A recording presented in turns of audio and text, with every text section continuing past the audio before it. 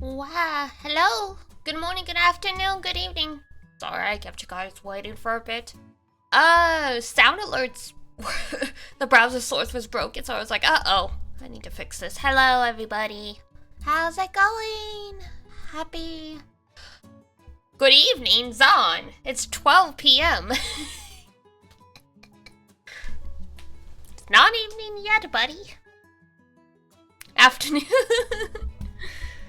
Zon has left the building, ladies and gentlemen.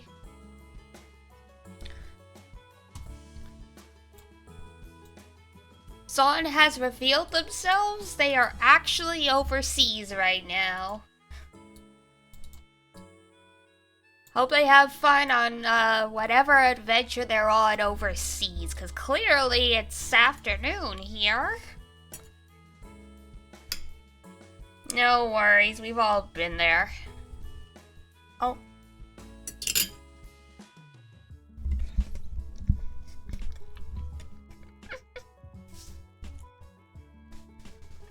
Been up since 7, it felt later than it is. Oof, I feel that. I did have a nap around 10 a.m., but I did wake up at like 5:30 because of the cats, and then I went back to United Fight grind for like 3 hours. It's funny because Don Show posted our current ranking in our Discord chat around 9 a.m. to basically be like, yo people, you need to step it up or like we're not gonna make the cutoff. And I'm like, I've been at this since 5:30. And the response was just, oh. I'm like, yeah, buddy, the only reason we've stayed above the cutoff is because of me. Tell the other people who have been slacking to step it up, not me. Not that he was like directly calling me out or anyone else out. It was just like, hey, it's not me. Carrying the crew on my shoulders, honestly.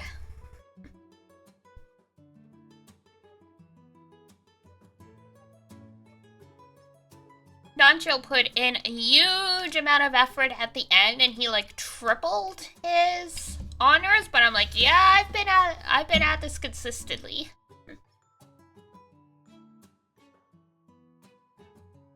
That's kind of how it's always been, because I'm usually, out of our crew, I'm usually the first to go to bed, but that means I'm usually the first to wake up.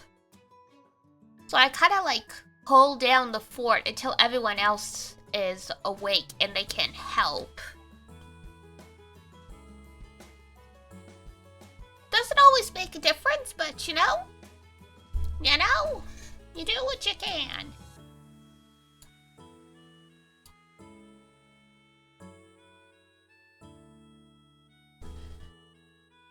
Ugh. But I think we did make the cutoff. Last I checked, like the cutoff is somewhere around 20,000 in the rankings. I think we were in the 18,000, so we should be okay. We will proceed to get our butt kicked for the rest of the event. Because people be scary, but that is neither here nor there. We did what we could. It's just, what's the word I'm looking for? The higher in the tiers you are, the better rewards you get, even if you lose. So since we're a crew of slackers, we decided it would actually be a good idea if we like tried to push for a higher tier so the rewards would be a little bit better. It still kind of sucks losing all the time, but it is what it is. To succeed at United Fight, you need enough people who care about United Fight.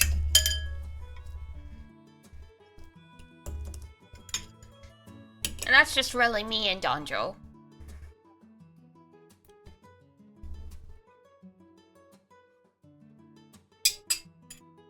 It's a casual crew, and it's some people enforce minimums,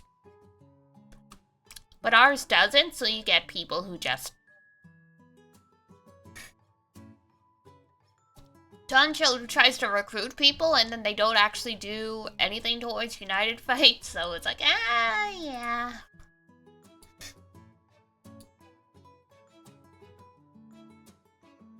It is what it is.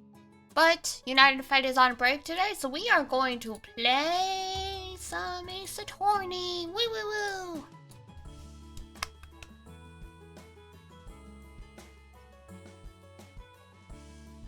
I might do a long stream today. I would love to get... We're not going to be able to finish the game today. That would be impossible. We're still in, like, the first half of the game. But I would like to push through a bunch if we can, so we get closer to the end, so we can start Miles Edgeworth Ace Attorney investigation sooner rather than later.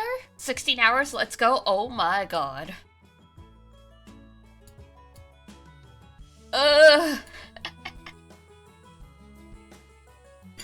If it was Saturday, maybe, if I felt crazy. But it's Sunday, and we all gotta work in the morning, or most of us do anyway.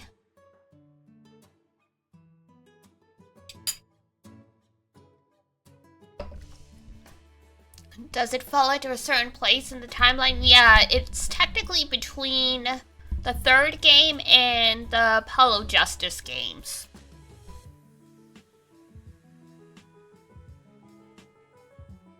As far as I know, like, there usually isn't spoilers, but it's like we already started the third game. For me, it would just feel weird to stop the third game, then play 2 other Ace Attorney games, and then come back to the third game to finish it. So perfect for where we are. Correct. Yes. Because the Apollo Justice games, mostly take place after, like, a time skip, like Shippuden time skip kind of thing. So the Miles Attorney game, the Miles Edgeworth games are the last ones before, like, that time skip, from what I recall. They're set in, like... The first one, anyway, is set in... The first Miles Edgeworth game is set in, like, 2019? Per their timeline? Which arc does Nick get the Ninetales? Good question.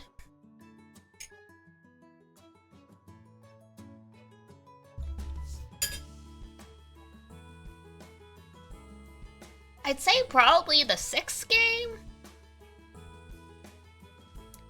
Because,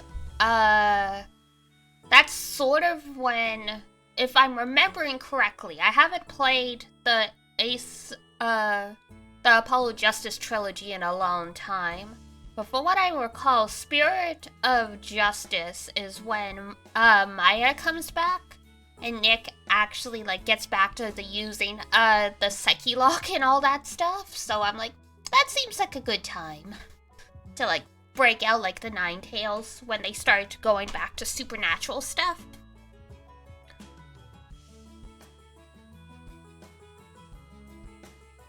Because both Apollo and Athena have similar mechanics that let them know when someone's lying or whatever, but Athena's is, like, fully grounded in science and psychology and, like, you know, analyzing the subtle changes in people's body language.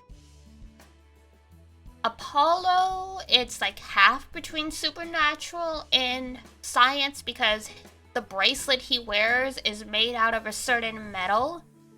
And I forget what circumstances cause it, but the bracelet will get tighter if someone's lying or something like that.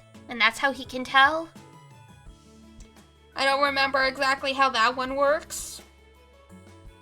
But Athena's is just full on. It's like, oh yeah, I've got like a little AI around my neck that like analyzes and tells me, hey, something's up with this person.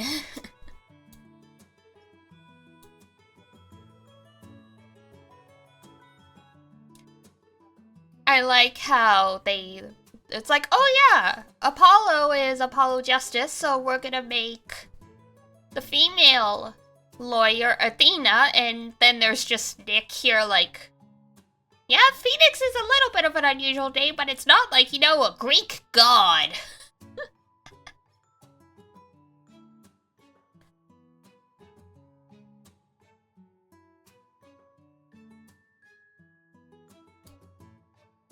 He's still out here doing, like, whatever. That's fine. Once we get to the time skip, we'll have lots of stuff. So let's see here.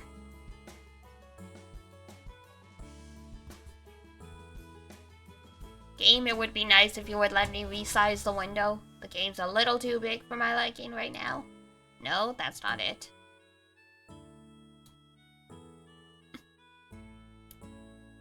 The game's just like, nah, we're just gonna be this size. It's like, you're taking up 3/4 of the screen. You do not need to be that big.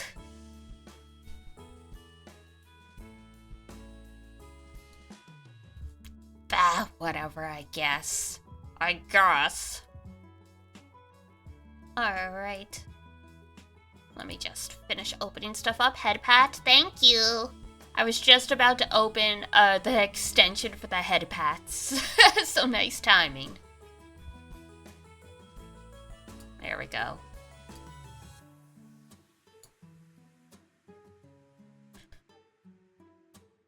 No. What else do I need open? Right.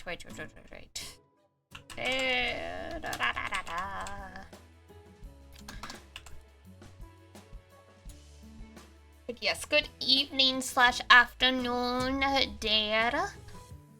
Welcome back. Alright.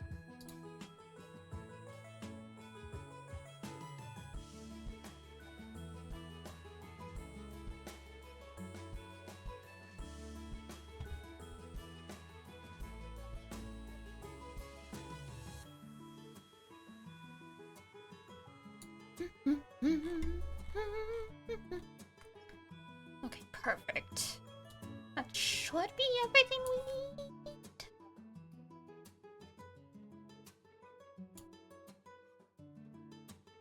Whoop. Okay. And whoop. Just give me uno momento. Game. Yes, there we go. I'm gonna have to resize it, but let me know how the audio is. I don't have my headphones on yet, so I'm trusting you guys to tell me that if there's no audio right now. It should be on though. Sounds good? Excellent. Alright, we can pop out of studio mode for now. Ugh. Sit properly. Don't sit like a gremlin.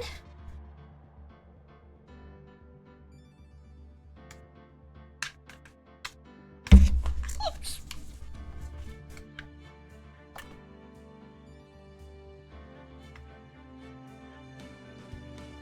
Yeah, there we go. The marking on these headphones are so subtle for what's left and right. I'm always like, ah. There we go.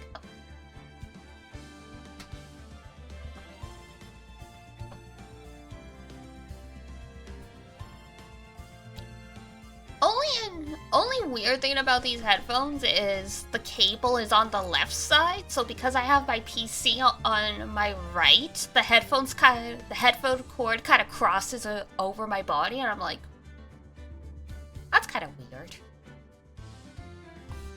I mean, maybe I could just switch the headphones around, wear them backwards, and it wouldn't make a difference? I don't know. Sucks to be a left-handed person in a right-handed world.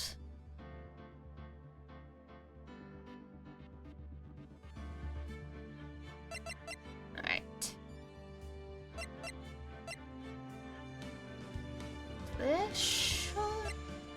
Is that the latest one? It looks like it. Yeah, there we go. Last segment of the trial. We're further along than I remembered. For some reason, I thought we were just finishing up, the second part of the trial, or we were still in the investigation, but nope. Hey, Nick! What is it this time? You won't believe how many people are here for the trial! Well, it is a murder case. What are you talking about? They're here for the trial next door. Next door? Why don't you know this, Nick? They're having Detective Atby's trial today. Did you not check the court dockets? You know, the thing they post beside the courtroom door so you know what cases are going to be in each courtroom? Detective Atby? They say they're going to try him as Mask to Mask. Already? That was fast. I mean, I know this dystopian society is like, we need to do all the trials in 3 days because, you know, the backlog and all that stuff, but like that, it was fast. Boy, I'd love to see Mask to Mask's trial.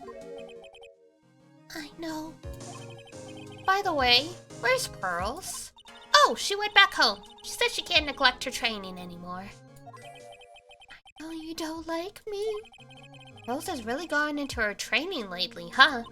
Yeah, ever since that incident last year. Please don't ignore me! Oh, Mr. Delight! Good morning! No one likes me. No one would notice me even if I killed someone. Come on, don't be silly. Wait a sec. You don't mean you're the murderer? No, I'm just a poor thief. It was just hypothetical. Please don't take it seriously. No, wait, that's not right. A thief can't really be poor. Yes, they can. If you give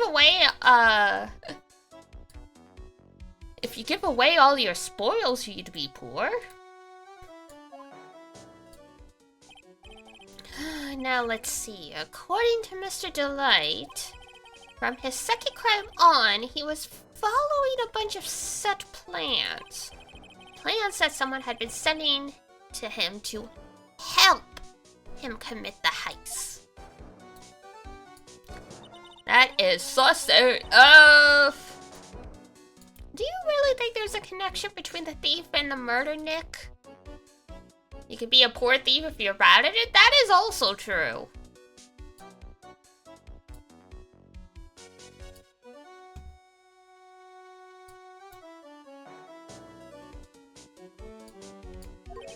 It's possible, but today's trial is a race against the clock. Huh? How come? Let's just take our time like always. I'm afraid that's not an option.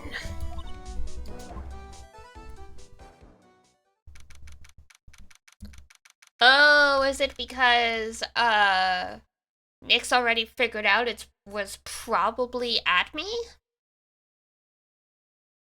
Was I still Diane? Yeah, I'm still going to be poor. Hey! I come with $50 of Twitch subs. That's something. That's groceries, right?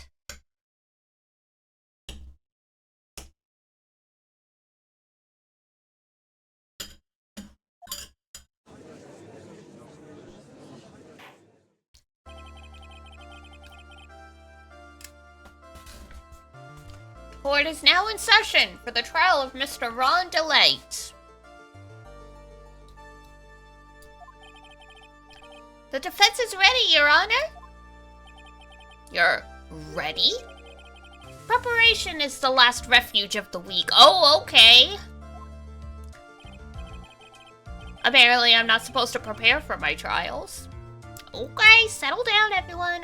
Let's begin with your opening statement, Mr. Godot.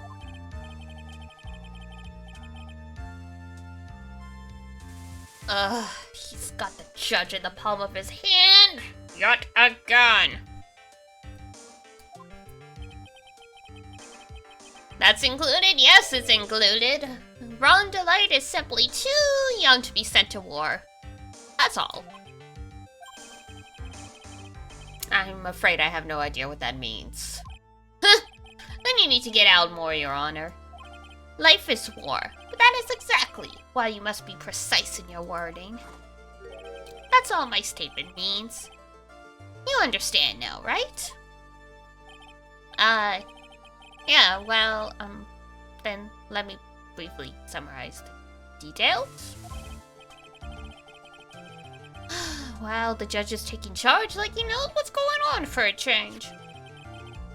The victim is Kane Bullard, CEO of KB Security. Damn. His body was found in a safe at approximately 9 a.m. on the morning of the 13th. However, the time of death was estimated as 1 a.m. of the previous day. And that's when our little lost kitten dropped the ball. That little lost kitten is, of course, the centimeter rolls on the stand. Very well then, Mr. Godot. Please call your first witness. Coffee.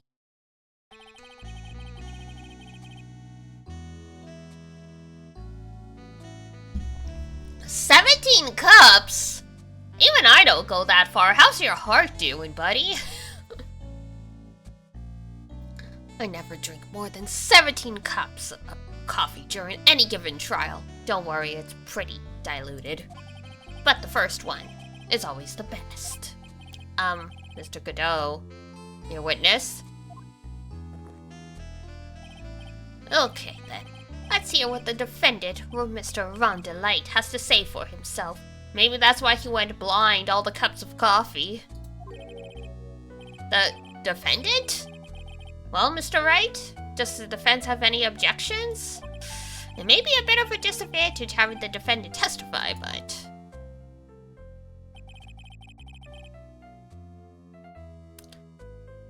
I remember when Mia was defending me. She allowed me to testify so she could do the cross-examination. She put a lot of trust in me back then. 17 regular coffees would be so high over the suggested intake, honestly. This guy should be having heart palpitations. Huh, you've got guts, trite. Thank you. I prefer to keep them inside my flesh. Alright then, Mr. Ron Delight, please take the stand.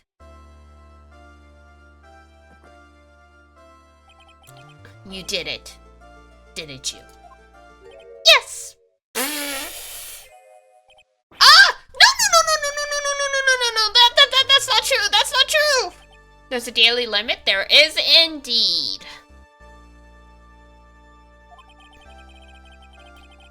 For a moment there, I thought we set the record for the shortest trial ever.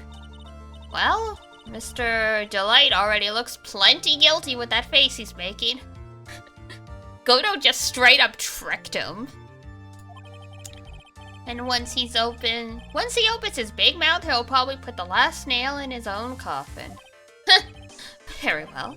Now then, can you tell me something? If you didn't kill Bullard, why didn't you go to KB Security? That's kind of hard to say. Boy, I wish I could go home. Me too, Ron. Me too. Now then, let's hear some testimony about what happened.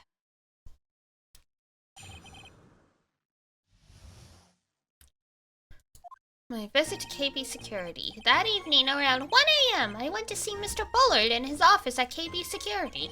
The blackmail letter I got, it ordered me to go there. I'd been working for KP Security until a year ago, so I knew where his office was.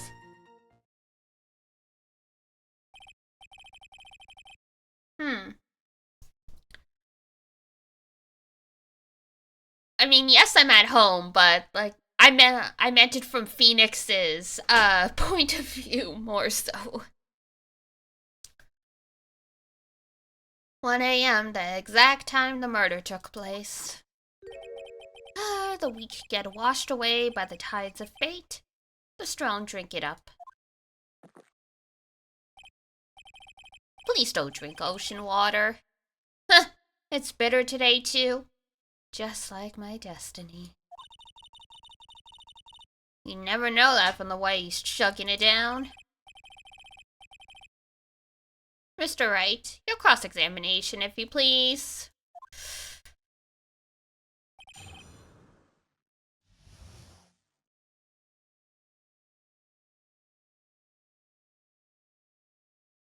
This just in, Diana streaming from unaware viewer's basement to save an electricity bill. Hey, don't worry about it.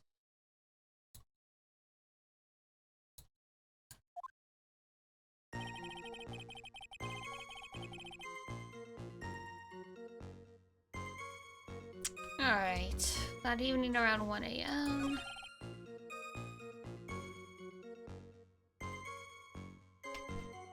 I guess we just gotta press on everything.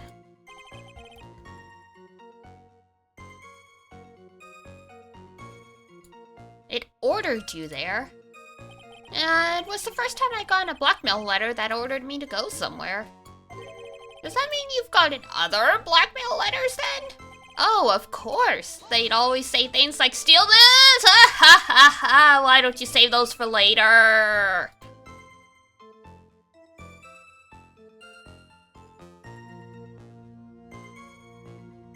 Then again, though, Double Jeopardy says because he was found innocent for the crime of being masked a mask, he can't be found guilty again, so what does it matter if he, says that stuff? I get it now, though. What should I do? Press harder! 1 second, though. The cats are just at my feet. Girl, what's up? What's up? I put food out before stream, didn't I? Maybe they need more water. 1 sec.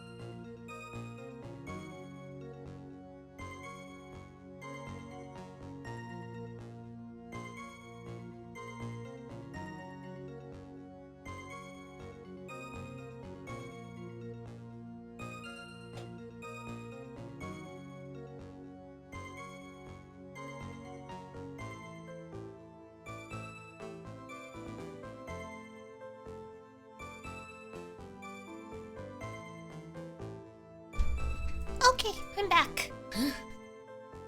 Apparently they're just super hungry today. They were waiting by the food bowls.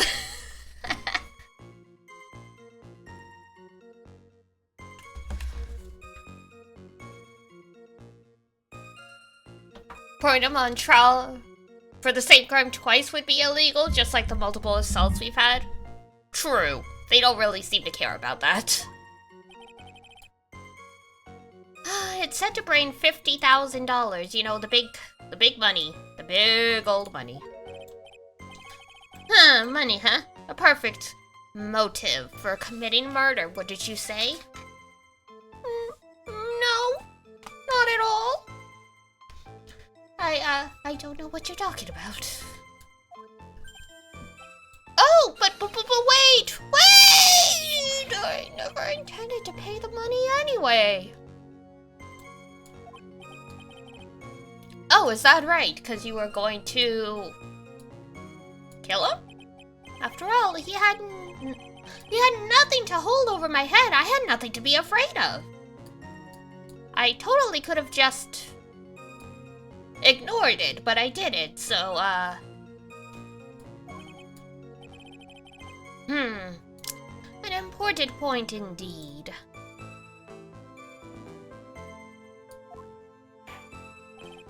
Witness, let's have that added to your testimony. Yes, sir. Blackmail letter was literally just pay me or else, literally.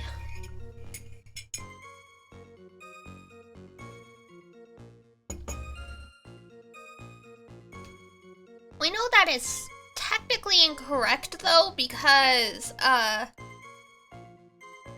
Kane Bullard had that whole folder on his desk about all the stuff Mask to Mask stole. So there was stuff on him, but I just don't think, Ron was worried about it.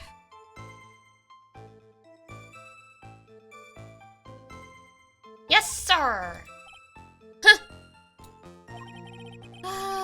The Money Mud Skipper in outer space has a better chance of surviving than I do!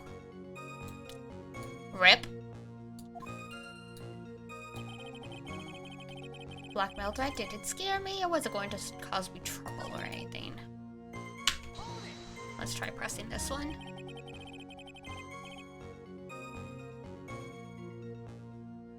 You used to be a security chief for KV Security, right?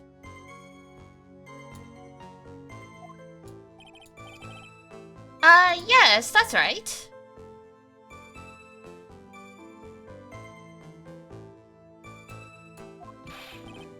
A security chief? You? Rip. And yet, a year ago, you were fired without notice. Revenge for an old grudge? A perfect motive for murder, what did you say? That ain't good.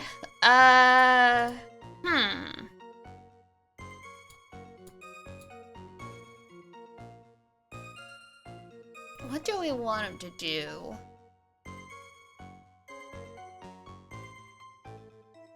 Why he was fired? Maybe?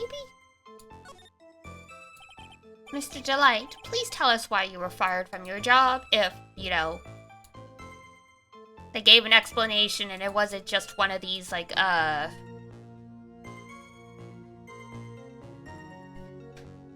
what's the word I'm looking for?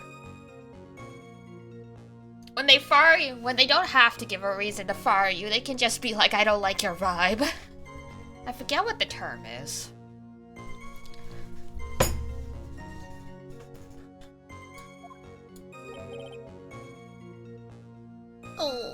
Well. The world is filled with those who have said, I wish I had never asked. Okay, then I take it back! Defendant, please answer the question. Well, I needed money. You needed money? Well, you see, Desi loves to spend it. It's kind of her hobby. She's got a problem. Not exactly the best hobby in the world, huh, Nick? No. My salary wasn't nearly enough. So, I stole data from the company. Oh no, he was selling company secrets. KB Security has a lot of security info on all sorts of companies, and since I was a security team chief, he stole some data and sold it. Mr. Bullard found out, and I was fired immediately. Well, at least it was fired with just cause. Can't really fault him on that one. What? I wish I had never asked that. I was somehow able to keep it secret and made it seem like I had quit on my own. What is it, Nick? You don't look so good. Well, someone who brings harm to their company is fired as punishment. You'd do well to remember that. He sure told you. But it's my own company! So you admit that you stole data from your company. Is that correct? Yes. I'm sorry. This is a very important fact. Please add it to your testimony.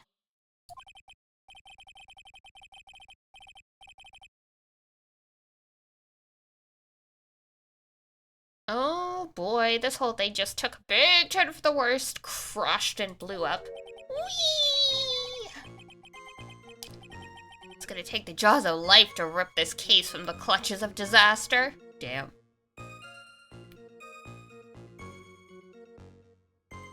It's not beyond saving, it's just...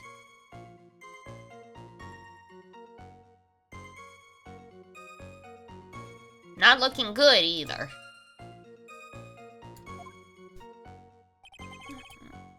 Pardon me for selling company secrets, but Desi doesn't know that. Okay.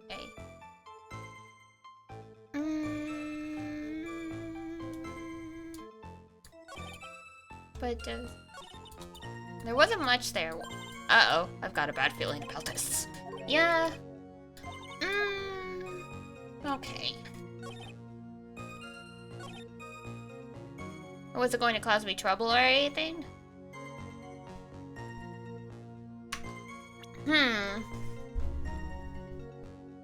Is it the fact that there's this binder here? Or...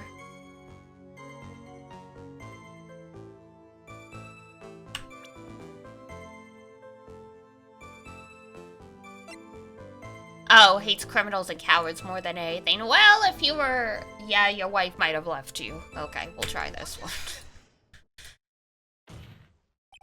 Mr. Delight, what you said just now doesn't match what you told me yesterday. Huh? What does it? I think you must have been scared. Very scared.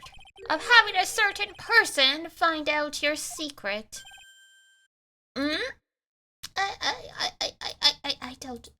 I don't know what you mean. No, I don't know what you mean.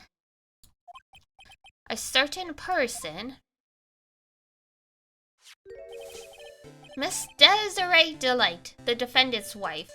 Why we use Miss and not Mrs. in this context, I am not sure.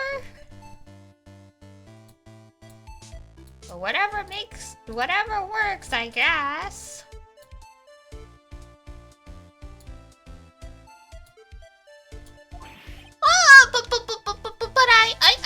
But listen to me, my Desi, she's...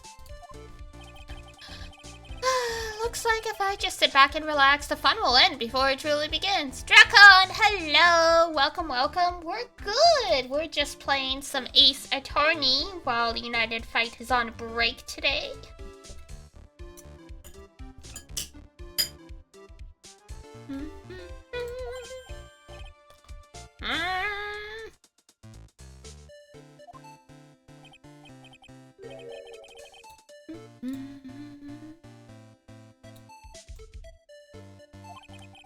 It's all your wife's fault. Damn.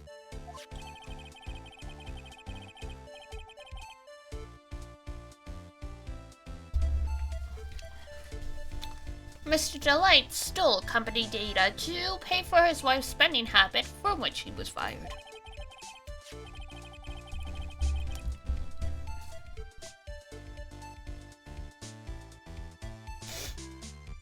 Unable to face his own wife, someone used his dirty little secret to blackmail him.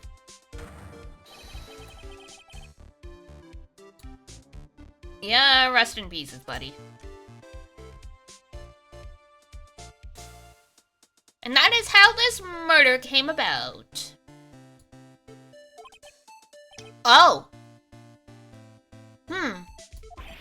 No, everything is falling neatly into place for him!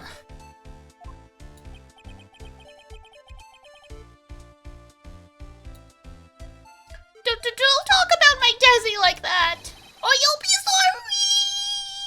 sorry! Well, at least he tries to stick up for his wife, I don't.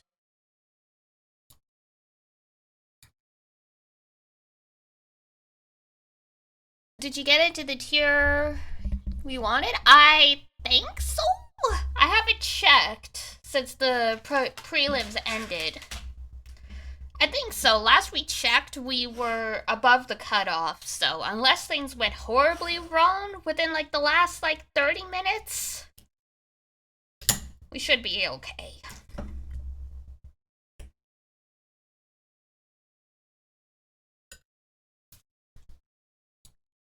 Well, it seems that we've learned a great deal of things here so far. What do you think, Nick? I didn't think it was possible to get so thoroughly whipped in just 20 minutes. Do you not remember Franziska von Karma? And all she put us through? Getting whipped in 20 minutes is just what she does.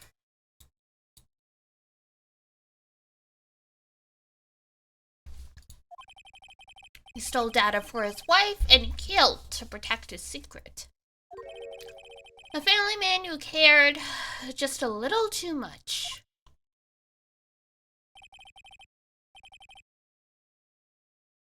The motive is clear. Let's move on. Oh, what happened at the scene of the crime at 1 in the morning, Mr. Delight? Come now, tell us. We're all ears. Uh-oh.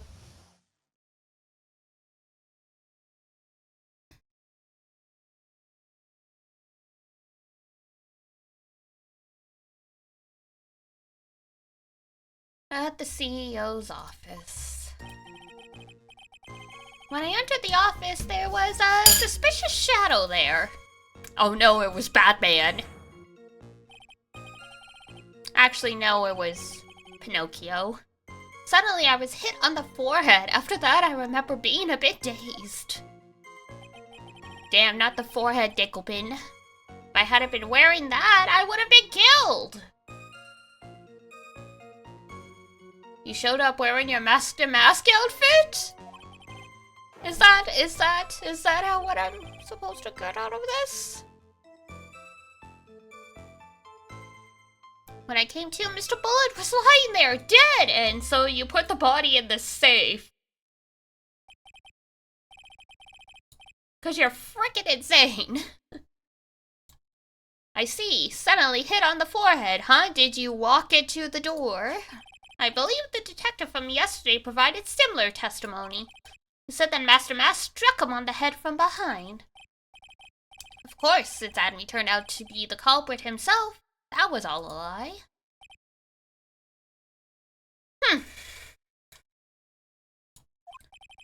No one's going to believe a pathetic lie like that. What are you saying? I really was attacked! You big meanies.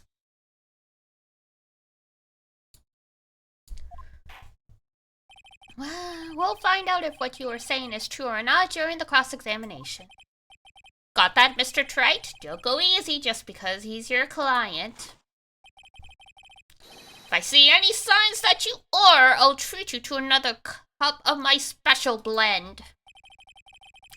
You don't need to worry about that.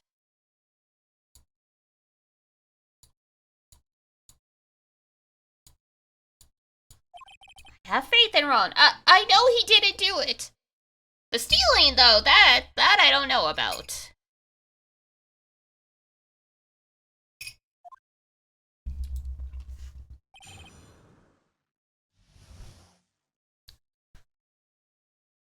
At the CEO's office.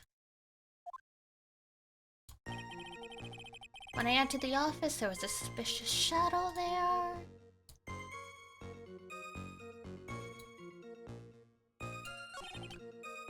So it was hid. If I had been wearing that, I would have been killed. Let's press that. That? Could you please clarify what you were referring to? Did you come wearing a bike helmet? Why? My Master Mask costume, of course! Well, he's very forthcoming. We'll give him that. Wait just a moment. Master Mask? Huh? Oh, did I forget to mention it before? Just to be on the safe side, I dressed up as Master Mask. And then I descended upon the office of the CEO of KB Security. Excuse me, what? Nick, did you know about this? He never told me this. I don't recall him ever mentioning that to me either. Why?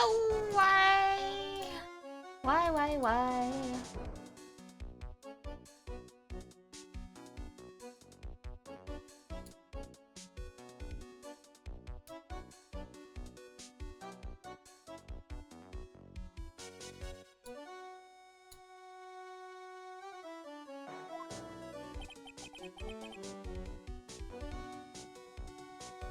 Even I didn't know that. Oh! What a twist! It seems our little friend really loves to keep his secrets.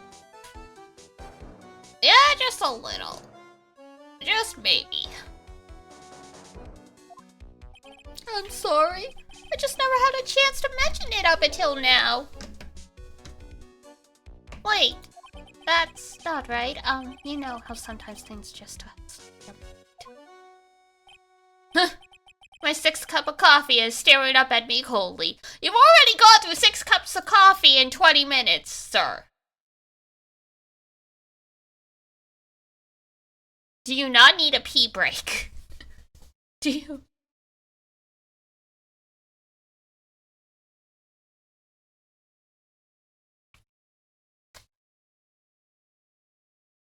Bro is overhydrated.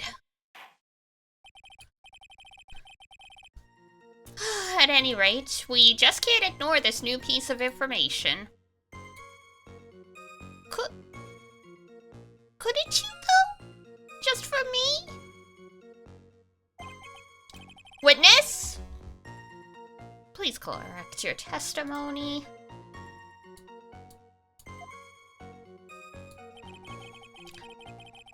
I've been killed if I hadn't been wearing my Master Mask costume.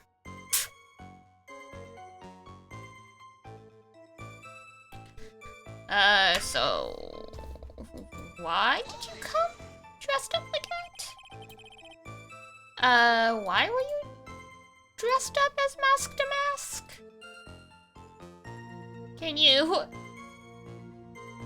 please explain?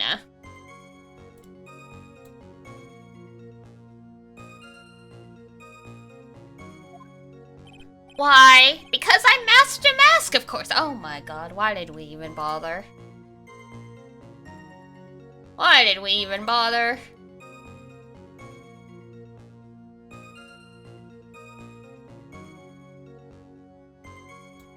There's no helping this one. What are you talking about? Master Mask's trial is being held next door. Ah, Yes, I guess so. Anyway, at that time, just ignore I said anything, okay? I said absolutely nothing at all. Nothing at all. Nothing at all. Anyway, at that time, I thought I was being blackmailed over the mask-to-mask issue.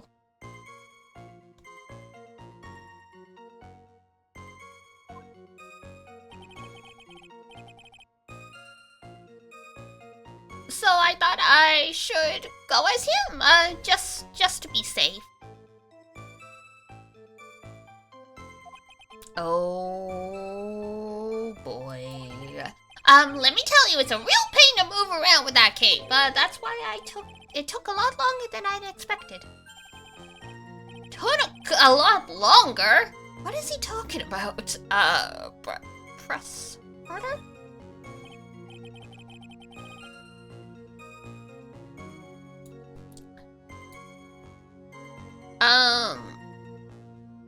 I'm sort of afraid to ask, but what do you mean it took a lot longer?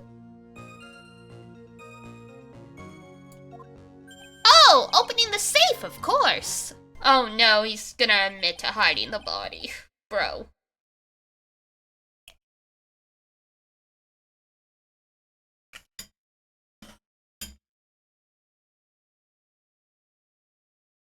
My cape got caught on the safe door, you see? I don't see. I mean, I do see, but I wish I didn't see.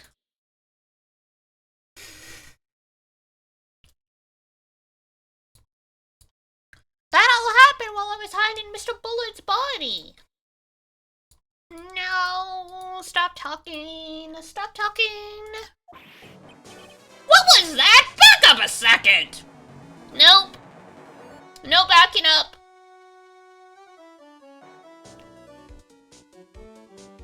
We do not perceive. We do not hear a thing. Yeah? Is there something weird about saying I hit the body?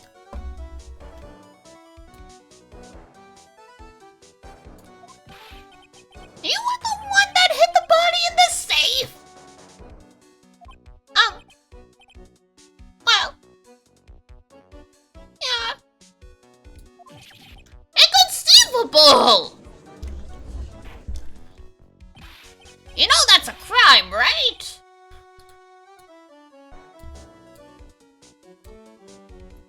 Why? Just why? What reason could you have? What were you thinking? What the frick is wrong with you, buddy?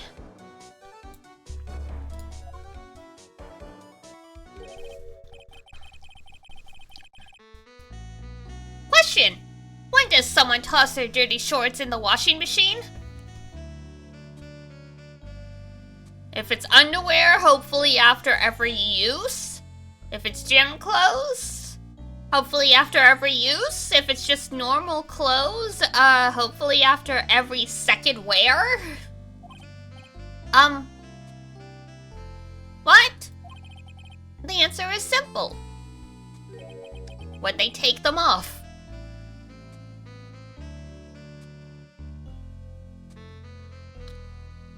Do you wear...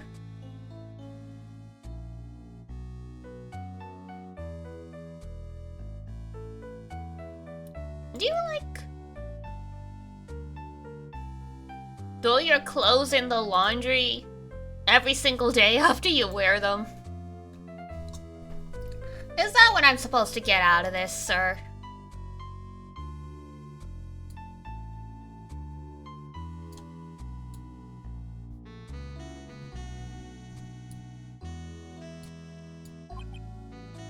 As usual, I have no idea what you're saying. Me neither!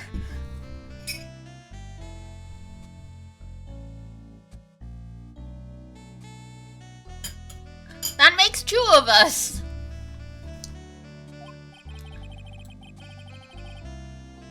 Do you mean that Mr. Delight hit the body because he's the murderer?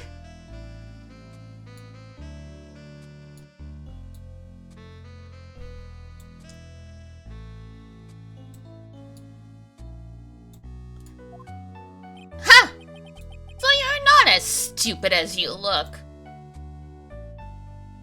Well, you did pass the bar exam.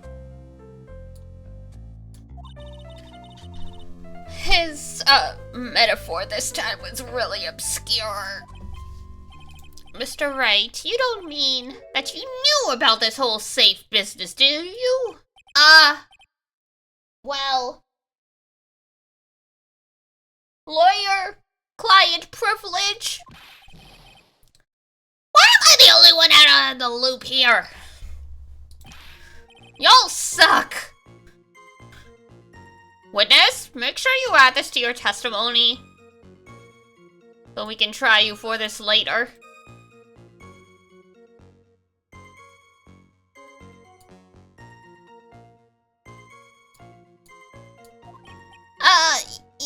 Yes, sir.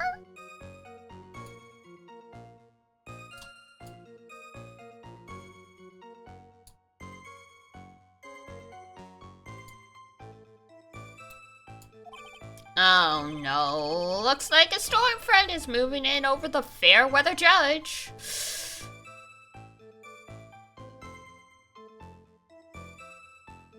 I mean, we've kinda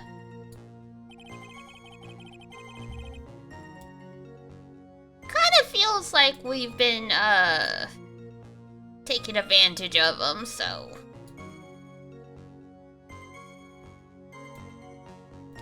I panic and hid the body in the safe. It took about 10 minutes. Yes, 10 minutes of panicking. Was that the buzzer record? Well...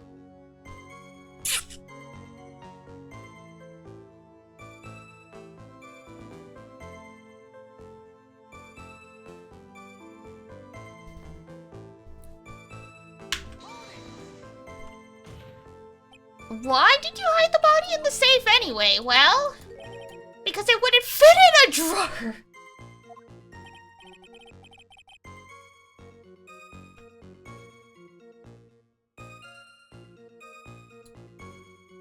Bruh! That's not what I meant. When I saw that corpse, I, kinda lost it. I thought, if they find his corpse, they'll think I did it.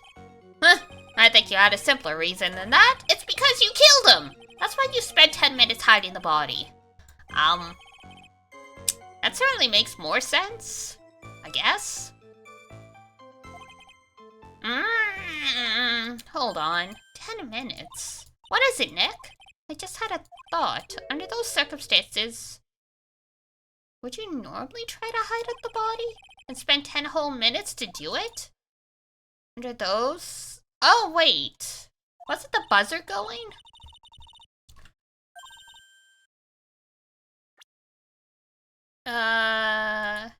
Camera data, photo.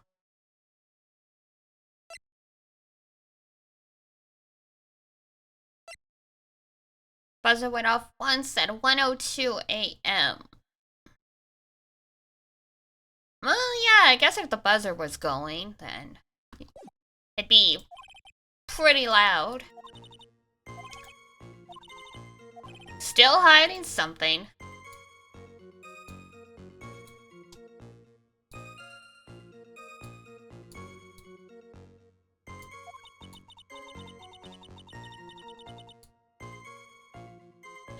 I just hope he doesn't make things any more complicated. Oh, he will always make things complicated.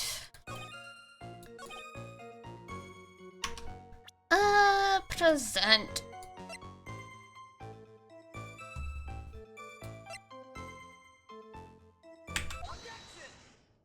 There we go.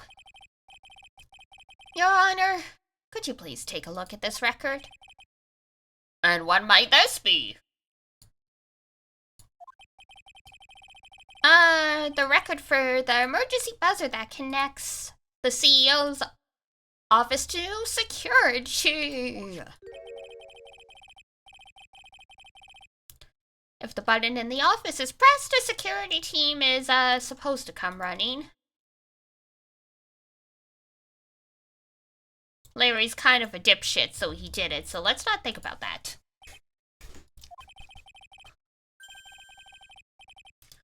And according to this record, the buzzer was pushed once at 1:02 a.m. What? What? If Ron DeLite truly was the murderer, he would have ran as soon as that buzzer sounded. After all, a security guard would have been heading his way. Huh. Let's remember who we're dealing with here. He probably had no idea there were security personnel in the building, but he worked there!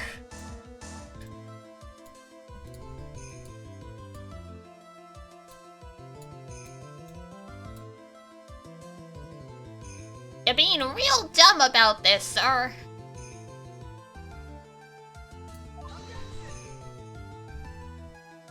Up until 1 year ago, my client was working as a chief of security. There's no way he wouldn't have known about them. But as it turns out, the guard never came. But how was he to know that? That was nothing more than a coincidence. The fact that the guard was a pathetic loser who had just gotten punched in the face by his ex's new boyfriend and wasn't anywhere in the vicinity was not something Mr. DeLite could have known. Damn, just frickin' selling Larry out. But I mean, that's valid. He is a piece of shit.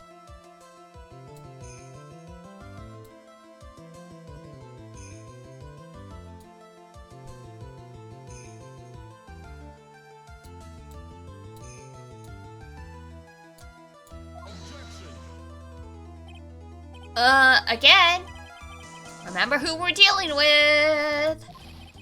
It's a sure bet that Mr. DeLite didn't even notice the buzzer going off. It's not a silent buzzer! It makes a shit ton of noise.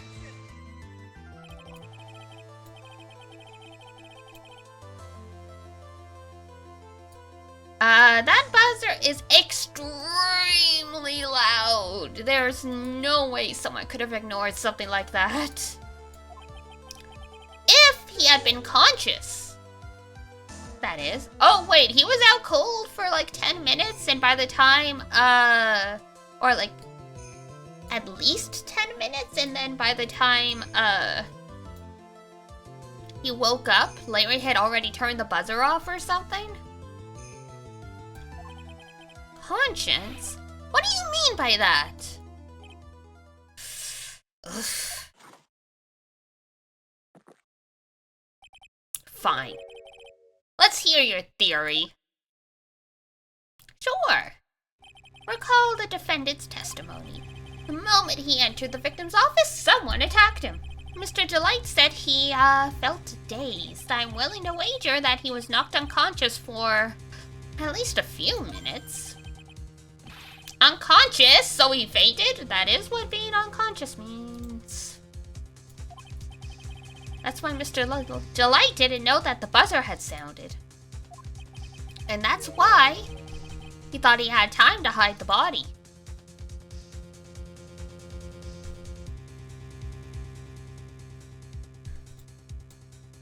Absolutely bananas.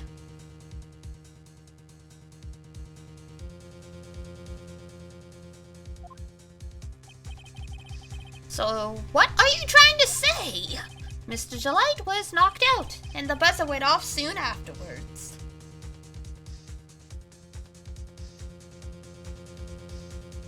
Head pat, thank you. Now, unless my client was able to hit the buzzer while he was unconscious, it can only mean there was another person in that room. That's right, whoever it was knocked out Ron DeLite and then pressed the buzzer. Trying to get a security team to come and discover the dead body and Ron out cold.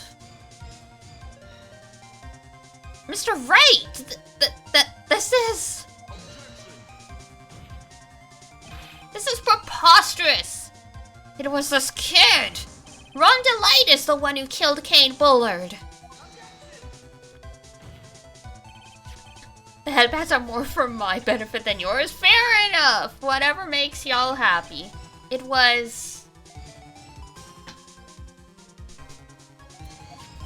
The victim, of course. He pressed the buzzer when the defendant attacked him.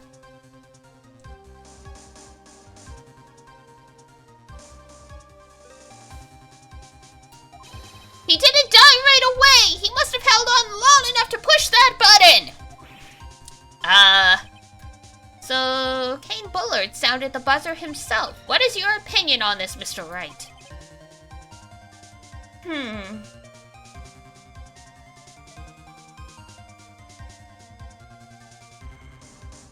I need to prove that the real criminal was there at the scene, but how? Can I prove that it wasn't Kane?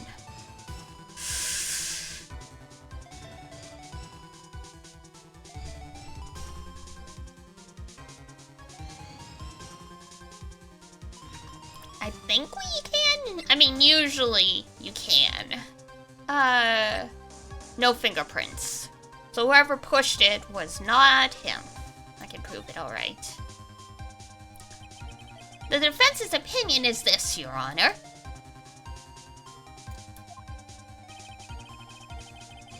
This piece of evidence proves that it wasn't the victim who sounded the buzzer.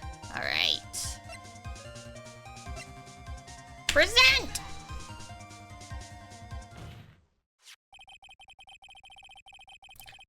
I believe this is a piece of incontrovertible, Jesus. Piece of evidence that you were looking for? The emergency buzzer? Yeah, the emergency buzzer. Is there some kind of clue on it? Absolutely not. And that's my point. Hey, come on now. At least give some thought to what you're saying before you open your mouth. I did give thought to it. You people just don't get it.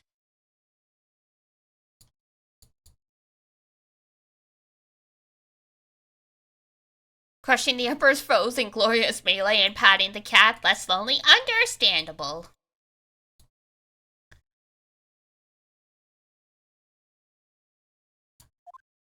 The fact that there are absolutely no clues is itself the clue.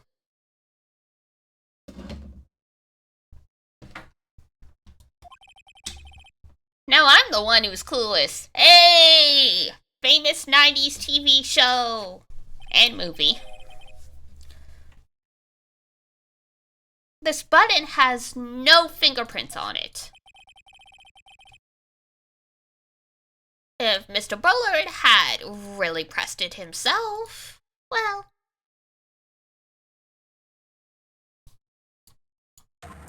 naturally, he would have left his fingerprints behind. Damn, spit take. Ron Delight obviously wiped them off and pushed the buzzer a second time? That don't make sense. Why would he? A guy could have come in at any moment. He touched that button! I know he did! I am just really stuck on this point for some reason. The defendant, Mr. Delight, was dressed as Master Mask. And Master Mask always wears gloves. What reason could he have possibly had to wipe the button free of fingerprints? But that also just means Ron could have just outright pressed it. Phoenix! Phoenix!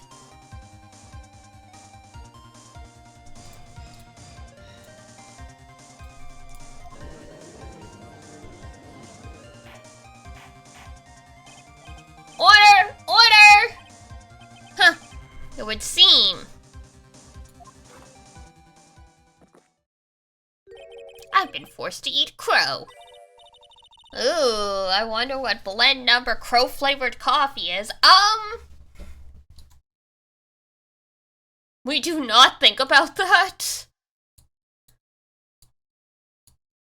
Crow-flavored coffee would be horrific. For many reasons.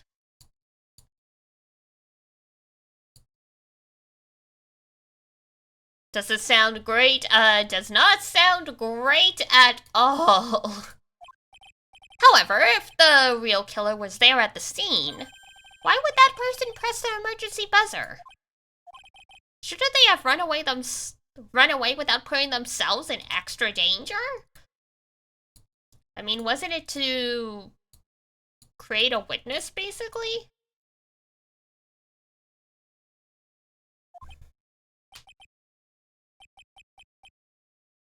Nick!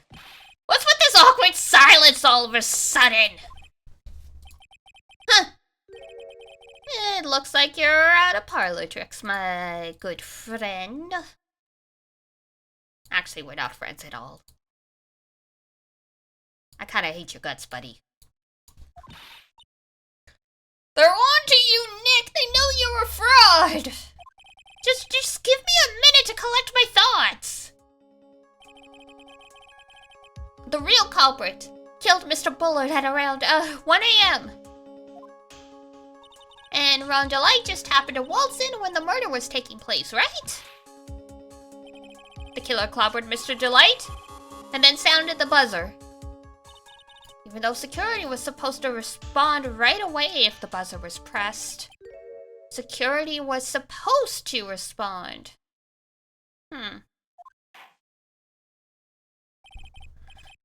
Time's up, Mr. Right.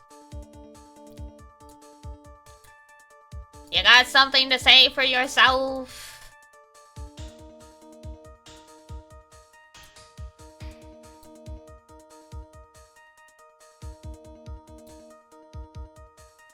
I imagine not.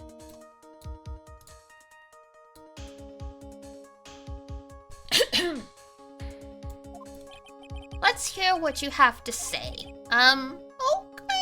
Very well then. Oh ho, you've got some guts.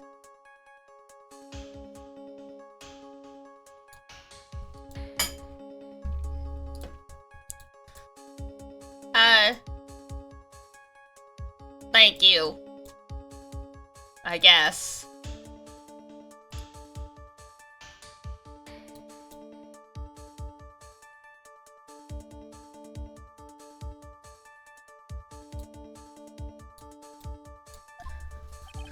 Why did the real killers sound their emergency buzzer?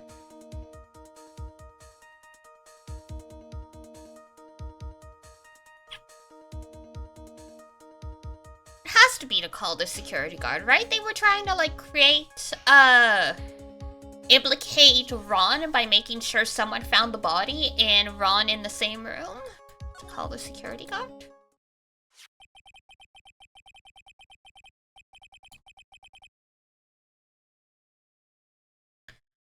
The killer knew that if they pressed the button, a security guard would come running. And that was exactly what they wanted.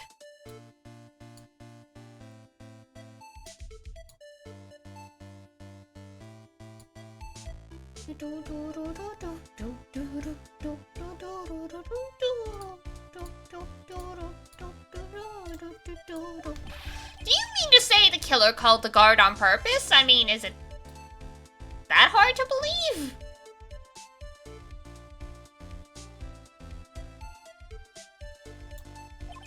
Yeah, although, as it turned out, he never showed up. Apparently Larry, being a piece of shit, saved our ass. Because he was getting his clock cleaned at the time.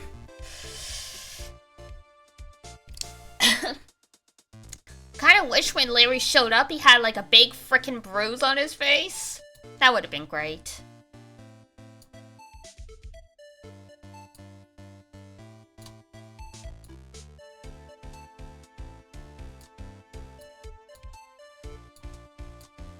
Alas. That is not what we got. Huh, what a touching story. You're saying the killer had a change of heart and called the guard to turn himself in? about it at all. Keep up, Godo. One sec, I'm getting a cough drop. I'm trying to cut down on the coffee, because it's not good for your voice, but... I don't know how Joe is literally able to yap all day in court with all those cups of coffee. No, I'm not.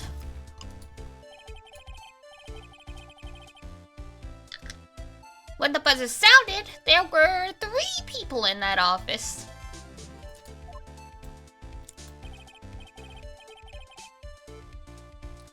The victim, Kane Bullard, who was already dead.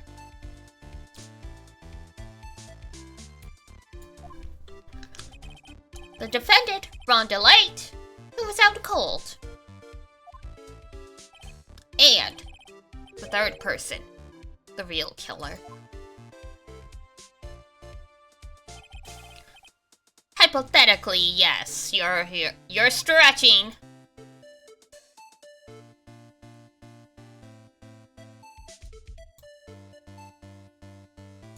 Now then, if this real killer made an escape in this situation, what would happen? The only ones left in the room would be the victim and Rhonda Light. And if any security guard came running in at that time, they would think that I was the murderer. Somehow we knocked each other out cold. Absolutely crazy.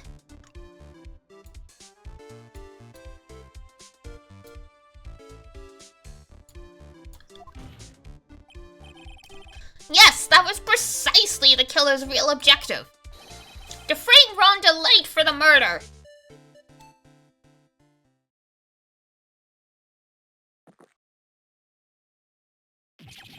Damn.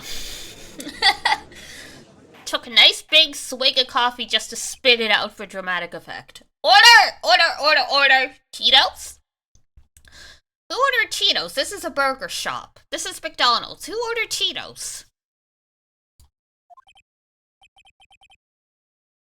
Huh, it would seem.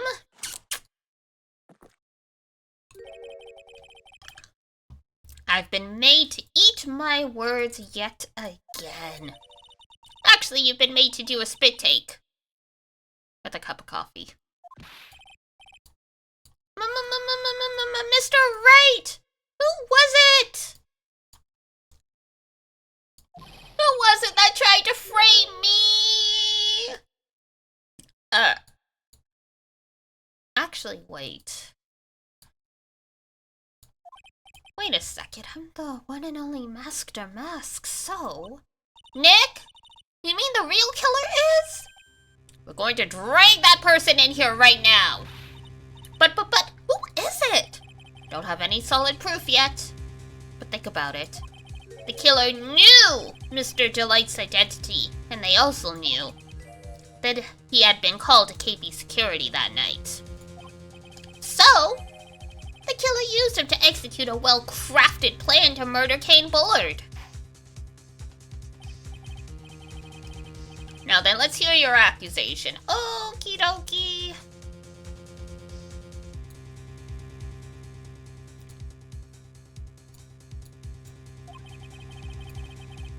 Who was it that framed Rhonda Light?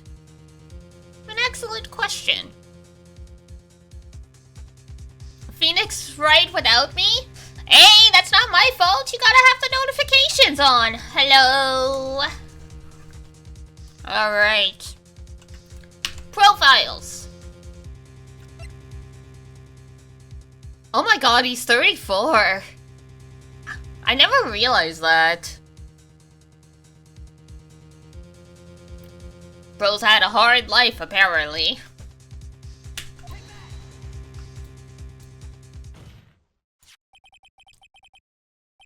Detective Luke had me. He's the only one who could have done it. Ace Detective?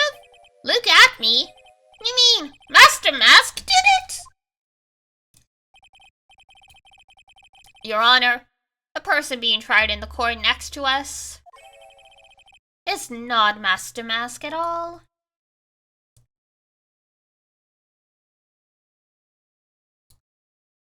He's a fake Damask! A fraud Damask!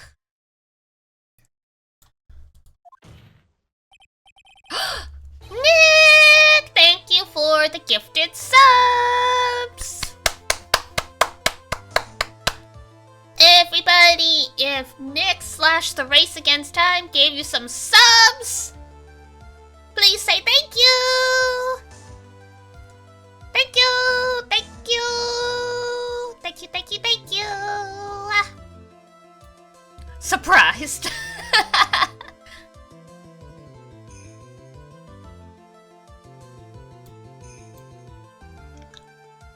Bro just does that. He just drops the subs just when the music kicks in. Well timed! Beautifully executed! You were just in the nick of time. I can't believe I've got to use that pun on you twice. It works 2 ways!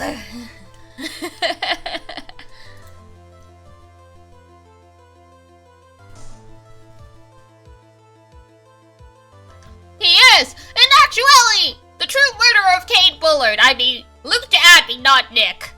Nick didn't kill anyone as far as we know.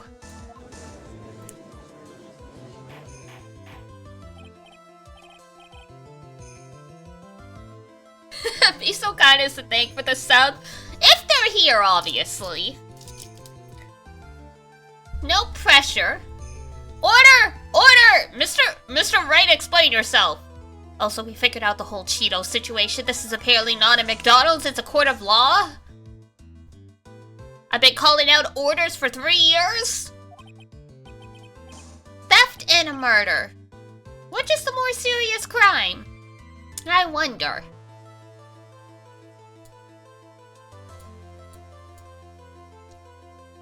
Both? Both is good. Bits! Thank you for the bitty bits! Yeah!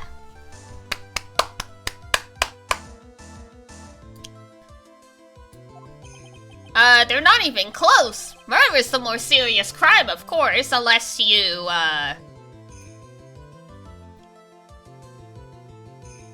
It said cheer to get emotes, say no more. Zod's got his priorities, we respect that.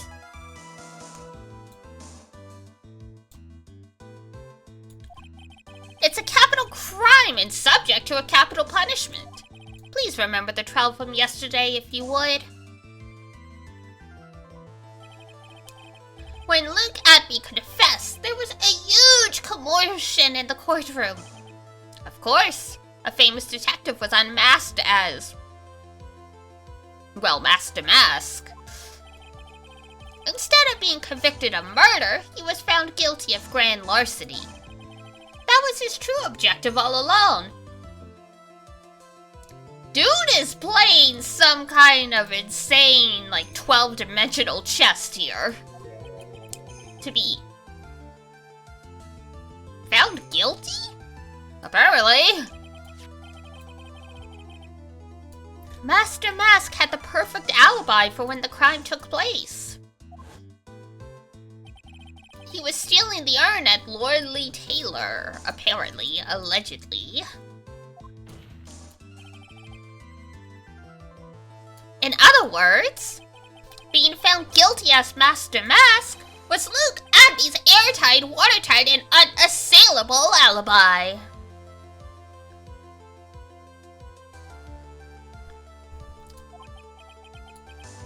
A guilty verdict as an alibi?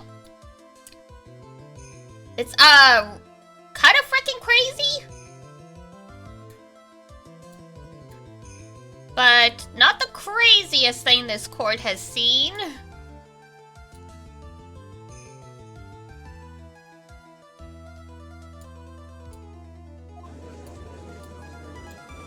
Boo, boo, boo.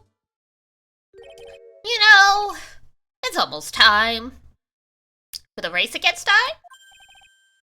For what? For Luke Atby's verdict. It's a pretty simple trial after all. Nick did say it was gonna be a race against time. if we're going to stop this trial and stall that one, we need to do it now. Of course. That's assuming you have proof that the detective was the one who committed the murder.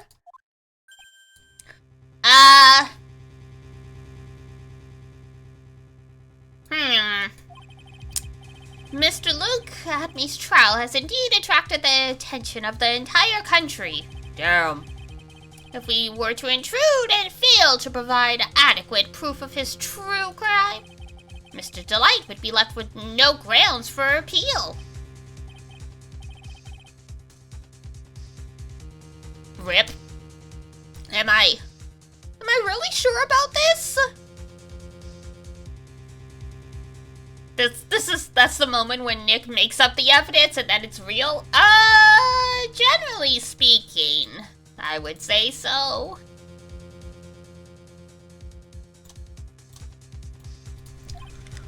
Huh.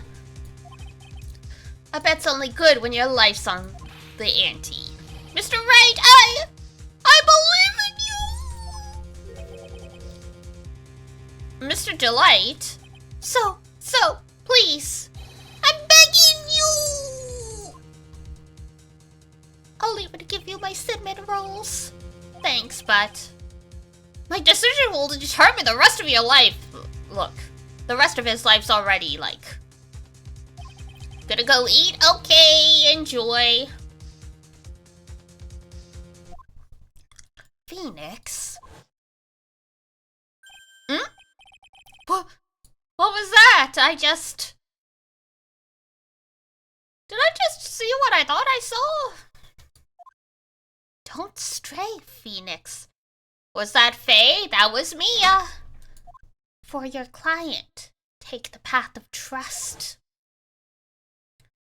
This is the last game we see Mia in. It's honestly very sad. I mean, Maya doesn't show up for like 3 games after this, so I get it, but urge between lore and food. Damn you, devil. Quick, run! Run to get food and come back! Go, go, go, go, go, go, go, go, go, go, go, go, go! Mia! Your Honor! The defense requests an immediate recess! Huh, so that's your answer, huh? Very well, I've decided as well. It's quite impressive how well they implement a character that is already dead, right? She has such an impact on everything, and you literally miss her not being around, even though you know she's dead. And it would make sense for her not to be around, but we're like, Mia, come back.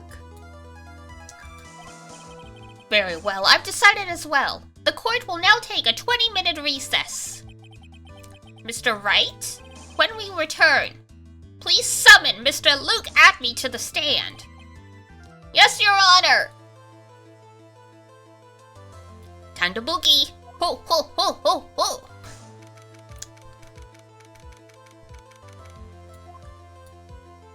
Oh my god, it's Mr. Payne. Well, Sir Detective Acme? Oh my god, I can't remember if we've seen this judge.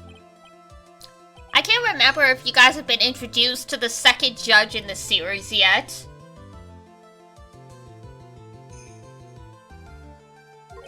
I have to say, Mr. Payne, you performed splendidly. Thank God you're dumb as bricks. Oh no, Sir Detective Acme, I don't think we've seen him. Oh my god. Yeah, it's the Canadian judge. You'll see what I mean. You were the one who... That's a no... Oh god. I wanna fuck with his voice, but if he's Canadian, I should technically just speak normally.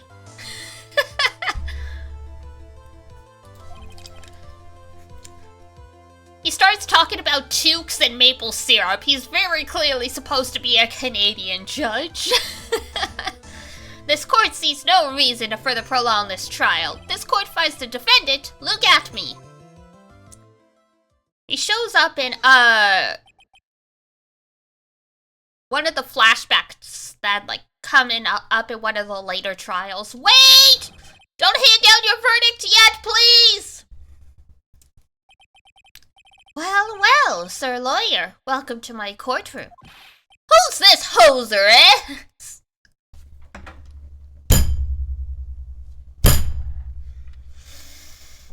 I hate this. I hate that I just nailed that perfectly. Did you not know about the Canadian judge, Nick? Surprise! You know very little? Surprise!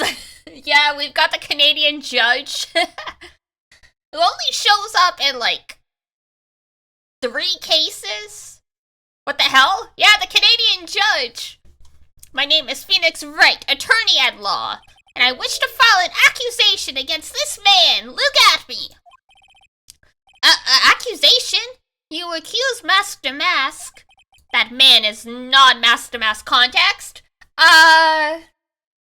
So they barged into the courtroom next door so they could grab this guy to go stand trial as the murderer. Because if he's found guilty of being Master Mask, it would mean, per this crazy court of law, they can't try him for the murder for some reason. So they have to go stop the trial. And so the second judge here is, they gave him a Canadian accent for whatever reason. I don't know why. He's just a ruthless murderer. What?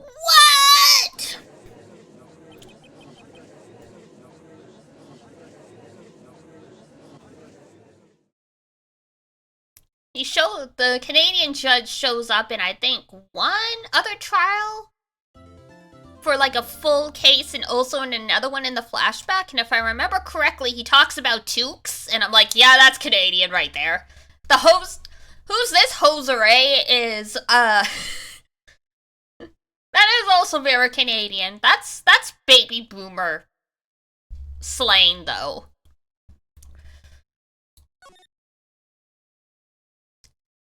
Like, I think if you called a millennial or a Gen Z person a hoser, they would know what you mean, but they're like, what? Are you, like, 80 years old? Would be the response.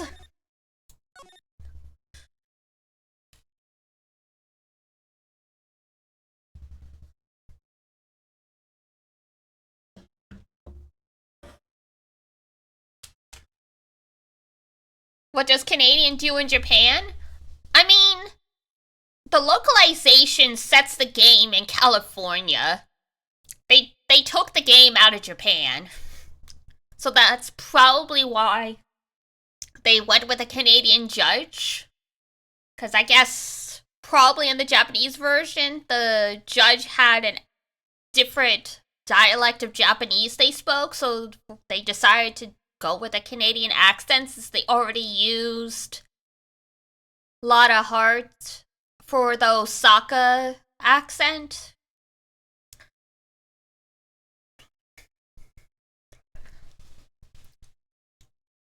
You're not ready for school tomorrow. Rest in peace.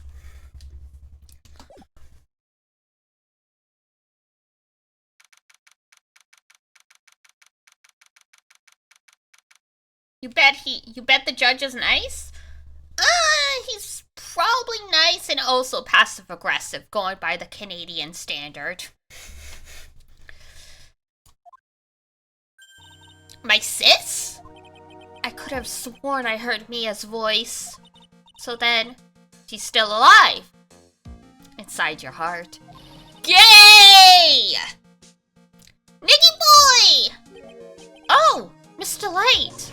Is it true that detective is the real killer? To be honest, we don't have any definitive proof, but he's the only one who could have done it. But wasn't he at Lordly Taylor that night? Wait for what? Mia's dead? You didn't know she's... That happened 2 games ago, buddy. You're late to the party.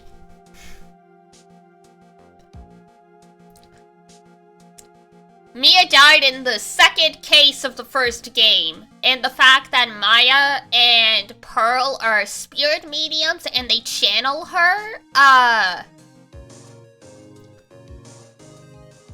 has been a plot point for the past 3 games. So yeah, rest in peace, welcome to the party. She shows up quite a bit in this game though, and also in flashbacks we get to play as her, so she's still around quite a bit, but yeah, she died like 3 years ago in game time. Not to mention, we don't exactly know his murder, or his motive, duh. I mean, why would Detective Adme want to kill Kane Bullard? Why not? Whoops! It's almost time, better get back to the courtroom. I need to find some solid proof.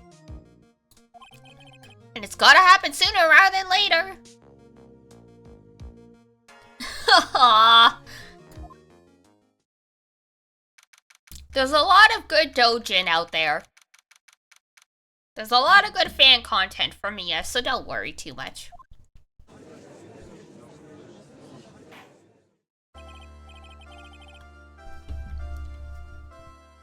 Alright, court is back in session, and I am... I'll kill that motherfucker who killed her. Apparently he's in jail, and for all we know, he got murdered in jail because he was blackmailing a whole bunch of people. Gotta go sleep. Okay, take care.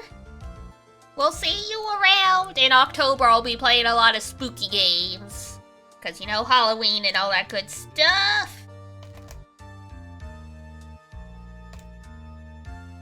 Take care. And so, before we keep going with the trial, I am gonna take like a 5-minute break to go get some water. Because I finished my coffee, so now it is time to hydrate. It'll give me like 5 minutes to like run the kettle and get some hot water, and then we will keep on going. So hang tight for a second, guys. Woo!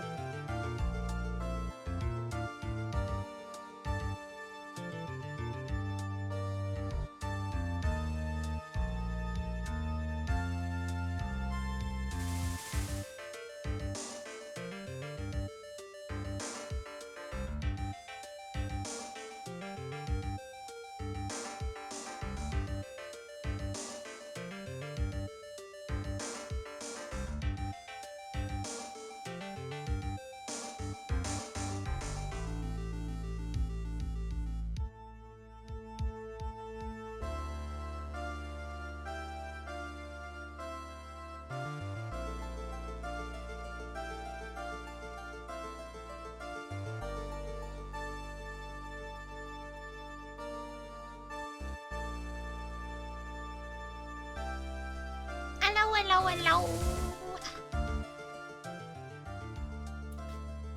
I am back. Got my hot water. And also, threw some stuff in the rice cooker, so if I do decide to do a longer stream than usual today, I will have something to eat, because I ate before stream started, but I will get very hungry if we are going to do a long stream, so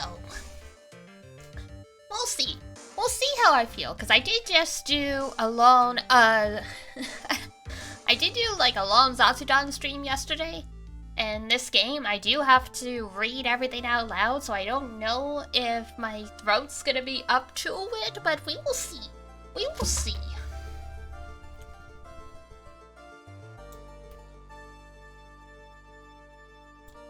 Now then, the court is back in session.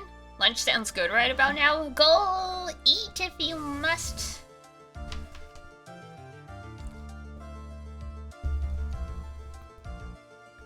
I try not to eat on stream because, you know, some people don't like hearing the chewing noises, but, you know, sometimes you gotta do what you gotta do.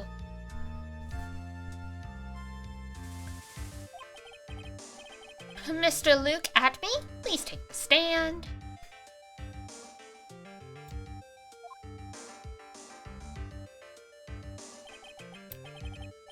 Well, how do you do, Sir Lawyer? I'm okay, I guess. I never would have thought to see you acting so recklessly. Are we being reckless, though? I couldn't let them hand down your verdict just yet.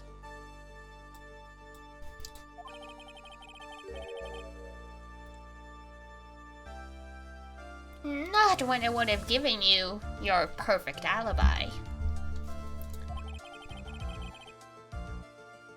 An alibi by the name of Mask to Mask.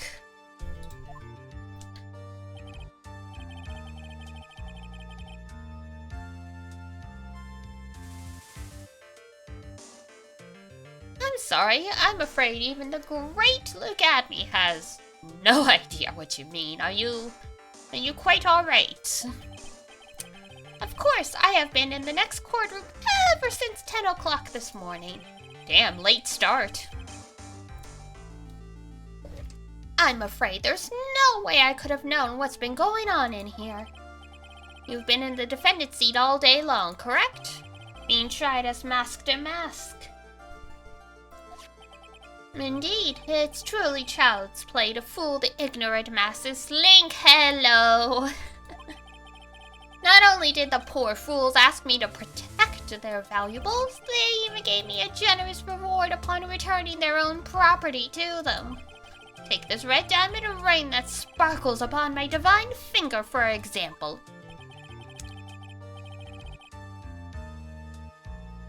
So you continue to insist that you are, in fact, Mask to Mask?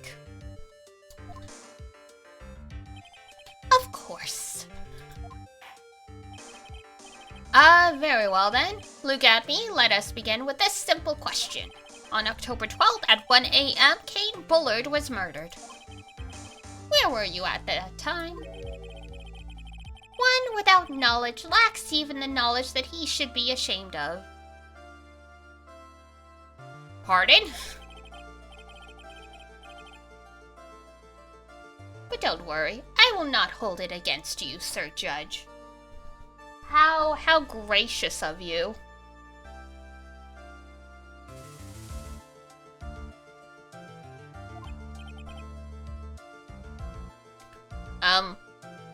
Thanks? Don't waste time, I've got someone to kill twice. Ah, yes. Mr. Red White of Blue Corp. Not to be confused with Blue Pouch, which is the company that makes Reverse 1999.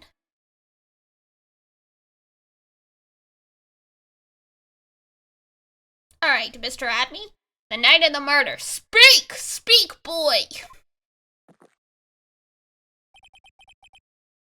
We're all ears. As you wish, Sir Prosecutor.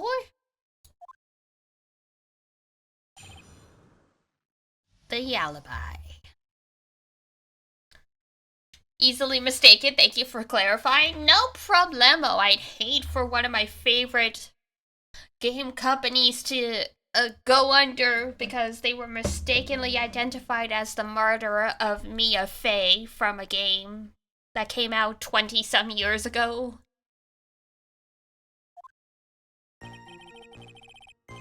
I was stealing the urn as Master Mask just as I announced I would.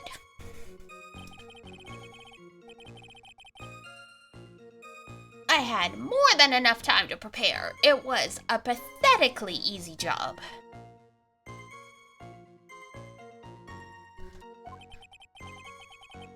A photograph contains no words, but in this case, one turned out to be my witness. The time at which the camera captured Master Mask was the same time as the murderer. Yeah, but what about the date? We don't know the date. There's no date on the photo.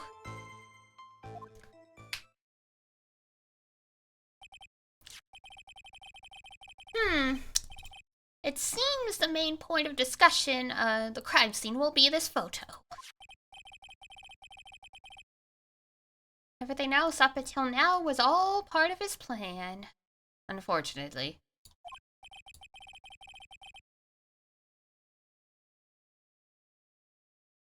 There has to be a secret in that picture as well.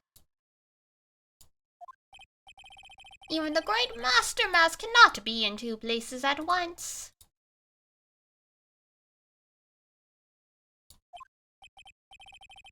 Now then, if you'll excuse me, eh?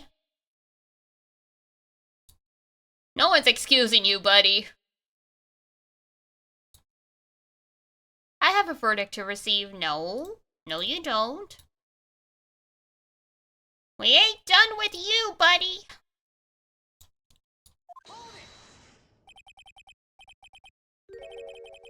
Yeah, exactly. Hold it right there. Unfortunately, Mr. Adme, you still have to do your cross-examination. A fool is too foolish to know that he is a fool. Are you talking about yourself? Pot! Meet kettle!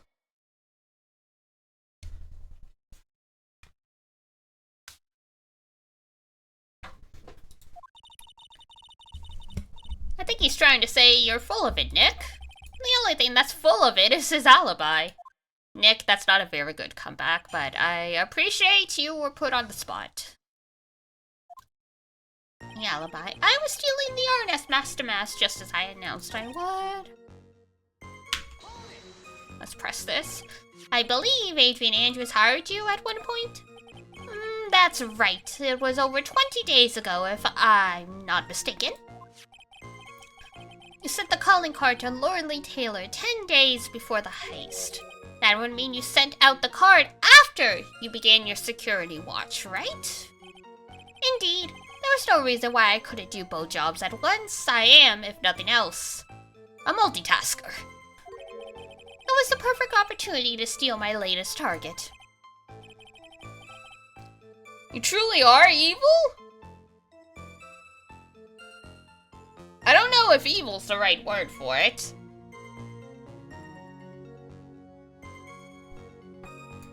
Yes, evil is what I am. Hey, Nick. Isn't there something odd about this? Detective Adme was always proud of his ace detective skills, right?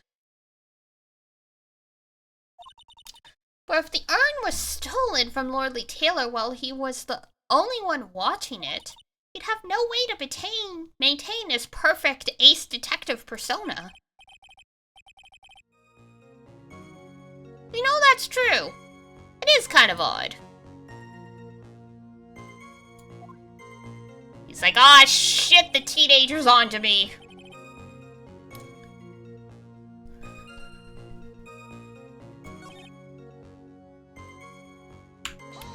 Yeah, what about the date, though? About the camera that took this photograph. Oh, come now, it's all too clear what you're thinking, huh? You think I altered the timestamp on the photograph, didn't you? I'm afraid that's impossible. The camera was set up by Lordly Taylor, and on top of that, it was Lordly Taylor's staff that printed that picture's data. It still could have been taken on another day, though. Unfortunately for the defense, there's no way that picture could have been altered. I see. Looks like I better find something else. So this alibi is false? It has to be, or you couldn't have killed Mr. Bullard. But I'm not really spotting anything unusual. I don't know about that. There are two possibilities. Either the master mask in the photo is a fake, or the photo itself is. It's the photo itself that's fake, though the wording's a little weird. It makes it sound like he, just photoshopped a picture, but in actuality, it's just probably that the photo was taken on another day, because there's no date on the photo. Like, that's really dumb as far as security cameras go. Like, what use is just a timestamp?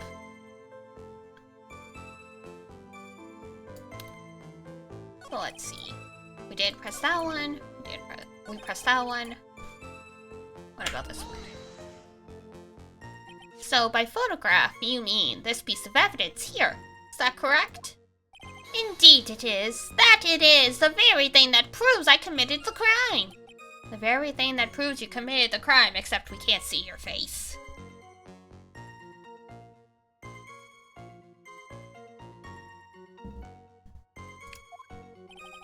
Surely even you understand by now. Lordly Taylor provided that camera. There's no way I could have tampered with it.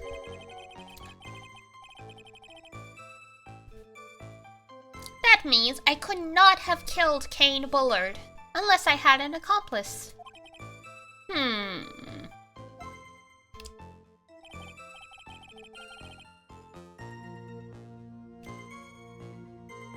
Come on, think long and hard, oh my god, about that night. Don't phrase it that way, Phoenix. The basement warehouse, and this picture that supposedly captures it. It's got to be here. Isn't there something funny about this picture? You bet there is. Are you implying that this picture is a fake? You bet I am. There's definitely something strange about this picture. Oh, wait! The statue. Very well then. Let's hear what you have to say. What about this photograph is funny? Probably.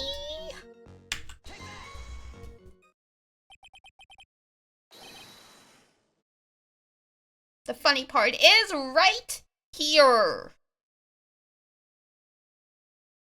The big splotch of Danganronpa blood.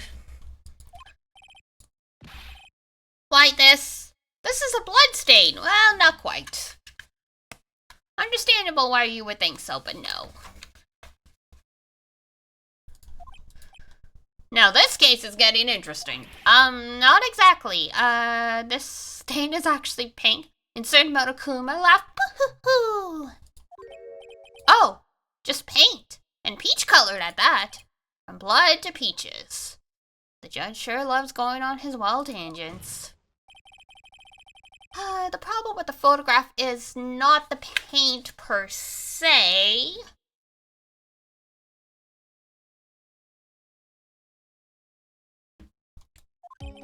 The problem is when you consider the layout of the basement warehouse. It turns out that something that should be there is nowhere to be seen. It's like, ah, fuck.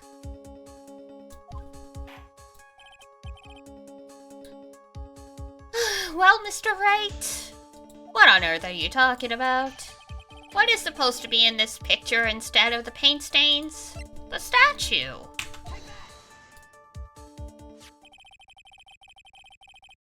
The supervisor of the treasure exhibit stated the following.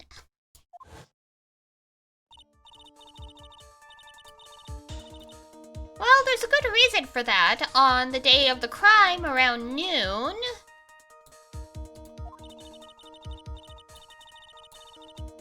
that golden statue arrived.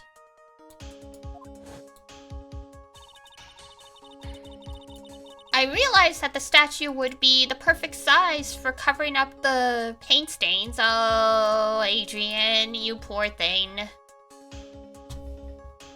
You just got a bad life, don't you? There's Maggie Bird and her bad luck, and then there's Adrian. That's why I put it where you first saw it, to, you know, cover up the paint stains. Teehee.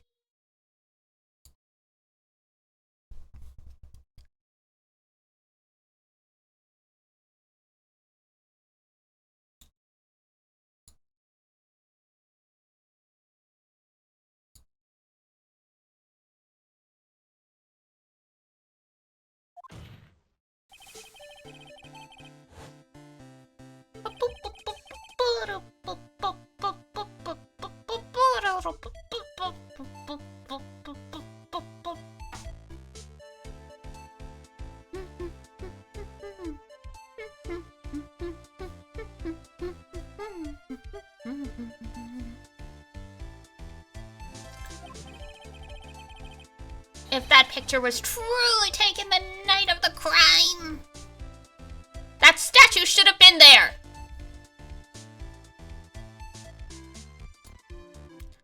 I'm just saying.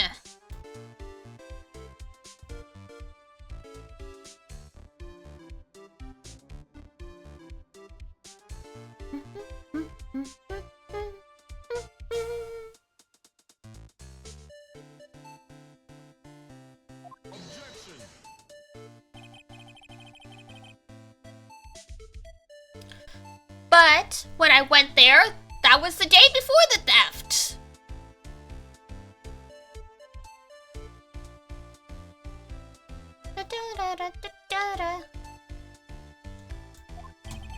That statue of the old bag was sitting in the corner. Wow. Don't call her an old bag, that's rude. Perhaps it was somehow pushed there?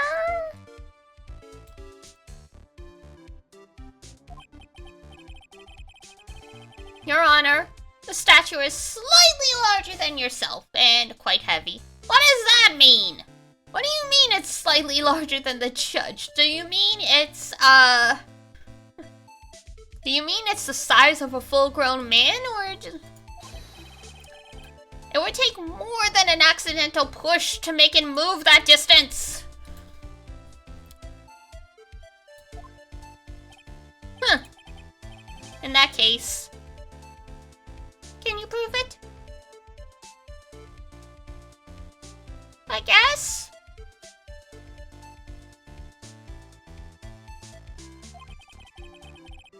Can you give us the rhyme and the reason as to why that statue was moved that night? Instructions unclear. Can you do it, Nick? Never mind who moved it. The real question is, why did they move it? Interesting question indeed. Well, Mr. Wright, I hope you are prepared with your answer.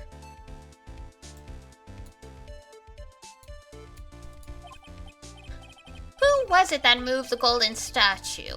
It's gotta be Adney.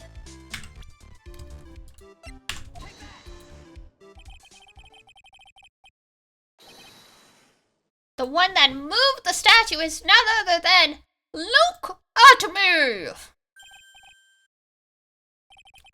Come now, sir lawyer, there you go with your strange delusions again. You ain't fooling anyone with that one, buddy.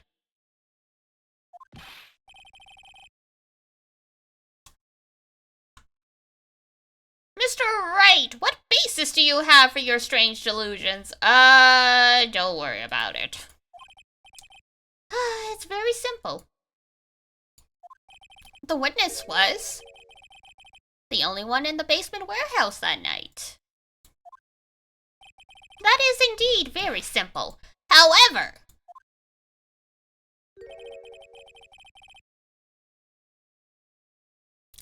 why would I want to move such a heavy golden statue? That don't make no sense. That don't make no sense at all.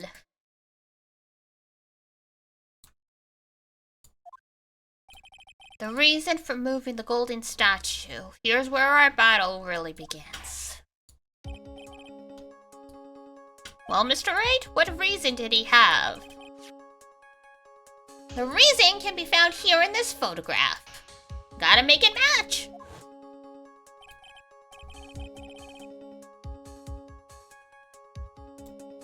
Look at me, you pretended to be Master to create an alibi by showing you were at Lord Lee Taylor that night. But this photograph contains a single fatal flaw. If the statue had been there, your lie would have been exposed like cheap film at a drugstore. Damn! That's an old reference. Not many. I want to say not many people know how old film is developed. But it's not like camera film is totally out of use yet. It is a little uncommon, though.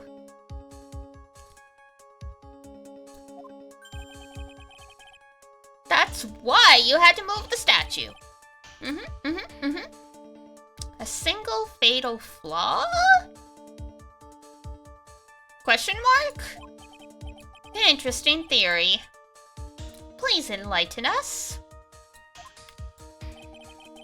Just where in this picture does such a lie exist?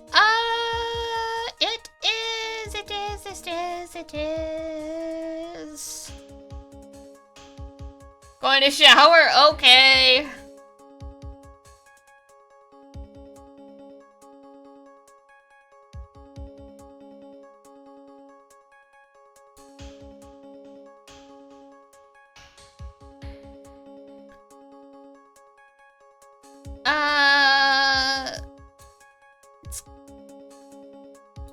Or is it the timestamp now? It was already the pain, so usually it's not the same thing twice, so it's gotta be. Naturally, the lie is in the photo's timestamp. Oh, right, cause, yeah. Yeah.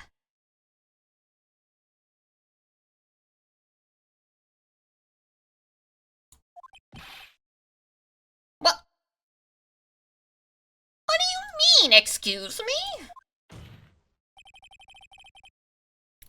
I'll tell you exactly what I mean.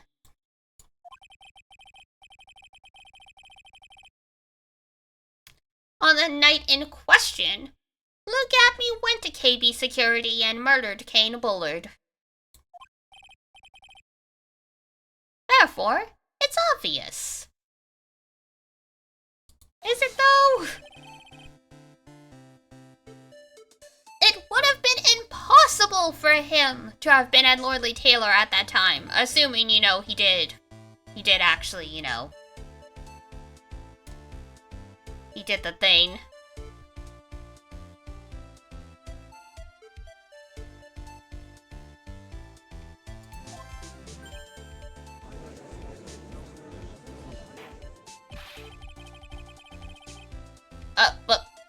So, what does this have to do with the statue being moved? No one's answered that question yet.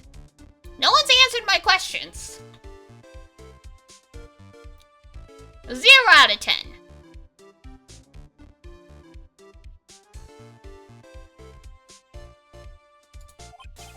Remember, if you will, Your Honor. When was this statue placed beside the warehouse door? Oh, well... The statue was taken down to the warehouse on the day of the crime. Oh, that's right. And it was placed there in order to cover up the paint. Exactly. Luke Atby had already decided on the time when he was going to kill the victim. And so, in order to create an alibi for that time, he took this picture days before the murder took place. Of course, the statue hadn't yet been brought down to the basement warehouse yet. Oh. Well, that is a problem, isn't it?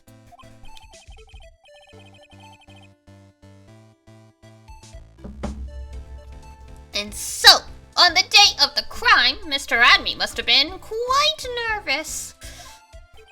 As nervous as a long-tailed cat in a rocking chair factory. What? That's some metaphor, okay? Why? Because something that wasn't supposed to be there had been brought down and placed where it wasn't supposed to be. Absolutely bananas.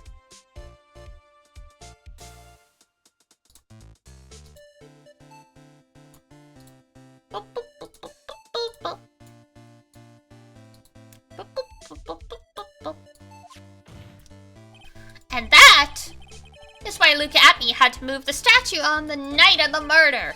He had to do it to make the room match.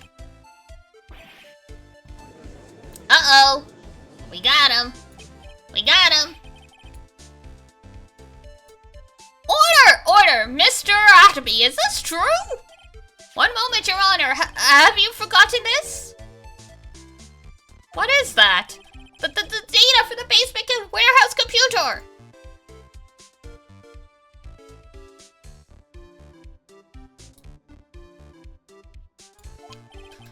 According to this, the camera did indeed go off on the night of the crime. It's true that the camera had been set up by the Lordly Taylor staff. However, the program used to manage that data was yours. That alone would have allowed you to tamper with it. Oh. I didn't think about that one.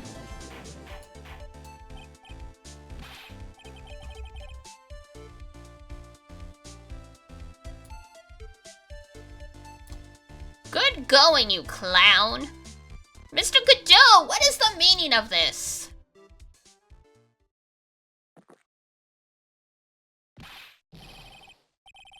Godot, I warned you about making me wait. Now put that coffee pot down.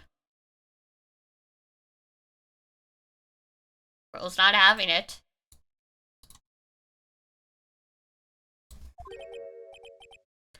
My 11th cup.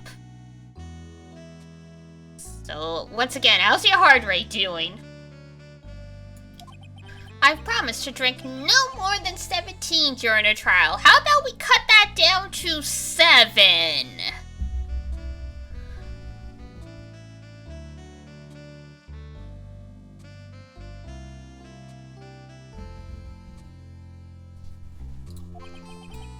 Which means I'm still good to the last drop. Ah, Folgers. However, the defense has a very good point.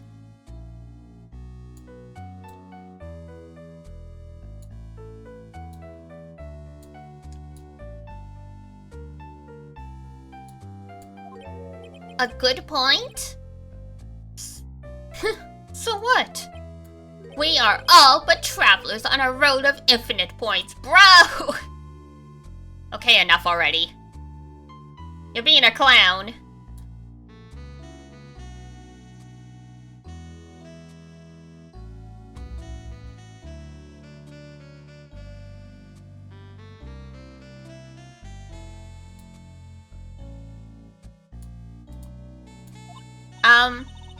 I think he's got his points mixed up with his other points.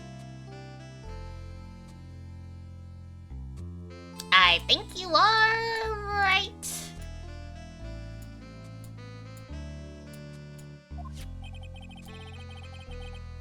So you say this photograph was taken ahead of time, huh?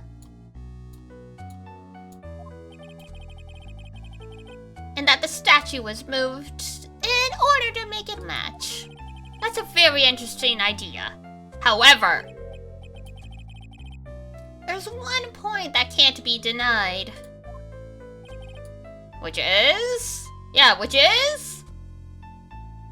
What are we talking about?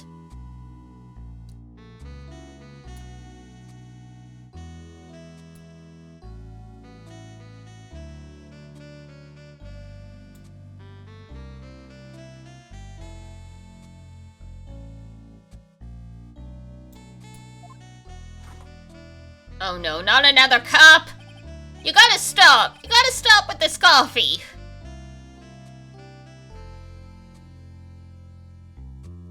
That it's only a possibility. Men that are trapped by the chains of maybe can never reach their dreams, sir! I need you to stop talking in nonsense. Can you do that? Can you do that, buddy? That's very true. It's not, though! Hey, Mr. Damask. Yeah? What do you want? I don't like the way you're talking to me. If there's no funny business in your actions as Mask Damask, there should be no problem with you telling us your strategy, so let's hear it.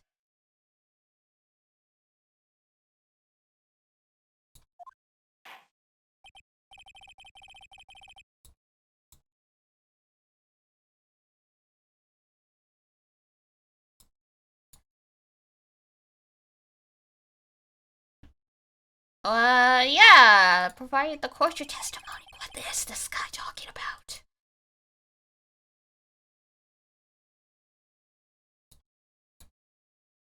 This guy's really weird. Why is he so weird? Alright, the plan's to steal the sacred urn.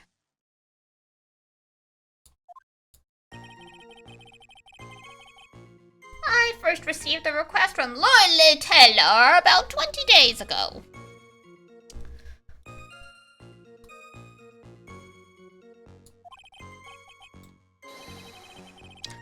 That urn was placed in a box in Savani. It was then sent to the warehouse.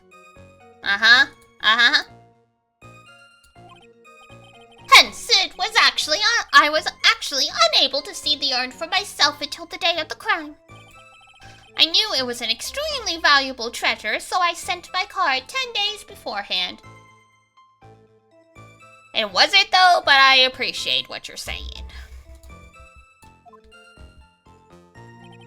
I then handled security by myself to ensure that the crime would go smoothly. At last! I held the urn in my hands for the first time at 1 a.m. on October 12th.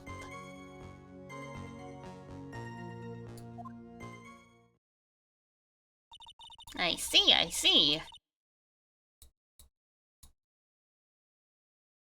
That's pretty much all the stuff we heard before, isn't it?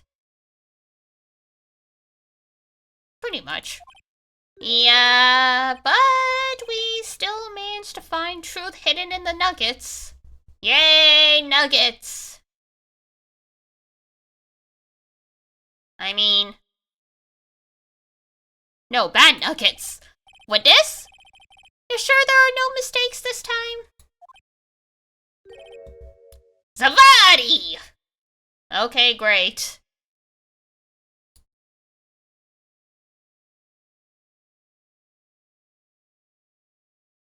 Nuggies? We all love the nuggies.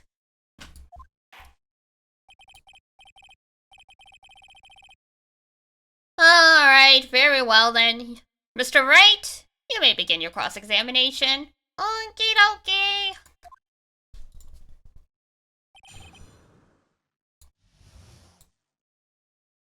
Sacred Urns Heist.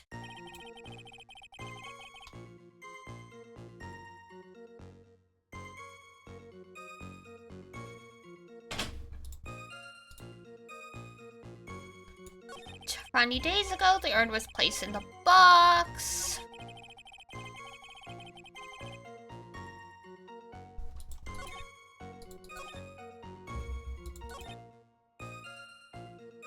What have we got that we can refute with?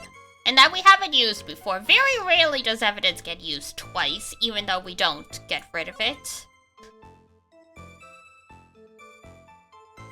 To purloin the most priceless work of the art on display, take good care of the speckled urn. The urn wasn't speckled in the promotional photo, buddy. Was unable to see the urn for yourself. That is a lie.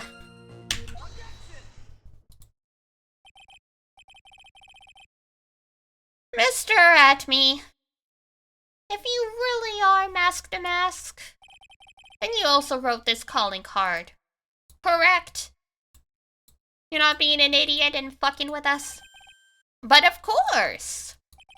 Is there a problem with that calling card? Unless there's a problem with the calling card, and more there's a problem with what, the detective is saying. Allow me to read a passage from the calling card that Master Mask had written.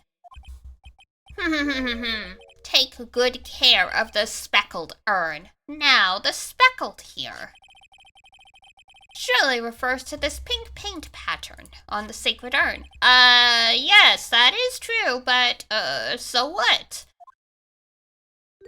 Truth be told, there is no way that Master Mask could have known about this pattern.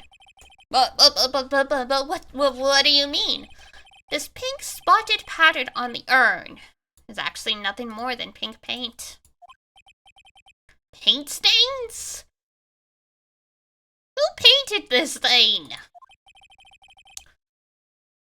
And those stains did not appear until after the urn had been taken to Lordly Taylor. It was kinda, you know, fucked up.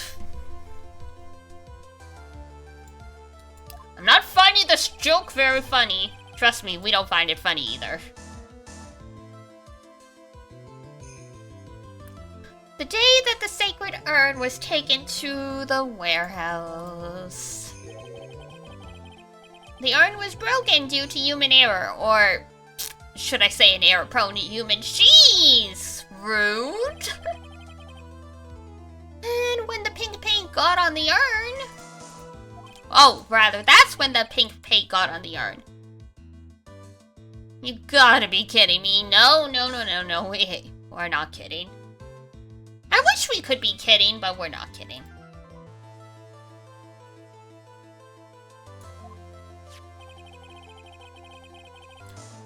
And yet this calling card clearly mentions the paint pattern. Do you think Joe has to change his mask?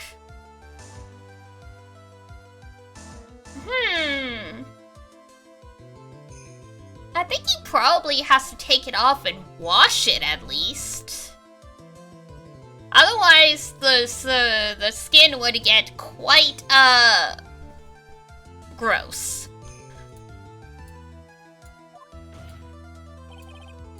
Which means Detective Adme had seen this urn long before the crime took place. Charge! Oh, since the light and smoke and stuff? Probably? Because I'm assuming it works like, the visor Geordi had in Star Trek Next Generation, where it lets him see, sort of? So, with that in mind, maybe he does it when he goes to sleep. He's like Shiki. Just doesn't take doesn't take it off until he's asleep, and then just tries very, very hard not to open his eyes, like, ever. Excuse me.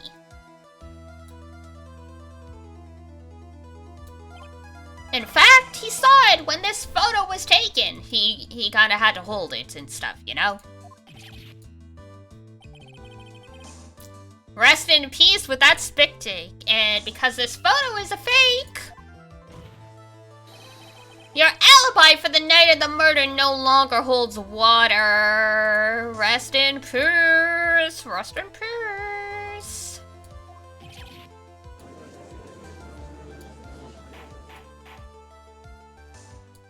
Sucks to be you, bro.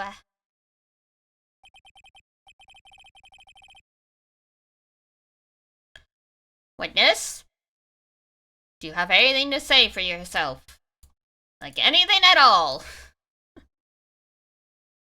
Like absolutely anything to prove that you are not this...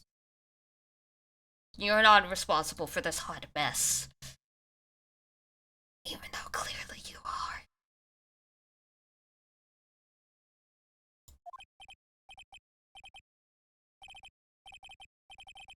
Blah blah blah blah blah blah blah blah blah. Alright, that did it! He's broken! We broke a man! Yeah!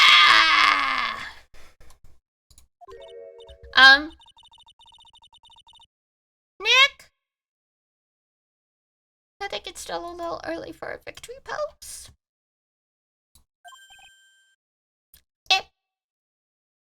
It is? Yeah, it is. Sorry, Nick.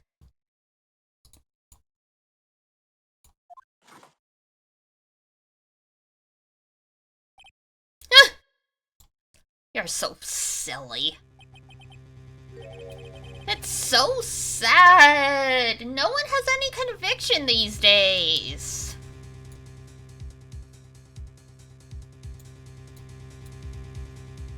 Well, ignore me then. Convictions, you say? Yeah, convictions.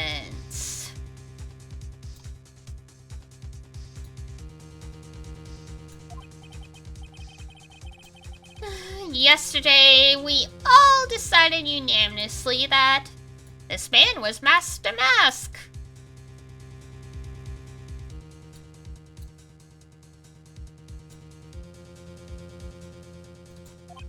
And now, we're calling him a murderer. You don't think we're being a tad fickle? Situations change, buddy. I don't know what to tell ya. That's a good point. Is it though? Is it though? No way. Don't fall for that, Your Honor. Don't be like this. For the love of God, don't be like this.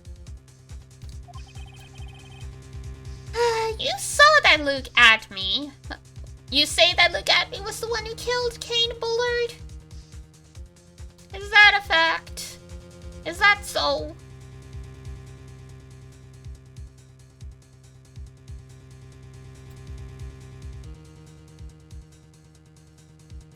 But then, let me ask you this. Why would he do that? An excellent point. I don't know about that, but thanks.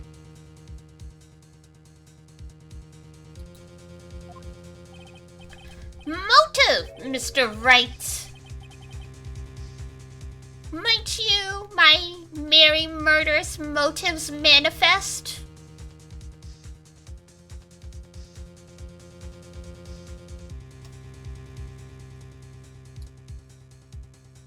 Aren't you just frickin' delightful? Nick! He's getting a second wind! Yeah, unfortunately.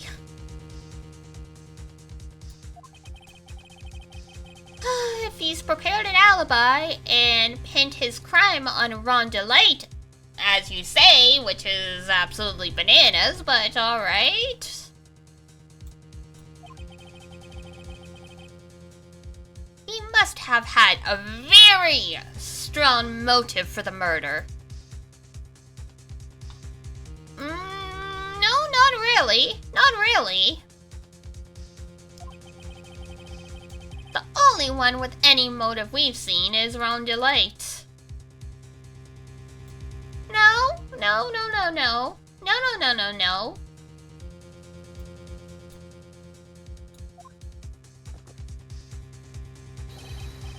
Is that right, Detective? No, not really. No, not really. No. Indeed, according to my own research, the boy's motive is clear. No. No, it's not. Come on now, the dude is just... you know. Now then. Maybe you can enlighten us as to what the defendant's motives were. Do I have to? Must I? I'd be honored to, Sir Oldtimer.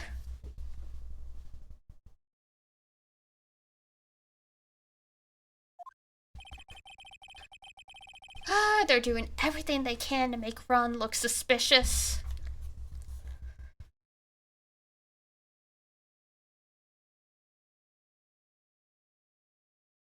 Alright. Despite our lack of hard information, this may be our only chance. Motive for murdering! I, Luke Atterby, had no points of contact with the victim whatsoever. That's a lie.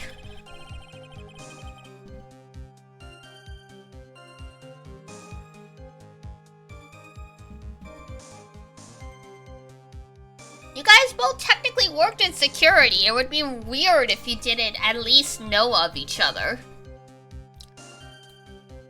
Especially in the same city, Kane Bullard decided to investigate Master Mask and simply mistook who he was. If it was Mr. Bullard who wrote the blackmail letter and sent it to Ron DeLite. And it was again Mr. Bullard who harbored a grudge against Mr. DeLite for his betrayal. Mr. Bullard's mistake is quite excusable. The defendant truly believes he is Master Mask. Which is why Ron DeLite saw it fit to kill Kane Bullard. Truly a tragedy. I don't know about that, but okay. So the victim, Kane Bullard, blackmailed the defendant? This is the blackmail letter found in the defendant's apartment. A handwritten test confirms that Mr. Bullard was indeed the one who wrote the letter. Well, shit. Very well, Mr. Wright. Begin your cross-examination. No, thank you. Motive for murder. And Luke Acme had no points of contact.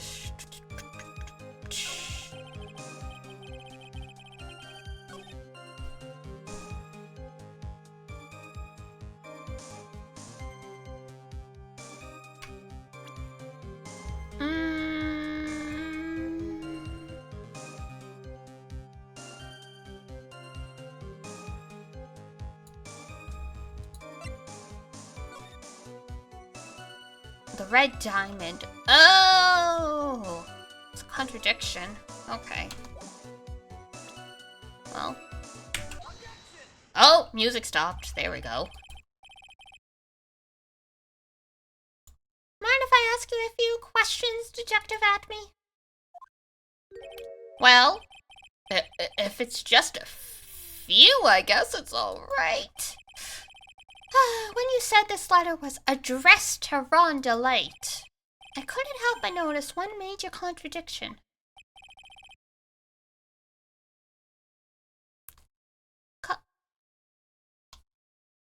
contradiction, you say? I don't know where a walking contradiction like you gets off saying things like this. Shush! At times like these, men are made to express themselves with their fists. What?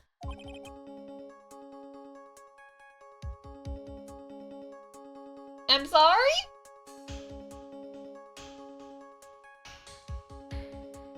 Why don't you show us what you've got there? Okay.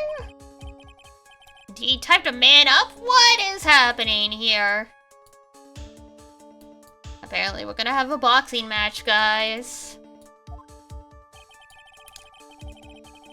Show us the contradicting evidence.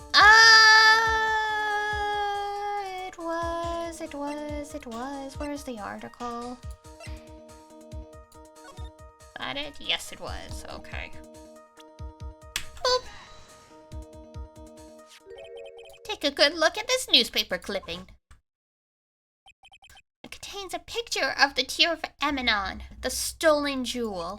Well, what about it? The problem is this jewel's color. Color?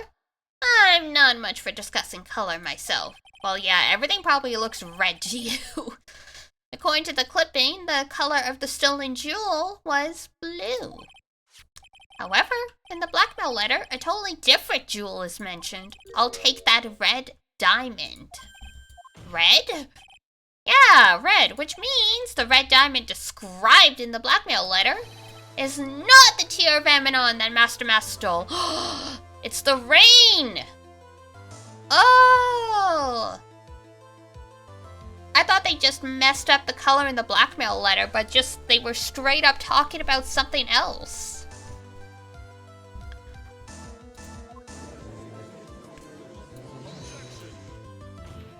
And your point is, Mr. Trite, you know. So are you trying to say that this blackmail letter was intended for someone else? Yeah. That is what you're trying to say, right? That is what you're trying to say, right, Mr. Right? Okay, enough with the... Well, that's what you're trying to say, right, Nick?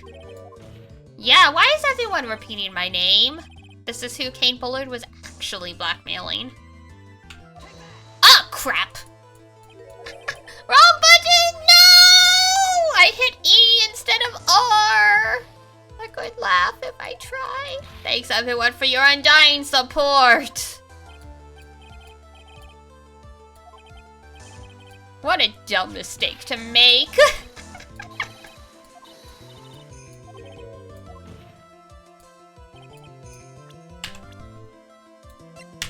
There! Oh my god. Pain! Naturally, it was you! Detective Atme!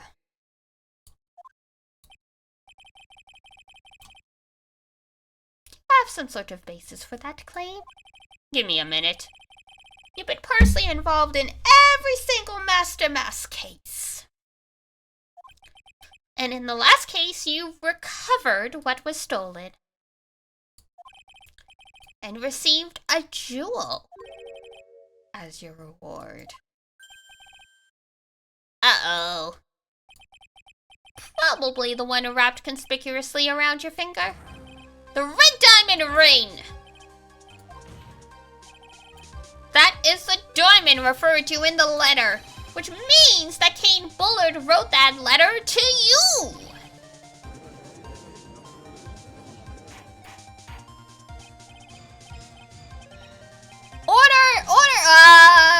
Oh, apparently, never mind. It seems you've gone too far with your childish pranks, Mr. Trite. Uh-oh. I don't like the way he said that. Kane Bullard blackmailing Luke at me? Are you for real? Yeah? Nick, come on, stand up to him! Then answer me this. The blackmail letter contains the following passage if you don't want your identity revealed to the world. Yes, it certainly does. Kane Bullard threatened to make Luke Atme's identity public knowledge. an identity he wanted to keep a secret. So just what was that identity?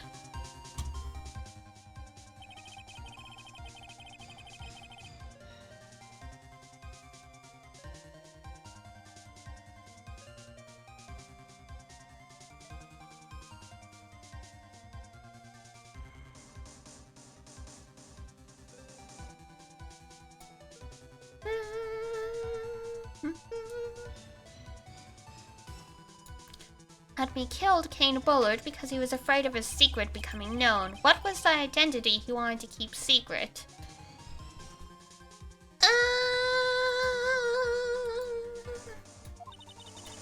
This is what it all comes down to, Nick! Wanted so desperately to keep secret was...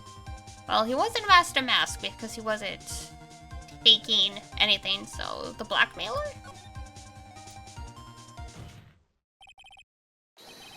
Look at me! Was a blackmailer! Objection. Hey now. Isn't that a little different from what you've been saying? You've been saying that Kane Bullard was the one blackmailing Luke Admi. Oh my god, it's a blackmail chain! Kane Bullard was blackmailing Luke Admi, and Luke Admi was blackmailing Ron Delight into stealing shit. Are you saying that Admi was blackmailing someone else on top of that? It's convoluted, but yes. You have to admit, that does sound a little odd. It's not odd. It's the only thing that makes sense. Kane Bullard was blackmailing Luke Admi. But Ron Delight was also being blackmailed by a certain someone. Oh, did you start receiving blackmail letters after this incident? Yeah, just a few days after the Tear of Eminon heist. After that, I started getting the plans in the mail. I received plans from some very kind person. Incredibly detailed plans. Thanks, Luke! In which case, that would mean that Ron Delight was actually Master Mask. That is what we are claiming. Someone else came up with the plans and had Mr. Delight steal his targets for him. And that someone was none other than Luke Admi.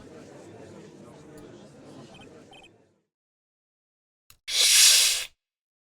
Silence! Now I see. It's all becoming clear. Is it now? What is? When you were in grade school, you received the same report card every year. Careless, with the tendency to jump to conclusions. Am I wrong? How did you... You say that I, Luke Admi, was blackmailing Ron Delight, in which case I would naturally know all about his relation to Mask. Well... Yeah? I guess? Does his nose grow if he lies? Hi, Aki. Apparently not, but it really should, honestly. Ron Delight started receiving plans from his second crime onwards, correct? Which means I learned of his identity when he committed that first crime. Good point, you certainly couldn't have blackmailed him otherwise. In that case, let's see some hot bitter evidence. Why do you phrase things this way? During the first crime, how did Luke Admi know that Ron Delight was Master Mask?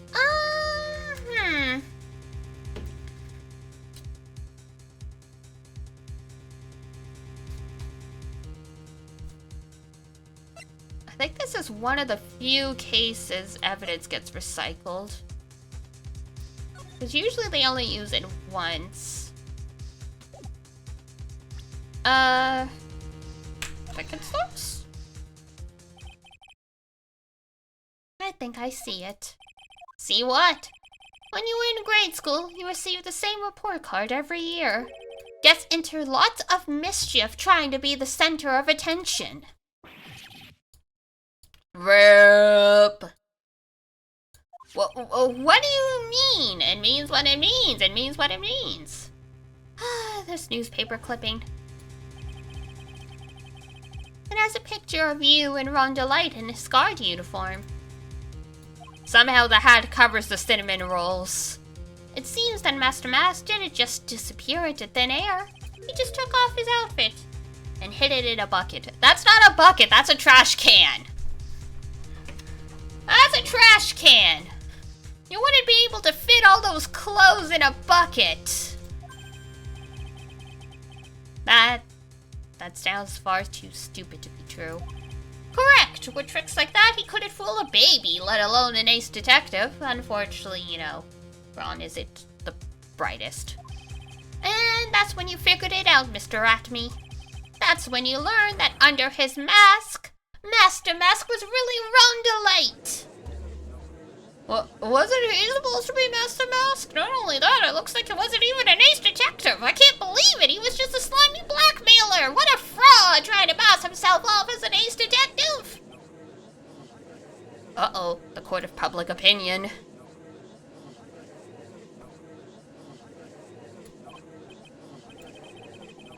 Welcome back. Why, you? How dare you expose me like that? Well, you did it to yourself, bro. What I've missed? We have essentially managed to unveil Luke Atme as being the murderer. Pretty much. I don't think we've conclusively proved it yet, but we proved that Luke was being blackmailed, and Luke was blackmailing Ron into committing the crime, so Luke killed Kane Bullard because of the blackmail, something like that. Why, I mean, I've never blackmailed anyone in my life. I'm a famous and proud ace detective and also Master Mask. Why can't you understand that? I'm afraid you are neither a proud thief nor an ace detective. You ain't Detective Conan or Phantom Kaito. You're a blackmailer and a murderer. That is your true identity. Why you? How dare you even imply that one as far as I could ever follow such only just where you thinking you've been a big mouth of yours. You're a real fools. I say no, you can compare to my genius. You're just jealous, so good. Discriminate, commemorate. An ace detective cannot handle blackmail murder. That's enough to make one laugh. Rap, bro. He was really going at like quadruple speed there. Even Wendy Oldbag was easier to keep up. It would seem we've finally arrived at the real answer. That was quite a performance. Maybe he could rap in jail. Bailiff, please prepare a cell for Mr. Atme. Never mind.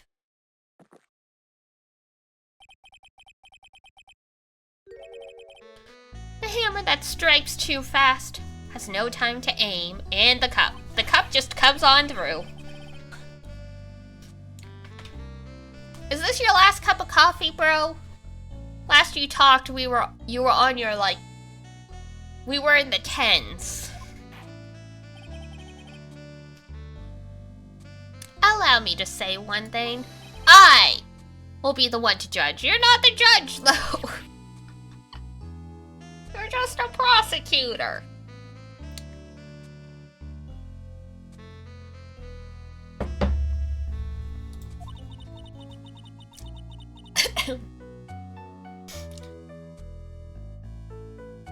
You don't get much more in your face than that. Definitely not. It appears that your claws weren't quite sharp enough, Mr. Trite.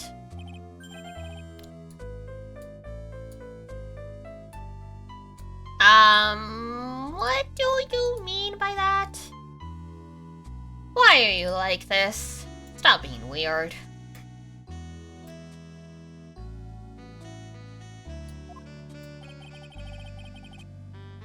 It's true that you've proven a lot of things. Things like Luke Atme was a filthy blackmailer. And that he wasn't at Lordly Taylor the night of the murder. That's right! The one who killed Kate Bull, but... there's still one thing you have yet to prove. What's that? Just because he wasn't at the warehouse doesn't mean he was at the murder scene. It's unfortunately correct. Therefore, if you can't prove that this pitiful excuse for a man was at KB security, then I don't see how a verdict can be delivered. I mean, he's got a point. Unfortunately.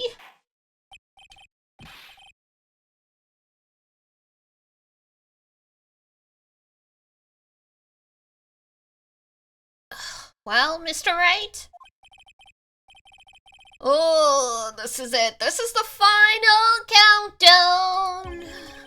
I've got to prove that Atby was at Mr. Butler's office on that night. But can you really prove that? That's long enough, Mr. Trite. I want to hear your answer. That night, Luke Athme was at KB Security, and...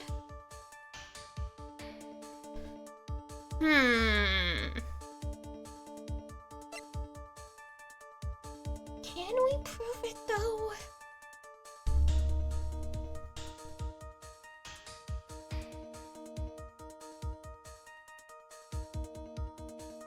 That's the question.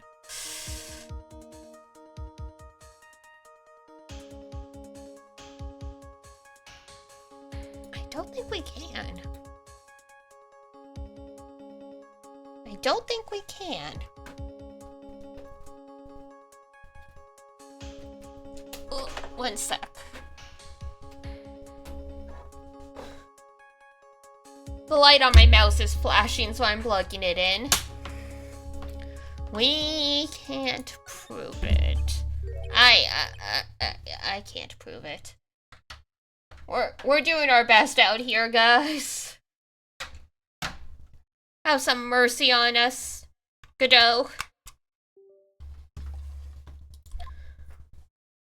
Or Godot. Whichever. Just as I thought.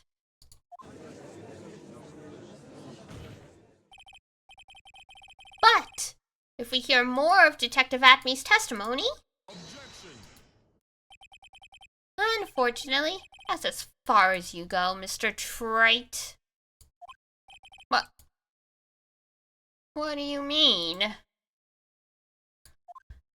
I won't allow for any more testimony. That's what I mean. What? Have you forgotten? Luke Athme is here after we interrupted his own trial. And you have failed to prove that he committed the murder.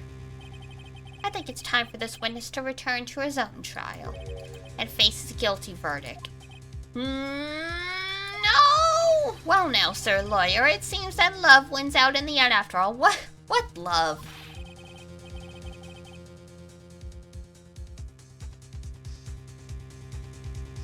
I am the ace detective as well as Master Mask. My verdict will verify that. Just as Rhonda Lights will verify that he is the true murderer. I declare that with the full force of my ace detectiveness. You weren't much of a detective to begin with. I don't think that really counts for anything. Order! Alright, that's enough deliberation over this witness. Oh god, I can't believe this. At this rate, problem is, don't give up now, Nick. We still have tomorrow. We can look for more evidence, and no, by then it'll be too late.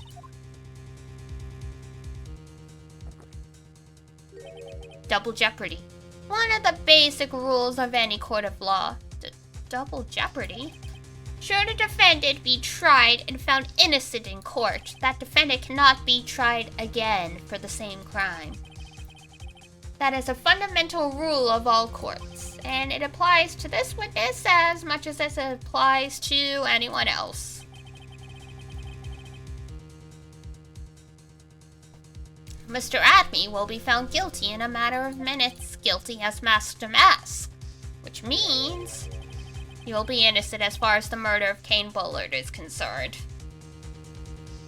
Fuck our lives.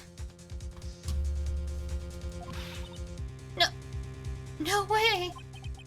The fact that you were unable to prove Mr. Rugby's guilt of that crime here means that he will never again be tried as Kane Bullard's murderer, unfortunately.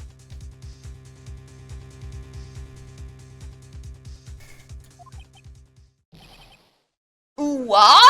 Ooh-wah, ooh-wah, ooh-wah. Woo, woo, woo, woo!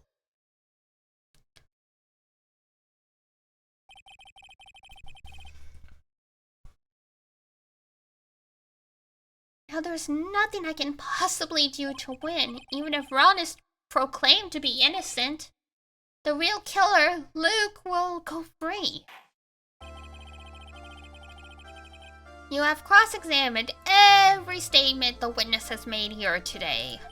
And as long as there is no more testimony, I'm afraid I have to declare there will be no further questioning of this witness. Are there any objections?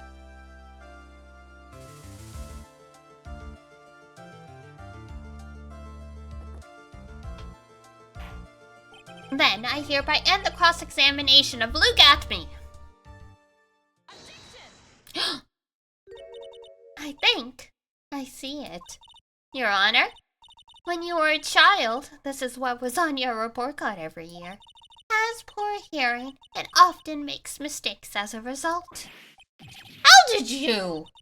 Phoenix, raise your head up high. Have you forgotten what I used to tell you? A lawyer is someone who smiles, no matter how bad it gets. That voice! No way! Long time no see, Phoenix. Mia!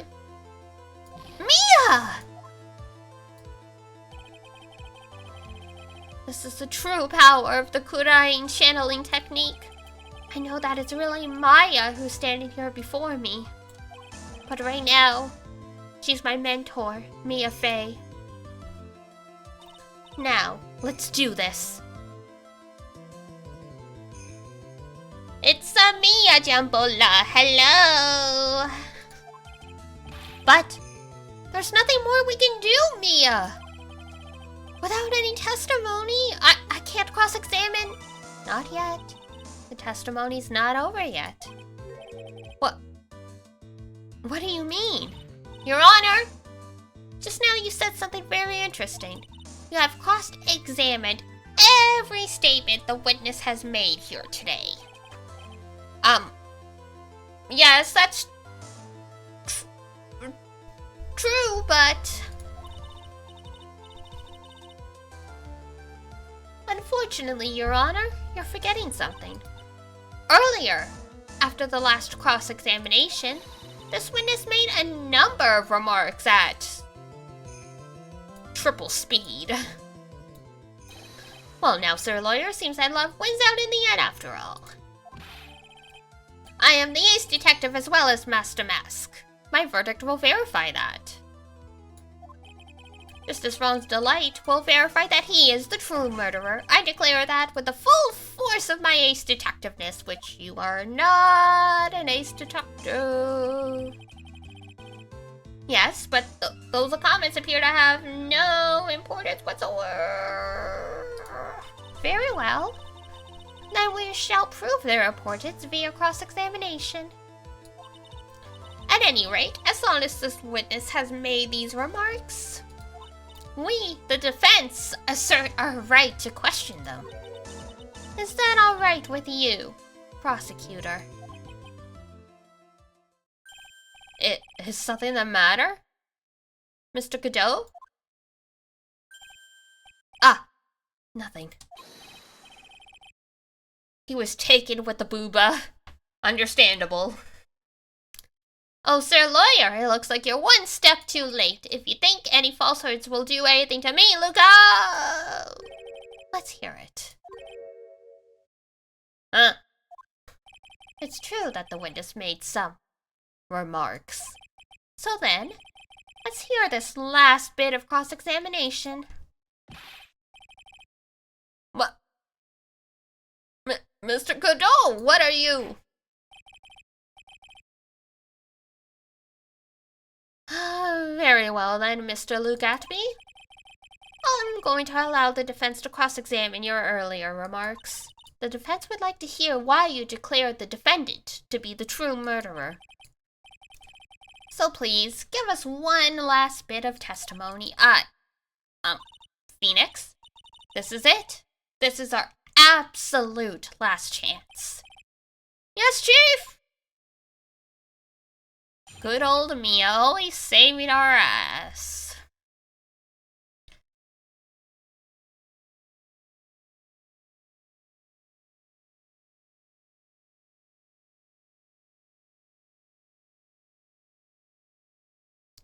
The last testimony.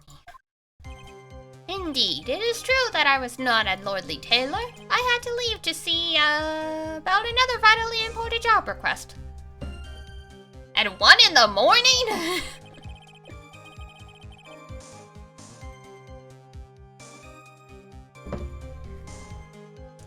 I had known about this date beforehand, so I had this photograph readied. My brilliant deduction was what informed me that the true culprit was Rondelate.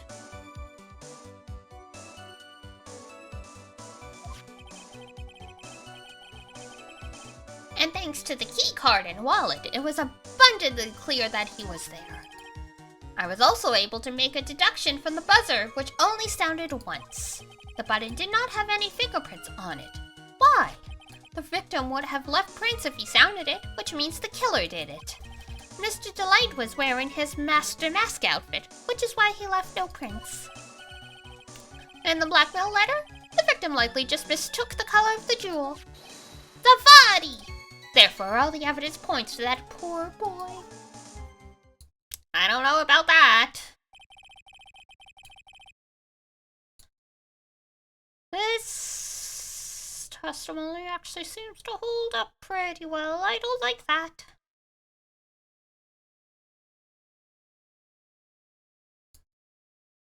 Zero out of 10.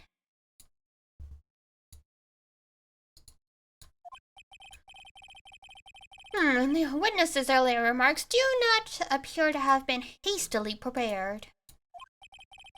All of his points have been explained, and none of them seem to contradict anything. But of course. But how did you know about the emergency buzzer? The police investigation documents went directly through me, and I always look over all the documents. It's elementary, Sir Lawyer. Yeah, okay. Are you going to make even more trouble for us now, Sir Lawyer? I will not allow any of your usual shenanigans, Mr. Wright. Yes, Your Honor. We cannot postpone Luke Atmy's trial any longer. This is your last chance. Dun, dun, dun!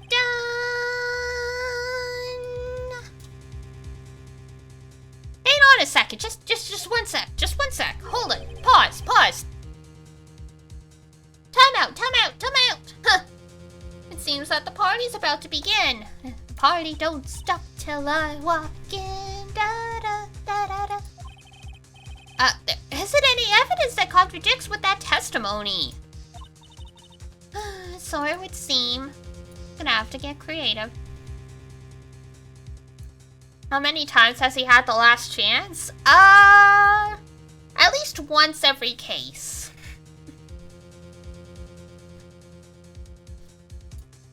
He's very good at flying by the seat of his pants. So it would seem.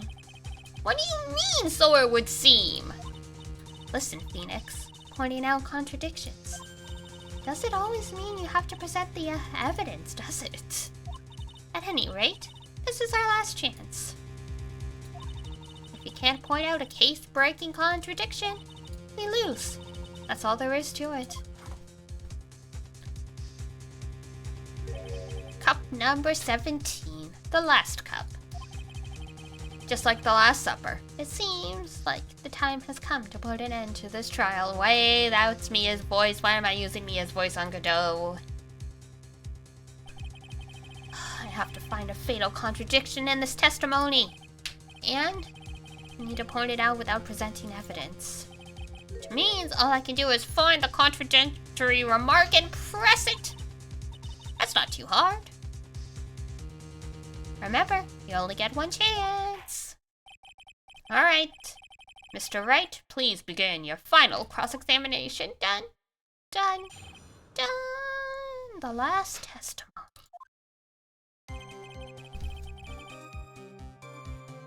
Alright.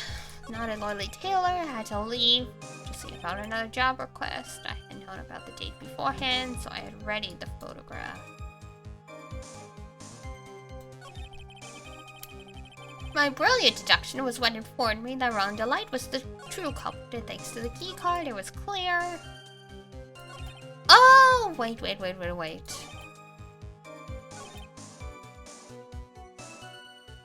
How would he know? How would he know that? Because Ron only admitted he was wearing his Master Mask costume in today's trial. And Luke was next door the whole time. So he couldn't have known unless he saw him. Press that shit! Mr. Atme? How about this last remark? You still don't get it, do you, Drite? This is the time to be pressing the witness on every little statement. I'm afraid you're the one who still doesn't get it, Mr. Godot.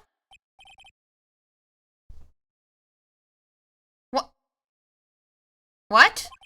Mr. Atme, it seems you have finally admitted that you were in the CEO's office on the night of the murder. How can you say that? Let's review your testimony, shall we? The button did not have any fingerprints on it.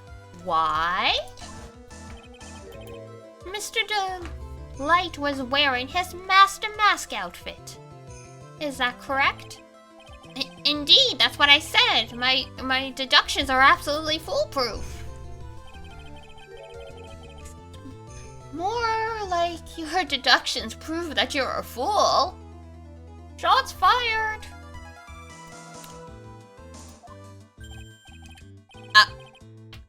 I'm sorry? Whatever do you mean? I do not understand what you're saying. Please dumb down your language.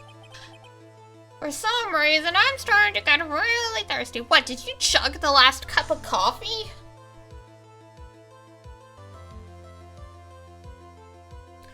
You're supposed to sip coffee, bro. He is indeed overheating.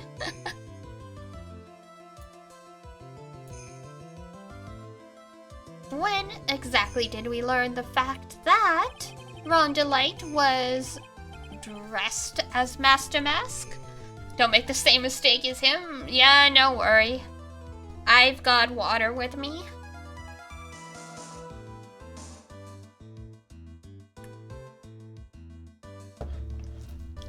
There's also the increased dehydration from caffeine. That too.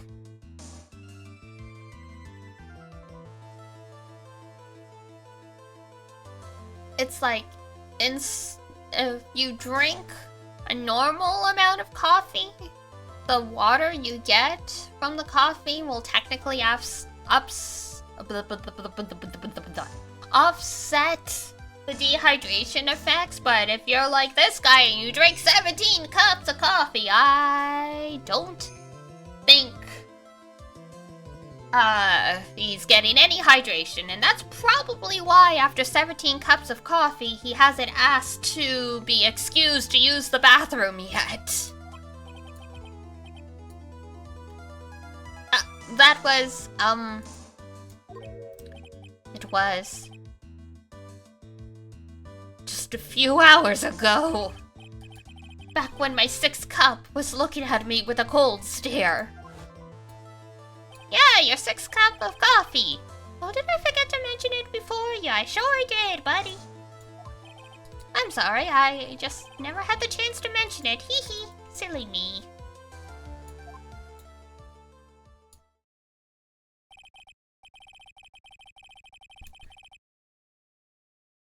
That's right. The defendant had yet to tell anyone else the fact before this morning. He's something.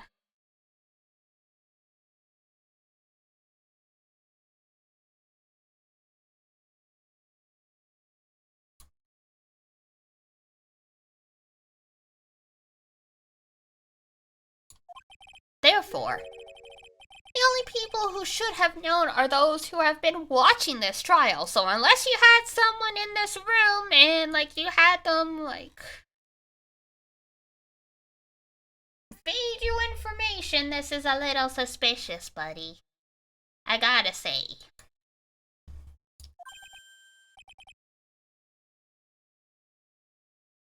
You silly fimbo. He truly is, it is definitely a case where you look at a couple and you're like, yeah, the woman is the one who does everything.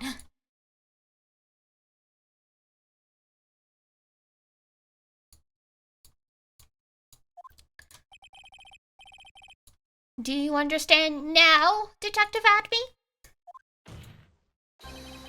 There is no way that you should have known about that!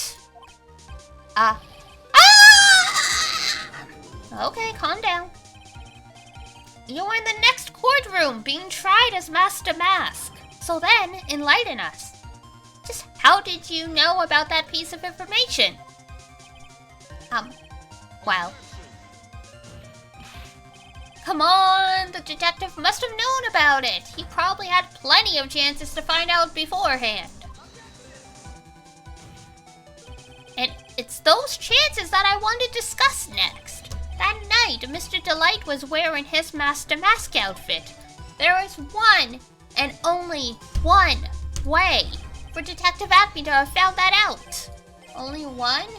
One way, you say? Please recall, if you will, Mr. Delight's testimony.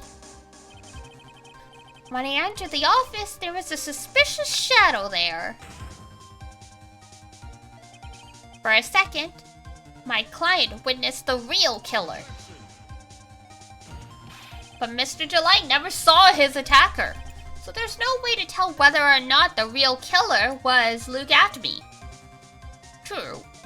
However,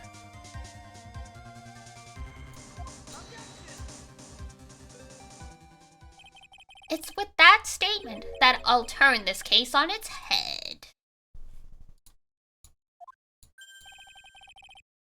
Just what are you implying? You're not gonna like it. You ain't gonna like where this is going. Mr. Delight saw the real killer, correct? Now, if you turn that statement around. Turn it around, turn it around, turn it around.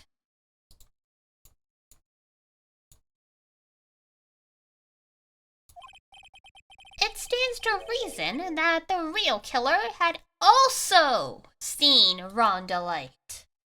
You know, let's use our head here.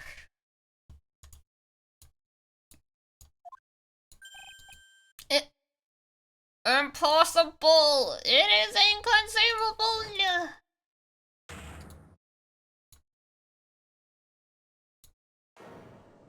Ah, there he is! The piece of shit. Detective Atby. You saw Master Mask at the murder scene that night. You saw him when you killed Kane Bullard and assaulted Ron Delight.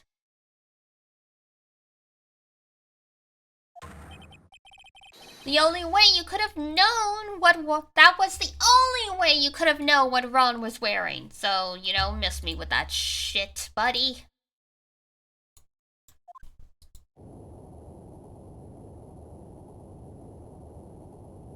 Oh boy.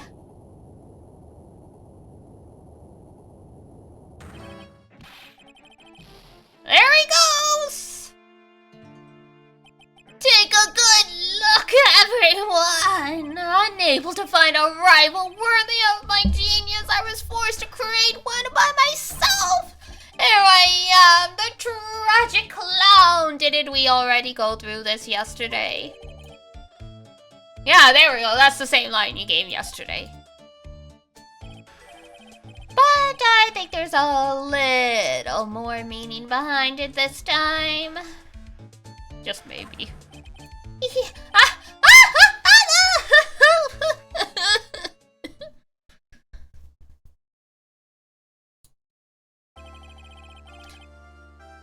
What an awfully complicated incident. What is up with this guy? Posture check? Don't worry. Don't worry. I've been sitting up straight. I've even been doing yoga recently. Yashiro, thank you for the follow. Much appreciated. And upon killing his blackmailer, look at me, tried to frame wrong delight. He then claimed to be guilty as Master Mask in order to escape his true crime. What the fuck, man? And to that end, he came up with this plan. This crazy-ass plan. To use the double jeopardy rule when making his alibi.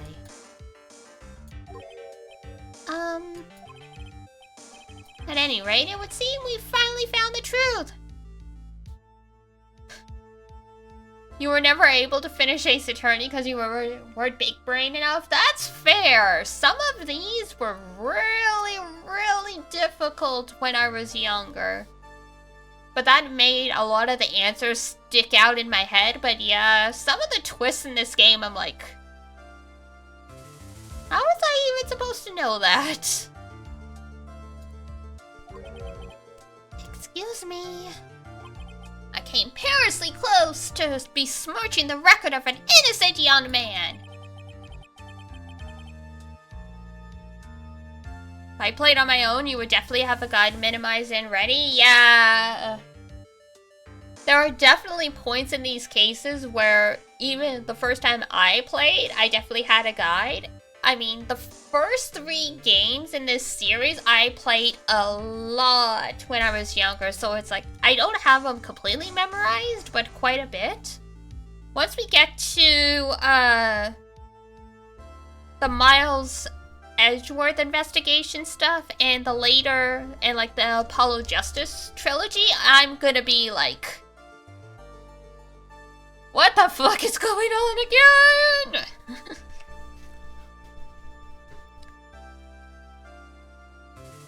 Being way more in it for the story. Oh yeah, the story is great in this game. I mean, think about it. When I was setting up for stream, there were 200 or so viewers watching this category. This is a 20-plus-year-old game. The very first entry came out in like 2000 on the GBA in Japan. And people still to this day love the shit out of it. That is like a great testament to how good the story is and the characters. Don't ignore me! Okay, Ron, we're sorry. We were talking about your game. Oh, I did realize you were there.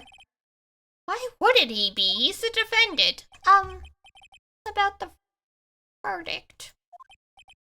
I know. You never committed any murder. It's okay. That's right. I'm so glad you understand that. But. I really am Master Mask. If you say so, I guess. Huh? Yeah, you know. So, thanks to that trial yesterday, I'm innocent now, right? That is technically how Double Jeopardy works. Good for you. Good for you. You get to live to see another day. How wonderful for you.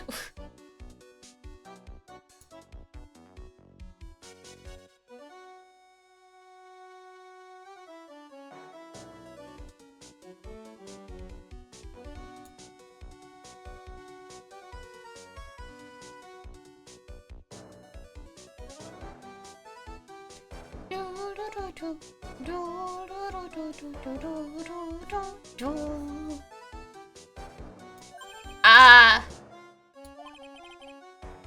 was it you said? Double Jeopardy? Now that you mention it. Technically?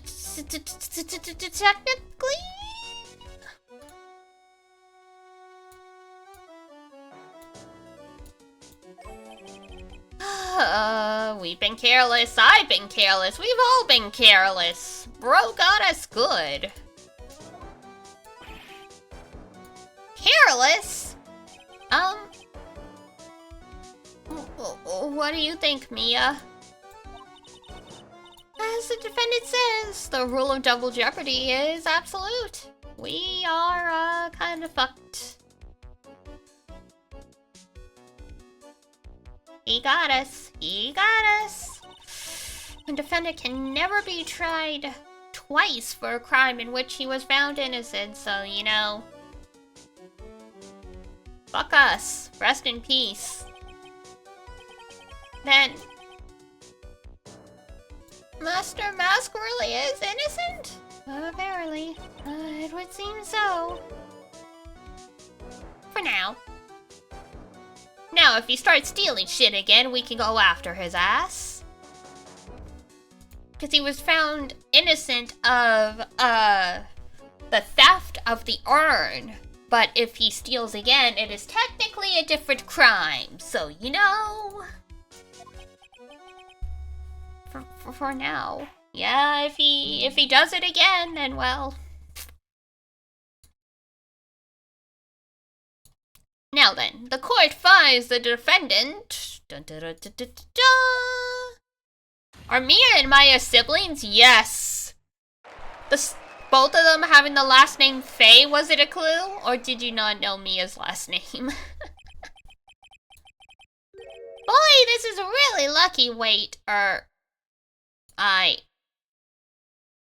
question mark. You didn't know Mia's last name. Yeah, they're siblings.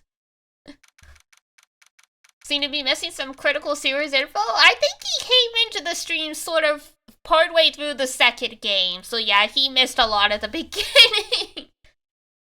It's all up on my YouTube channel.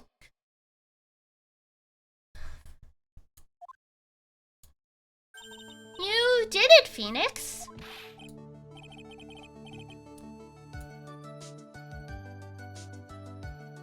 Thanks, Mia.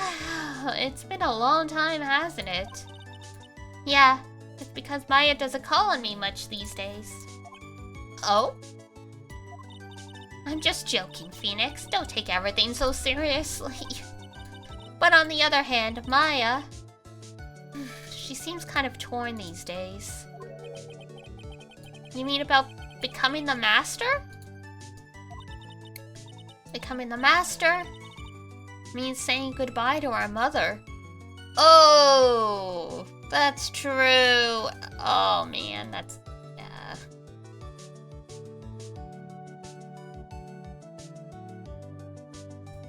That's rough. Misty Faye, right? Watch over her, will you, Phoenix? Of course, of course. You got nothing to worry about.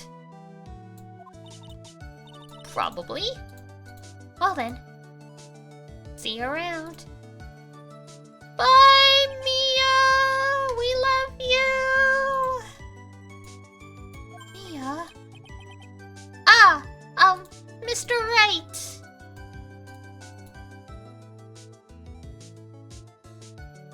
Yes, Potato?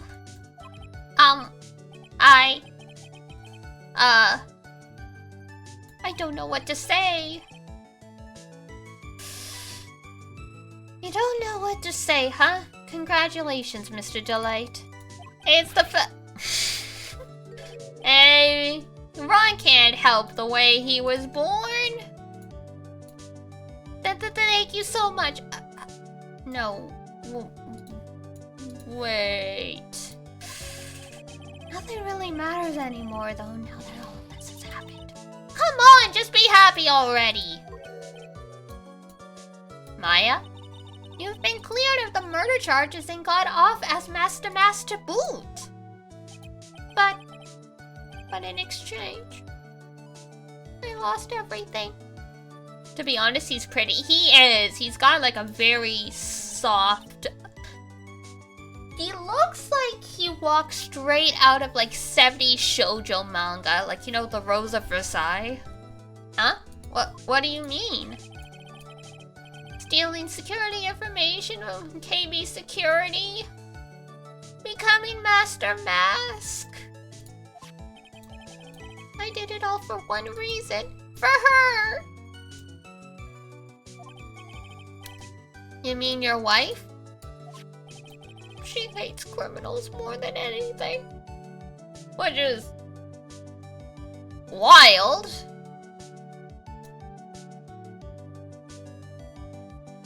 Like I understand where he's coming from, but it's like, buddy, it's okay.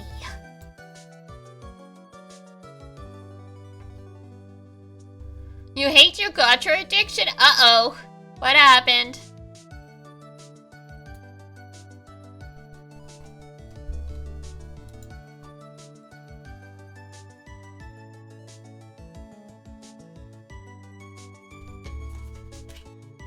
Gacha Studios? I don't know what that is, but probably gacha like Genshin.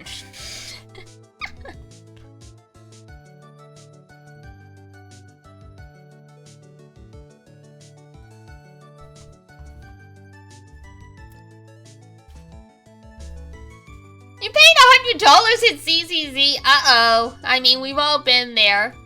Is this because of Jane? You didn't get the rad lady. Yeah, this is why you should. This is why I recommend you only put money in when you're close to, guaranteed. And you're trying to just get that little bit extra. Up until, otherwise, it could stand to be wasted money.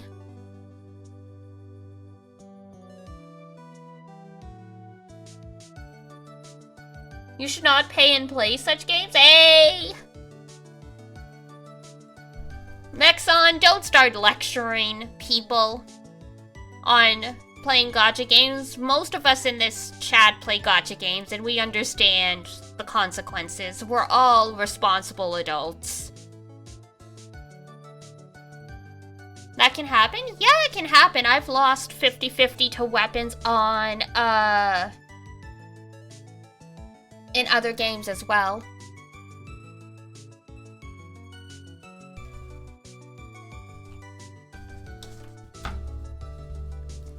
Because technically you can get weapons in the character draw as well. You lost... So many people I know lost 50-50 on Chun-Li, and that was what made them swear off gacha. It's hilarious. But yeah. Literally, as long as you spend within your means, it doesn't matter if you spend on the gacha games or not.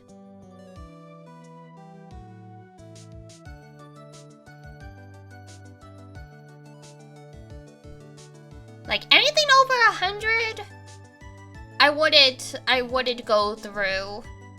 I wouldn't go any higher than that.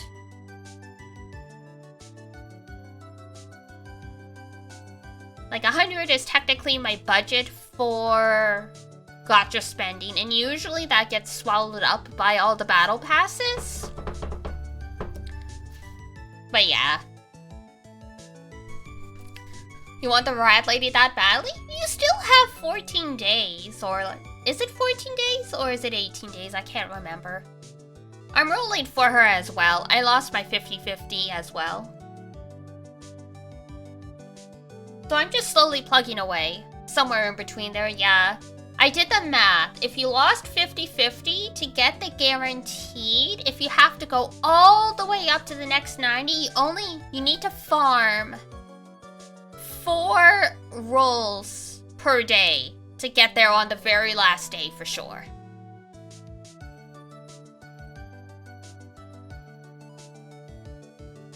So it's not too bad if you're like fully free to play. It would be really hard, but since you're already willing to sink money into it, get the battle pass and get the daily login bonus, and you'll get there by the end of the period.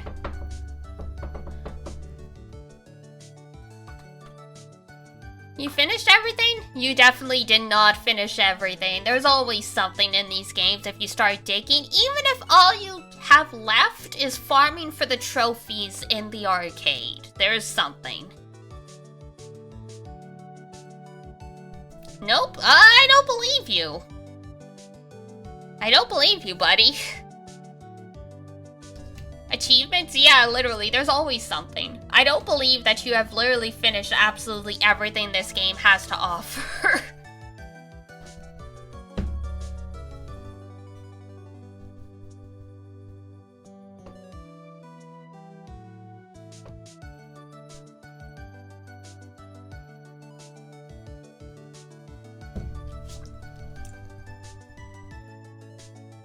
There's people still farming stuff in the game. There's definitely still stuff to do. And they come out with new events, like... See? You didn't finish everything!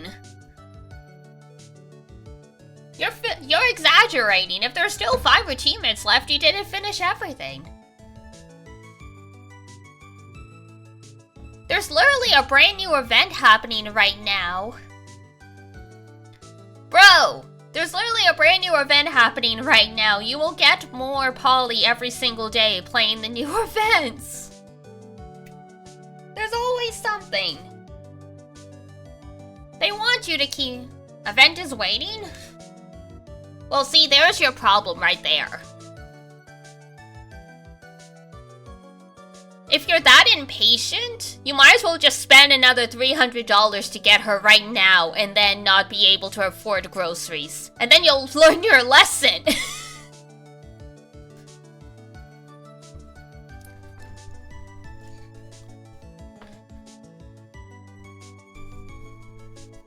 Yeah, I can't talk you out of spending money, but literally, that's the only way you're gonna get her right now. And then you're gonna learn what Mexon was saying about don't turn it into a gambling and you shouldn't pay to win.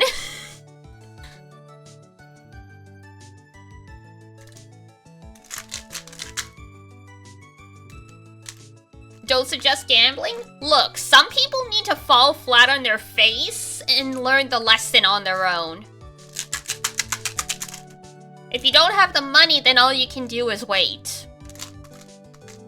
As someone who learned that lesson with Fate Grand Order, where they don't even have guaranteed pities, and I definitely spent over $500 on a single banner, sometimes you gotta learn the shit on your own.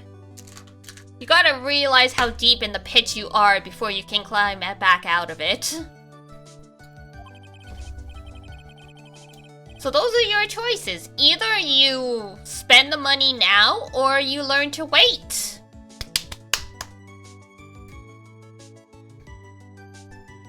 Coach taught me not to be impatient. Oh yeah! You need to learn people need to learn the lessons on their own eventually, though.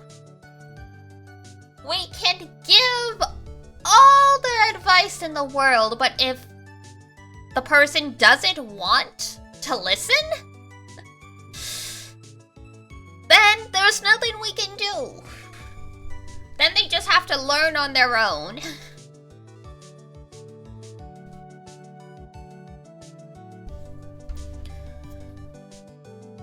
You only have those 3? You should have more if you've been... You should have more characters than that if you've been playing the if you've been playing the game so much, you no longer have any quests to do.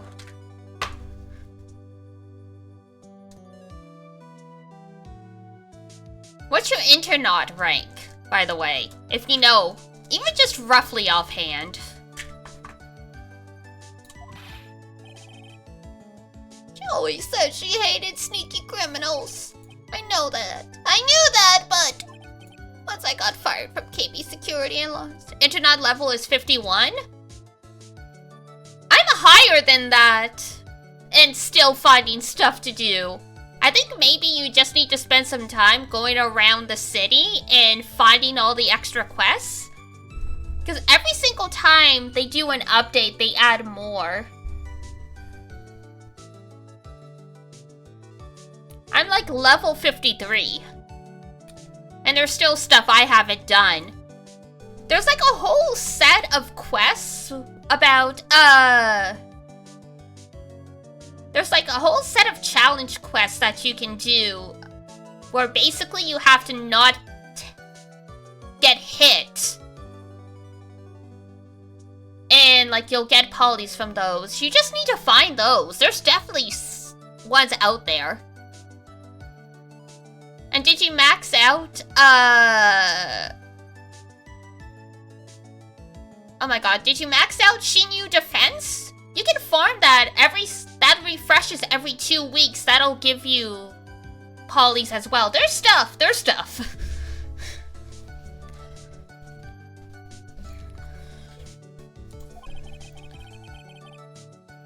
She wouldn't have any reason to stay with me. I thought she would leave me for sure. So, that's why you became Master Mask? Yeah.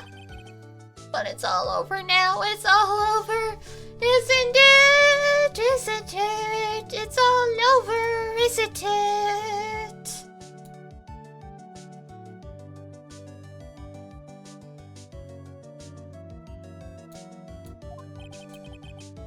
A broken bone can never be put back together. Hey, have you never heard of, oh my god, what is it called?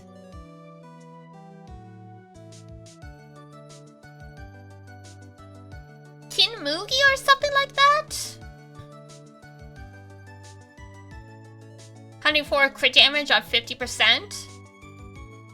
Mine has 60% crit rate and 80% crit damage or something like that.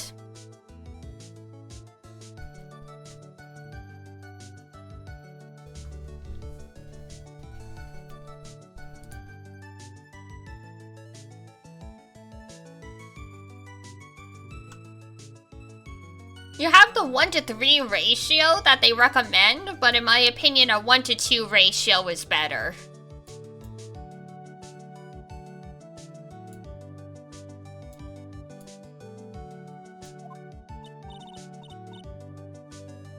Trying to get it up, but it's hard? Well, yeah, because you need the perfect substats. There's still tons of shit you can do in this game.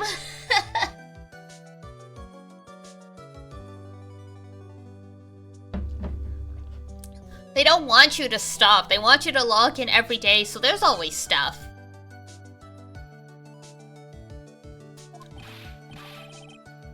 Also, if you haven't maxed out your skills...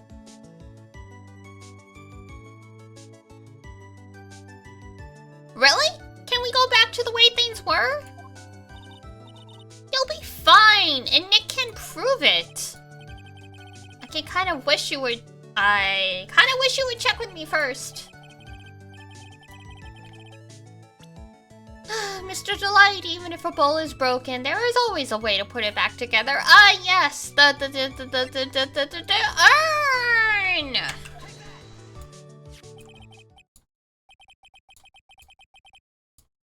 Sacred urn. Desi was the one who found this.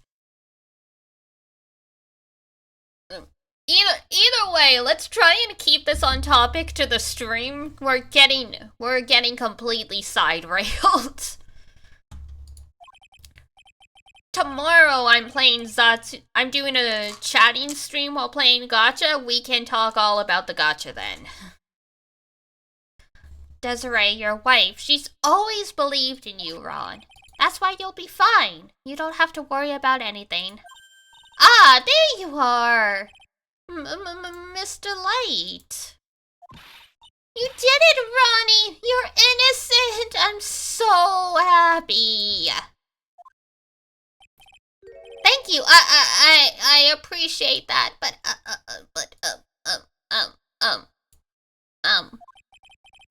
I suppose you don't want anything to do with me anymore, do you? Ronnie! Why did you talk to me about what was going on? Aren't we married? I had no idea you'd quit KB Security. Well, he was fired, but, you know... I never imagined that you were really Master Mask either. Yeah, that's, you know...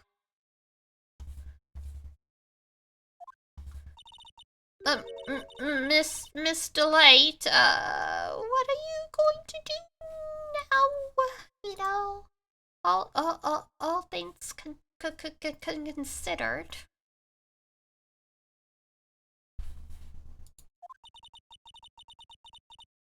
You're not really you're not really going to leave him, are you?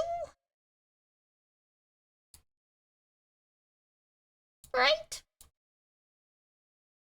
You wouldn't do that to your sweet potato, right?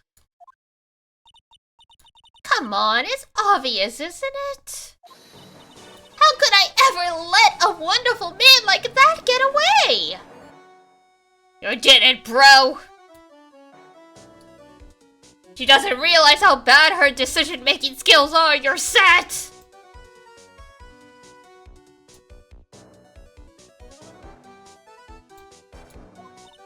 After all, my bike's really fast. So fast, there's no way he could ever get away.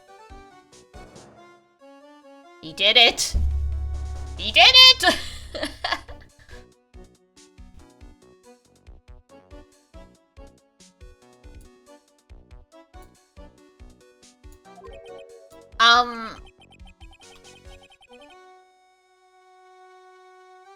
But didn't you say you hated criminals? Or something?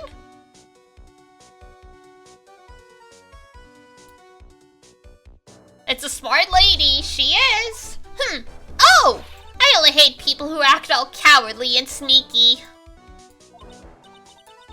Like that detective. Naruhodo. Actually, no, I don't. I don't.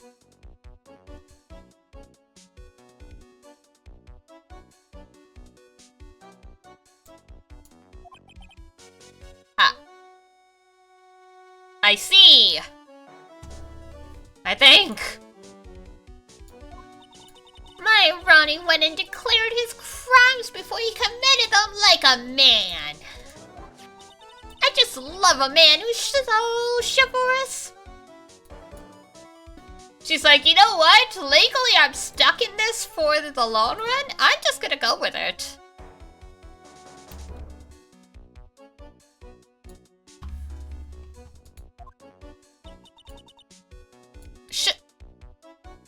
Chivalrous?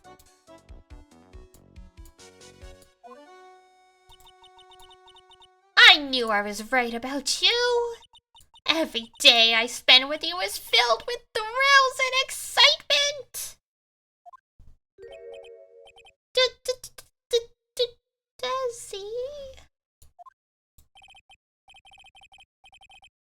Desiree, you really do love Ron, don't you? We're sorry for doubting you. Nicky boy. Yeah. Yeah?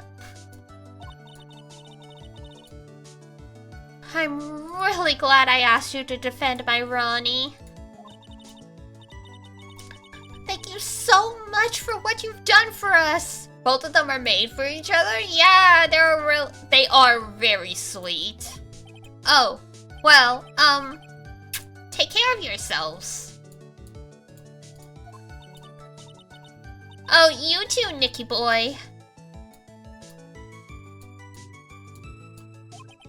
Oh, I can feel my face going red. Uh-oh! Mr. Nick! Mystic Maya! Congratulations! And we are in deep shit now.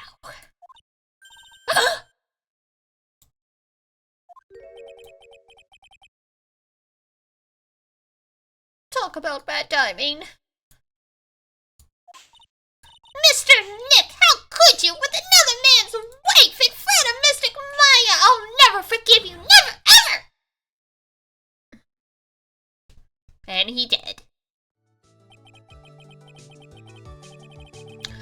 So, just as the case came to a close, so too did my consciousness.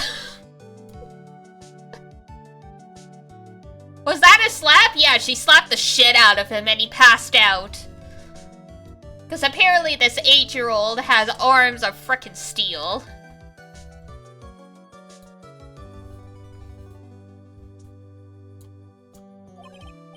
Ron said a broken bowl can never be put back together.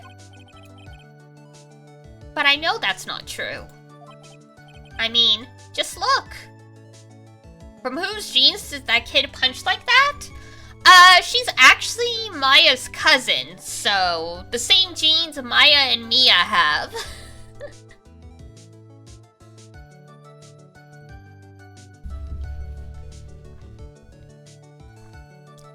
I mean, just look. Here's a perfect example of one that was put back together better than ever.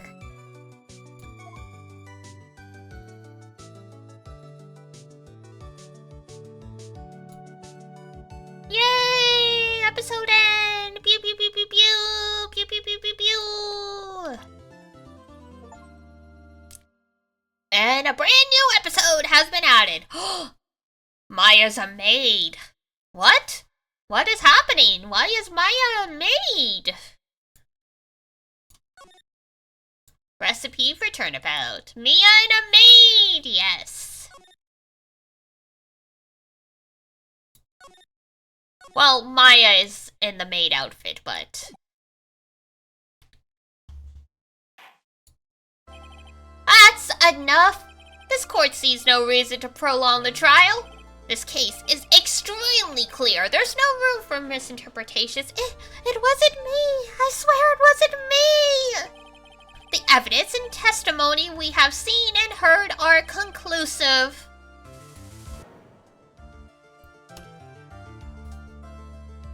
No, you're wrong. I know what I saw. I saw.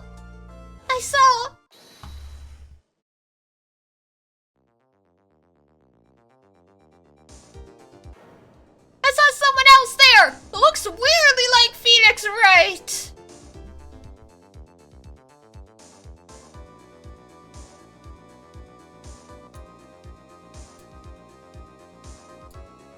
Not the coffee. Why won't anyone believe me? Well,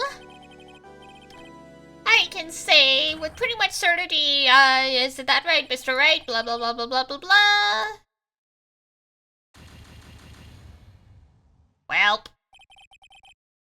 I believe that's Godot's coffee. RIP. Well. Game over, everybody! Time to go home!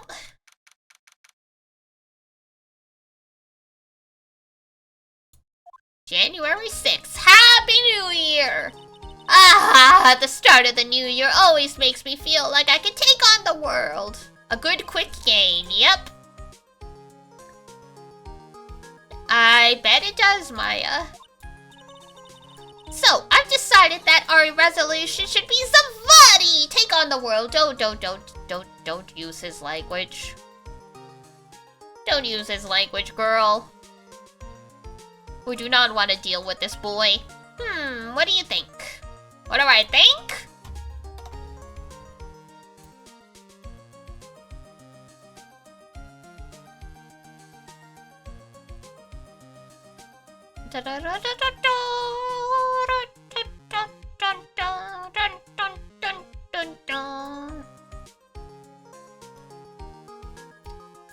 Sure, whatever, Maya, but I think maybe you've had more than enough mistletoe cake. Huh? Is mistletoe cake a thing? Is mistletoe edible?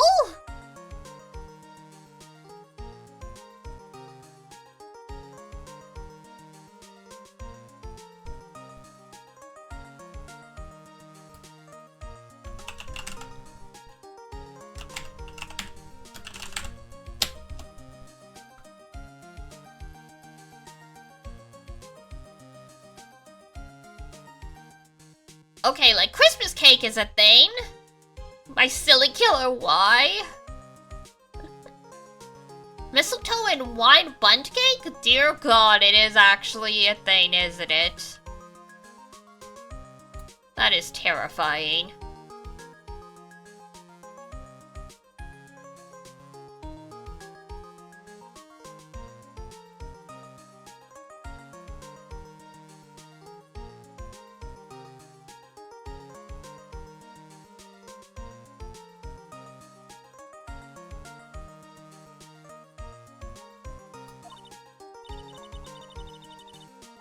Never! You've got to eat a lot of New Year cake during the New Year's. It's practically a tradition. I guess? Like watching the fireworks, or playing TV, or playing a board game. There we go.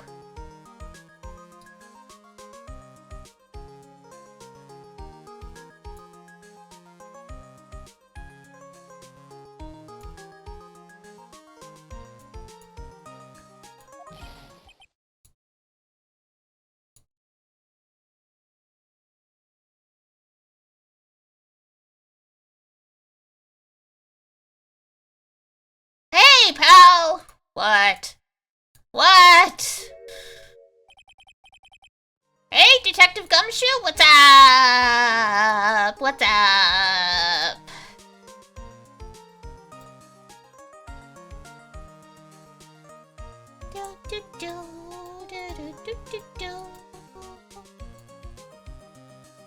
Hey, Detective Gumshoe. I bet that was Larry. Oh, God.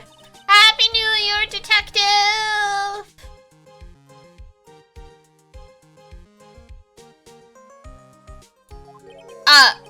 Yeah, likewise. Akame! Now listen up, Iwana. Here's to another fruitful year of lawyer-police cooperation. New Year homicide? Yep. Yeah, me too. Alright, pal, you got something splendid to do. Have you got a holiday present for me, Detective?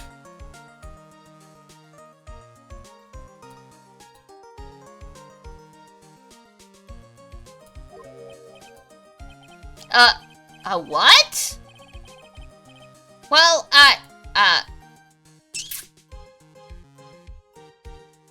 it's not much, but, well, I guess. Yay! Thanks! Look, pal, we need to talk. Take a seat. Hey, what about Pearly? You haven't forgotten her present, right? Red envelopes, red envelopes. No, I mean, yes, I mean, no. Are you doing this on purpose? Guess I'm busted. How did you like my first practical joke of the year? Not great, Maya. It's not great.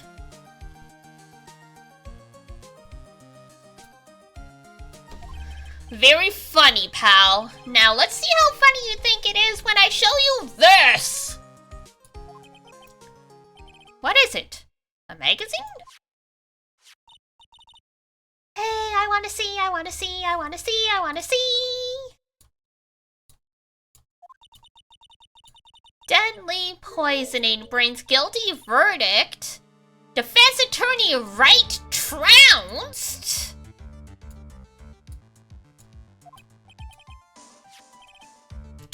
Trounced?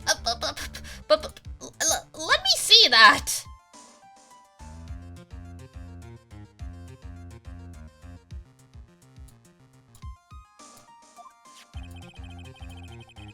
The defense attorney gave an almost childishly amateur performance yesterday. They don't usually do reviews for, you know, trials in a magazine, but,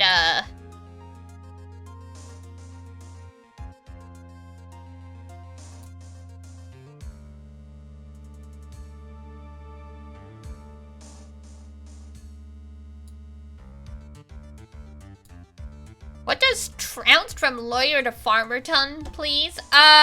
Trounced means basically...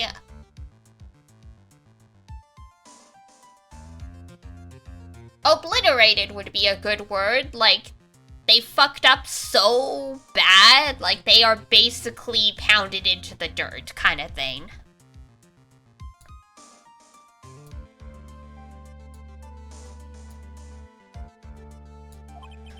What the heck is this? It's a report, pal, about you! Listen to this, Mr. Wright. Listen to this! Mr. Wright must take full responsibility for the ruling in this case. Well, and don't tell me you don't remember anything about it. Apparently I don't. But I don't remember anything about it. When was this issue from anyway? December of last year, which I guess makes it last month. Damn. Which makes it old news, you mean? Something like that.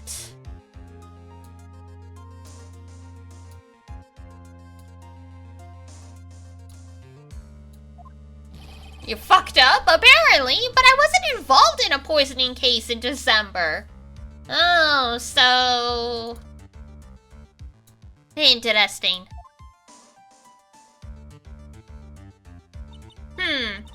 So what do you think this is all about, Nick? If it wasn't you, pal, then that leaves only one possibility. No way. You don't mean... a phony Nick? Oh god, this must be Gunshoe's idea of a joke. Apparently we've got an imposter! Guess he's starting off the year with 1-2, right? Wonderful. Fantastic.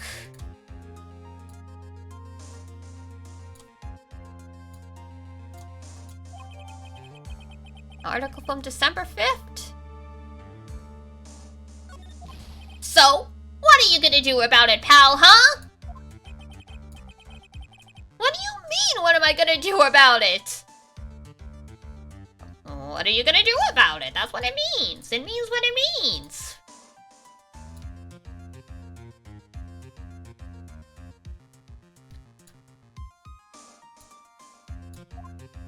Well, it's your fault the judge found the defendant guilty in this case. Apparently. My fault? How do you figure that? Because the Phoenix Wright is super famous now. Well, okay, maybe only sort of.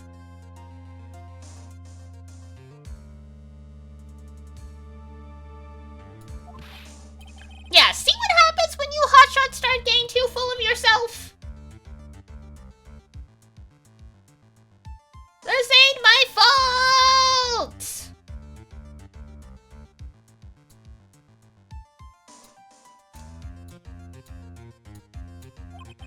But I didn't do anything wrong!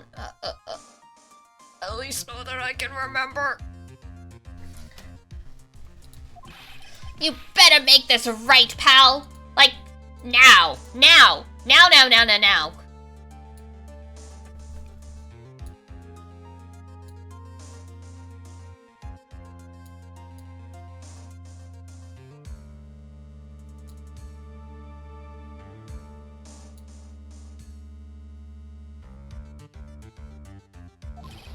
And that means taking the case back to court. Got it? You're getting a retrial, like, immediately.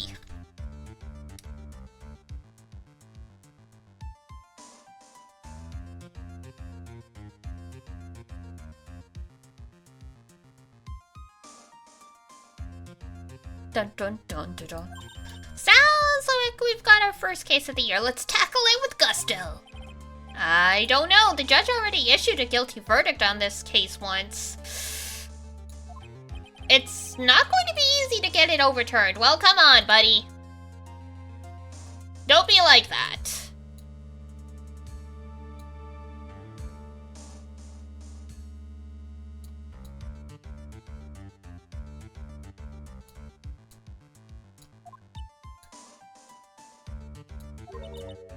guess that New Year's resolution is gonna have to wait until next year. Ah, rest in peace.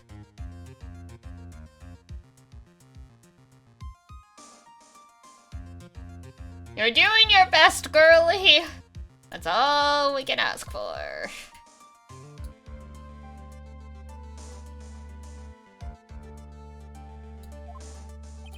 So you're gonna take the case, right? Good. I'm gonna head over to the courthouse, and I am filing the paperwork on your behalf. After that, I'll go back to the precinct. Drop by if you need something, okay? Bye! I guess people are starting to know the name Phoenix Wright. If a client entrusted a case to me based on my reputation, I guess I am kind of responsible. I mean, not like, yes, but also not really. Like...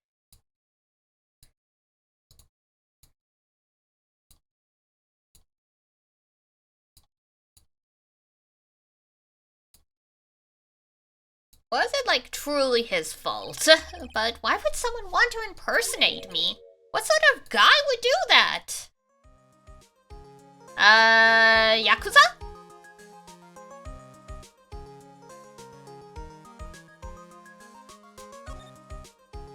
Alright. Dun dun. I guess we'll start at the detention center.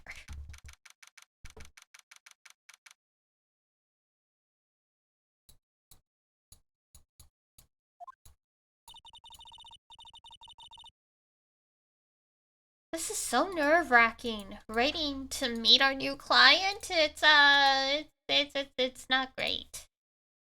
I don't feel great. I wonder just what kind of person you tricked and got found guilty.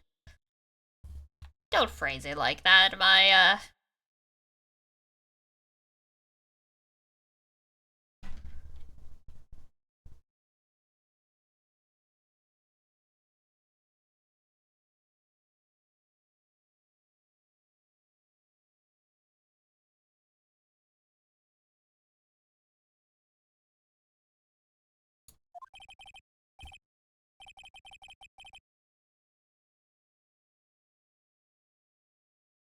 Keep it down, Maya. That kind of talk could ruin me. Ah! Uh-oh.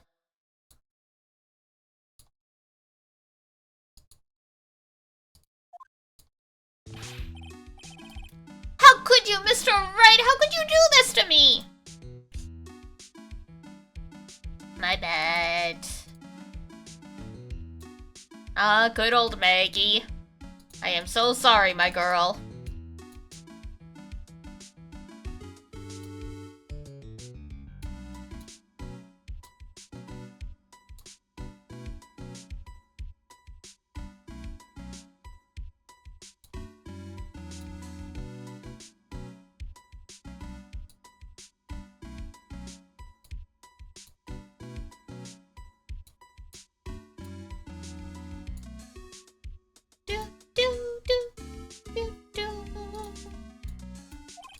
They put me in solitary! Whoa! That's kind of crazy. Aren't you?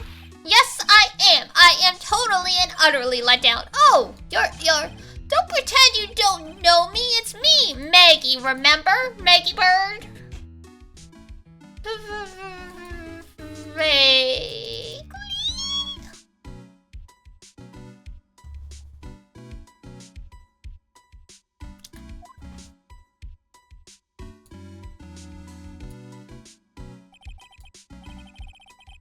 Maggie Bird. She's a policewoman I defended at, one time.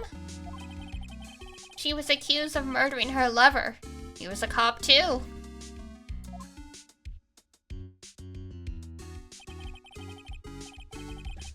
What are you doing in here? Didn't I get you a Oh, sure. Very funny. After that fifth-rate defense job, you come in here and start making jokes? My bad.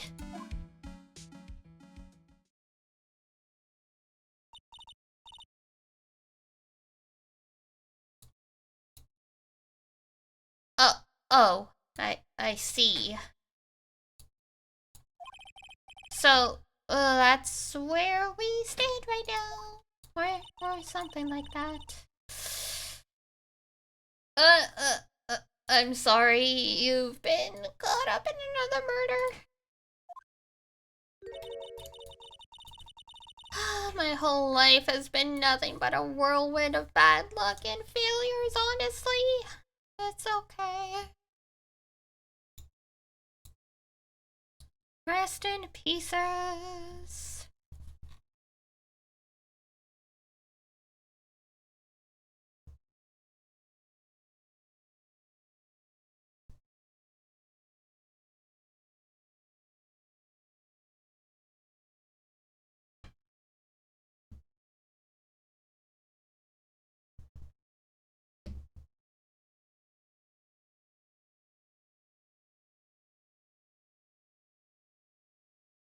My whole life has been nothing but a whirlwind of bad luck and failures. I vaguely remember her saying the exact same thing last time.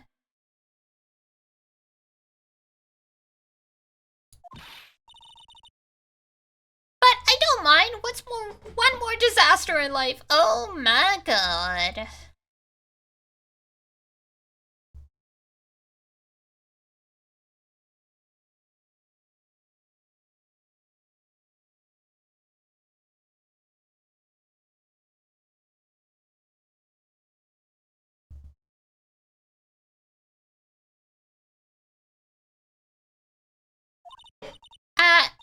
At least now the real Mr. Right is here. Yay.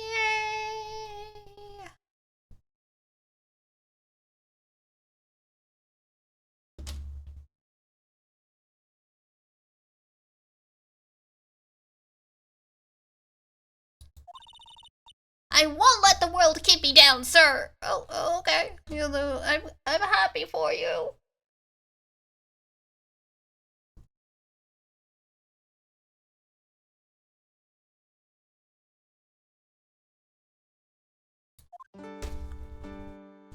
This poor girl.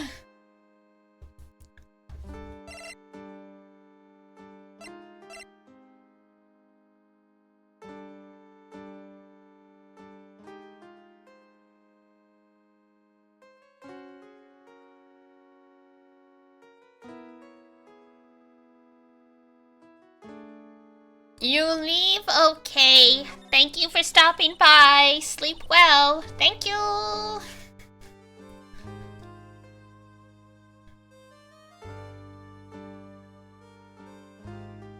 So, how come you're dressed like that, Maggie? Last year, you looked so sharp in that police uniform. Well...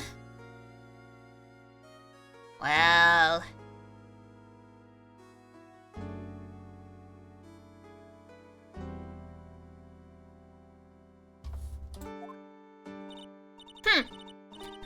I was fired after that incident last year. Rip. Oh. I'm sorry. It's okay, I don't mind one bit. I enjoyed being on the force, but I think it was time for me to move on. Well, at least she's,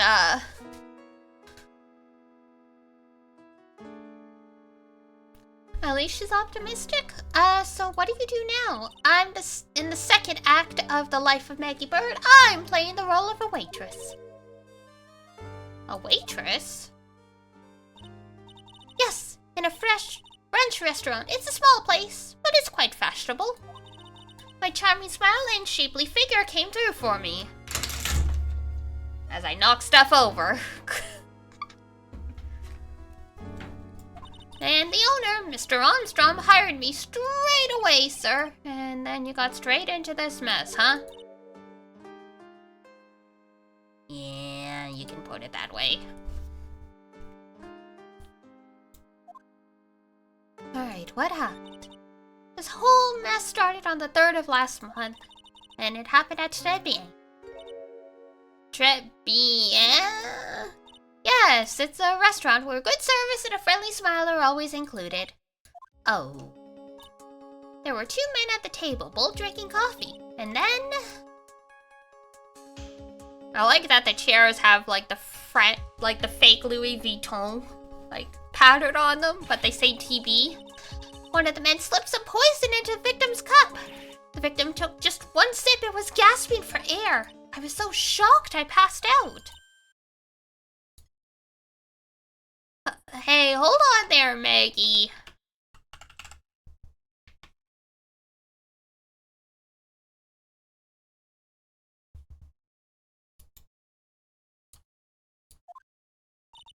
What?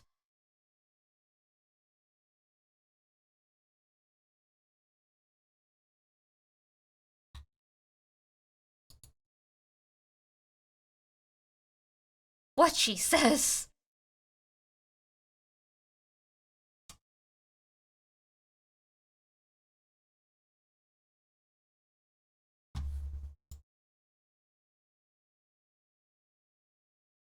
What?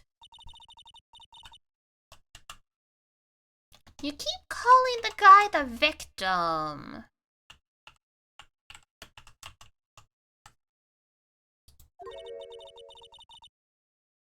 Did you know the guy who was killed?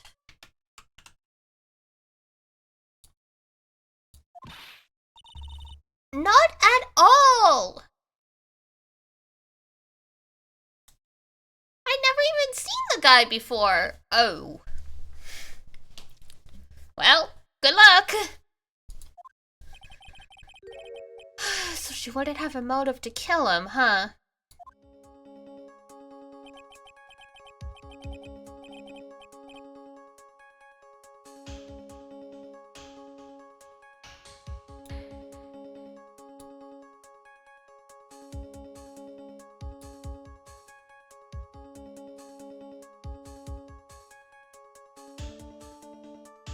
And the other man, the killer, you saw him, right?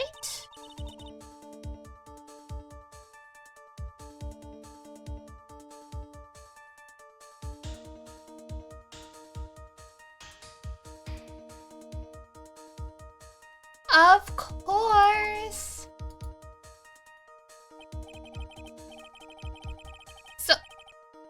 So you saw the killer?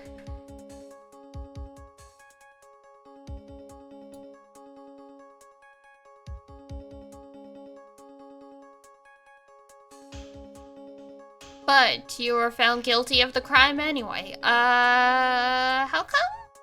Question marks?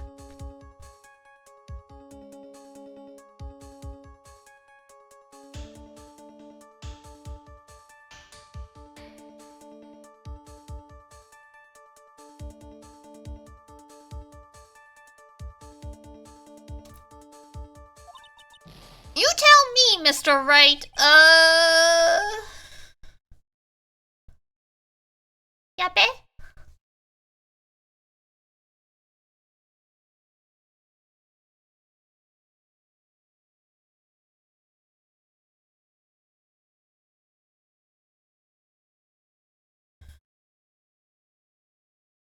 I guess the answer to my question is my phony.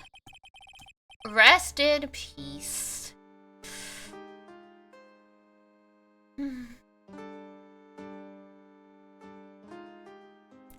Anyway, she saw the killer. Better see if I can get a description of the guy. Guilty verdict. So if you saw the murderer, why were you convicted? Because no one else saw. Wild. So saw what? The other man. The one who put poison in the victim's coffee cup. Everyone testified that way. Mr. Armstrong, the customer, everyone.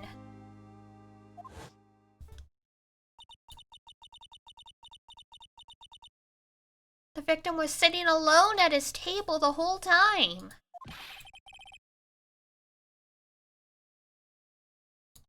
RIP.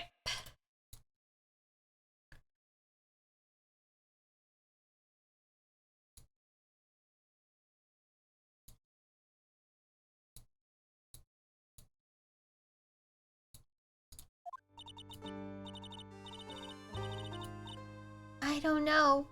But nobody, not one person would believe me, sir.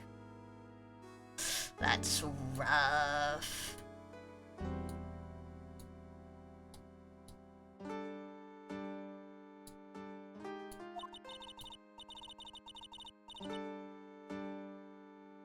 Even Phoenix Wright, my one and only hope, lost me a field trial. My bad. I am so sorry, girl. What a pathetic defense. My granny could have done a better job. I'm sorry. I'm sorry, you know. Yeah. My bad. My bad.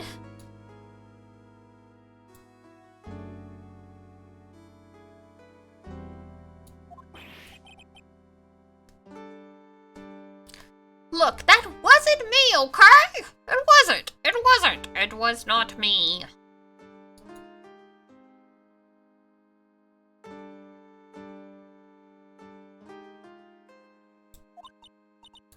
And then?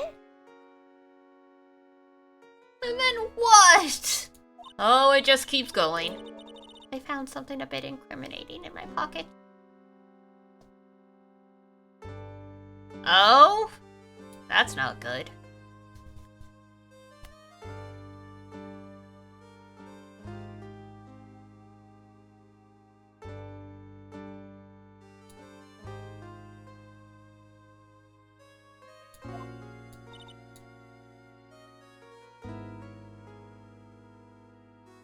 Oh. Wait, hold on. Really? A small bottle of poison was in your pocket? Oh, girl. Poison? It was in your pocket? Well, I passed out when the victim collapsed, so they must have slipped it in my pocket then, you know?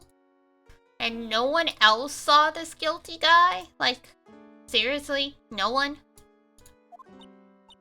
No, sir. That's what everyone, said, but I don't see how they could have missed him.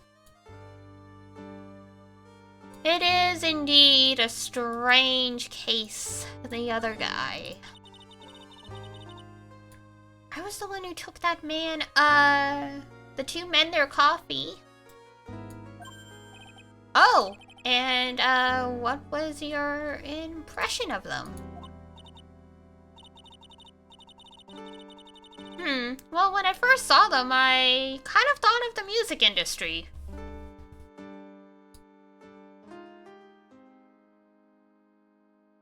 Really now.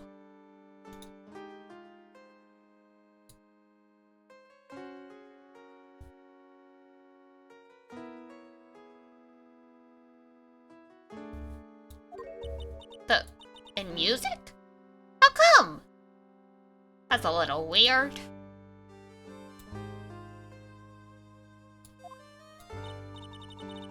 Well, one of them had a earpiece and some sort of emo look to them. Not the emos. Not the emos!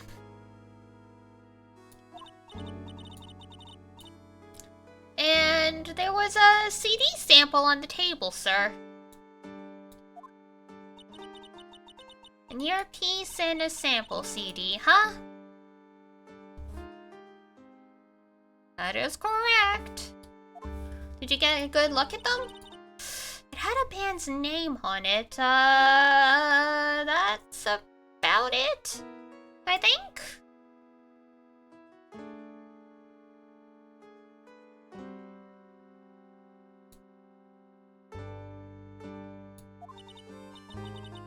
I think it was MC something? They must have been preparing for their debut, I bet. Guess it was a teen boy band, My Chemical Romance! Oh, man. How far they've fallen. So it was a band's name. Maybe a promo disc? Maybe it was MC Screwdriver instead of MC Hammer. Get serious, Maya. Would you buy the CD of a group named that? I mean, maybe.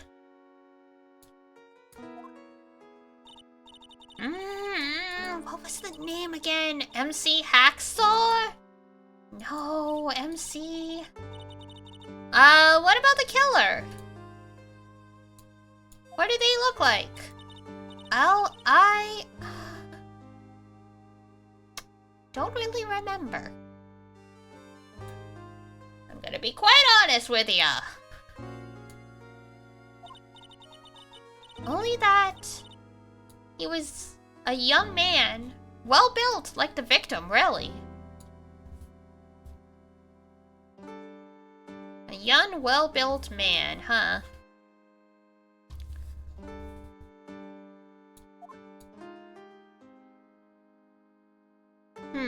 Alright, well, thank you, Maggie.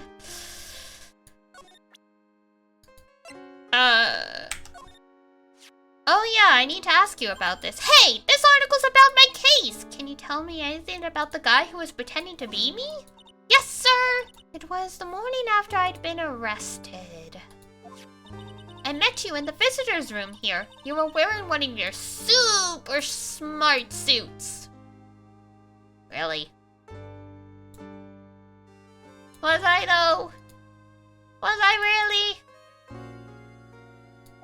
Me? Yes, you, Mr. Wright. Oh, boy. Hey, Maggie. Was my double Ayam here, too? Oh, God.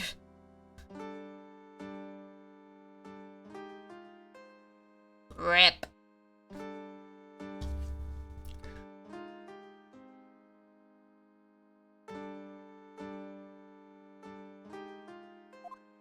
No, I don't remember phoning you, Maya. Oh, that would have been so cool.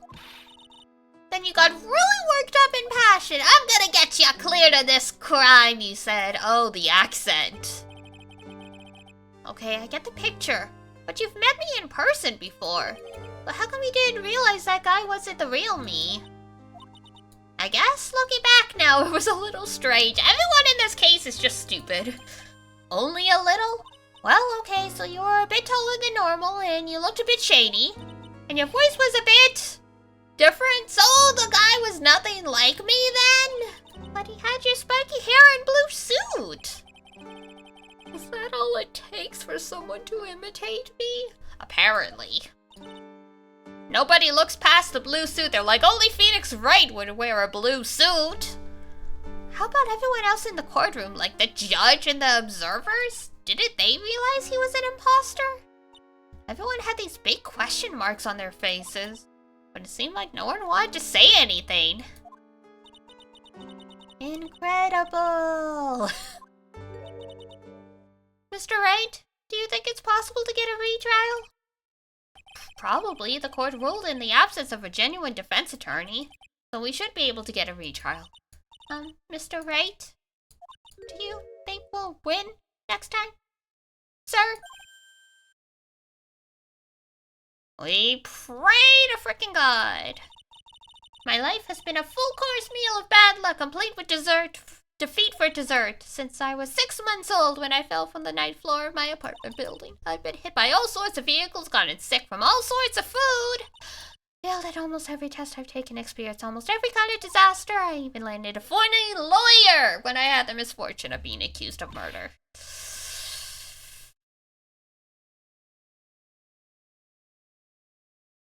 Well, but I will survive because Becky Bird always lives to fight another day.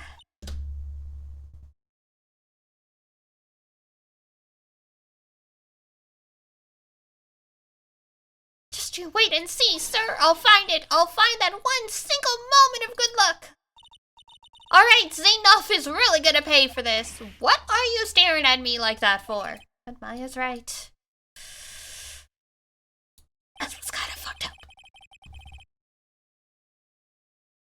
Whoever it is that thought it was a good idea to use my name and get an innocent girl convicted of murder had better watch the fuck out. Well, we'll find him, don't you worry. We'll get Zane off for you. Oh, thank you. Oh, I'll tell you where THAE is then. Right, the restaurant. Yes, sir. When you go, please tell Mr. Armstrong I said hi. Sure, alright, let's go. Alright. It's about 4:30.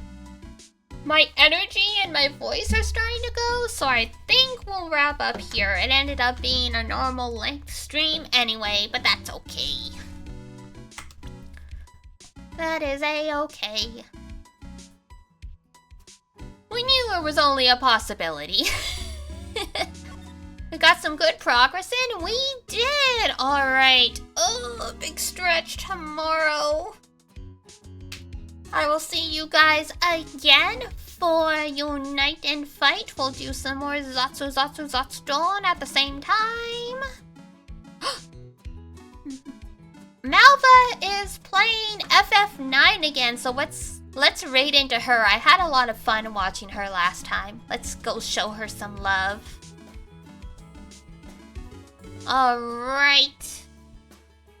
So I will see you guys tomorrow at 7 p.m. EST for the Zatsu. Otherwise, that's it for me. So if it's daytime where you guys are, have a wonderful rest of your day. If it's nighttime, have a great rest when you head on up to bed. And until next time I see ya, take care of yourself. Wash your face, brush your teeth, eat good food, and I will see you next time. Bye-bye!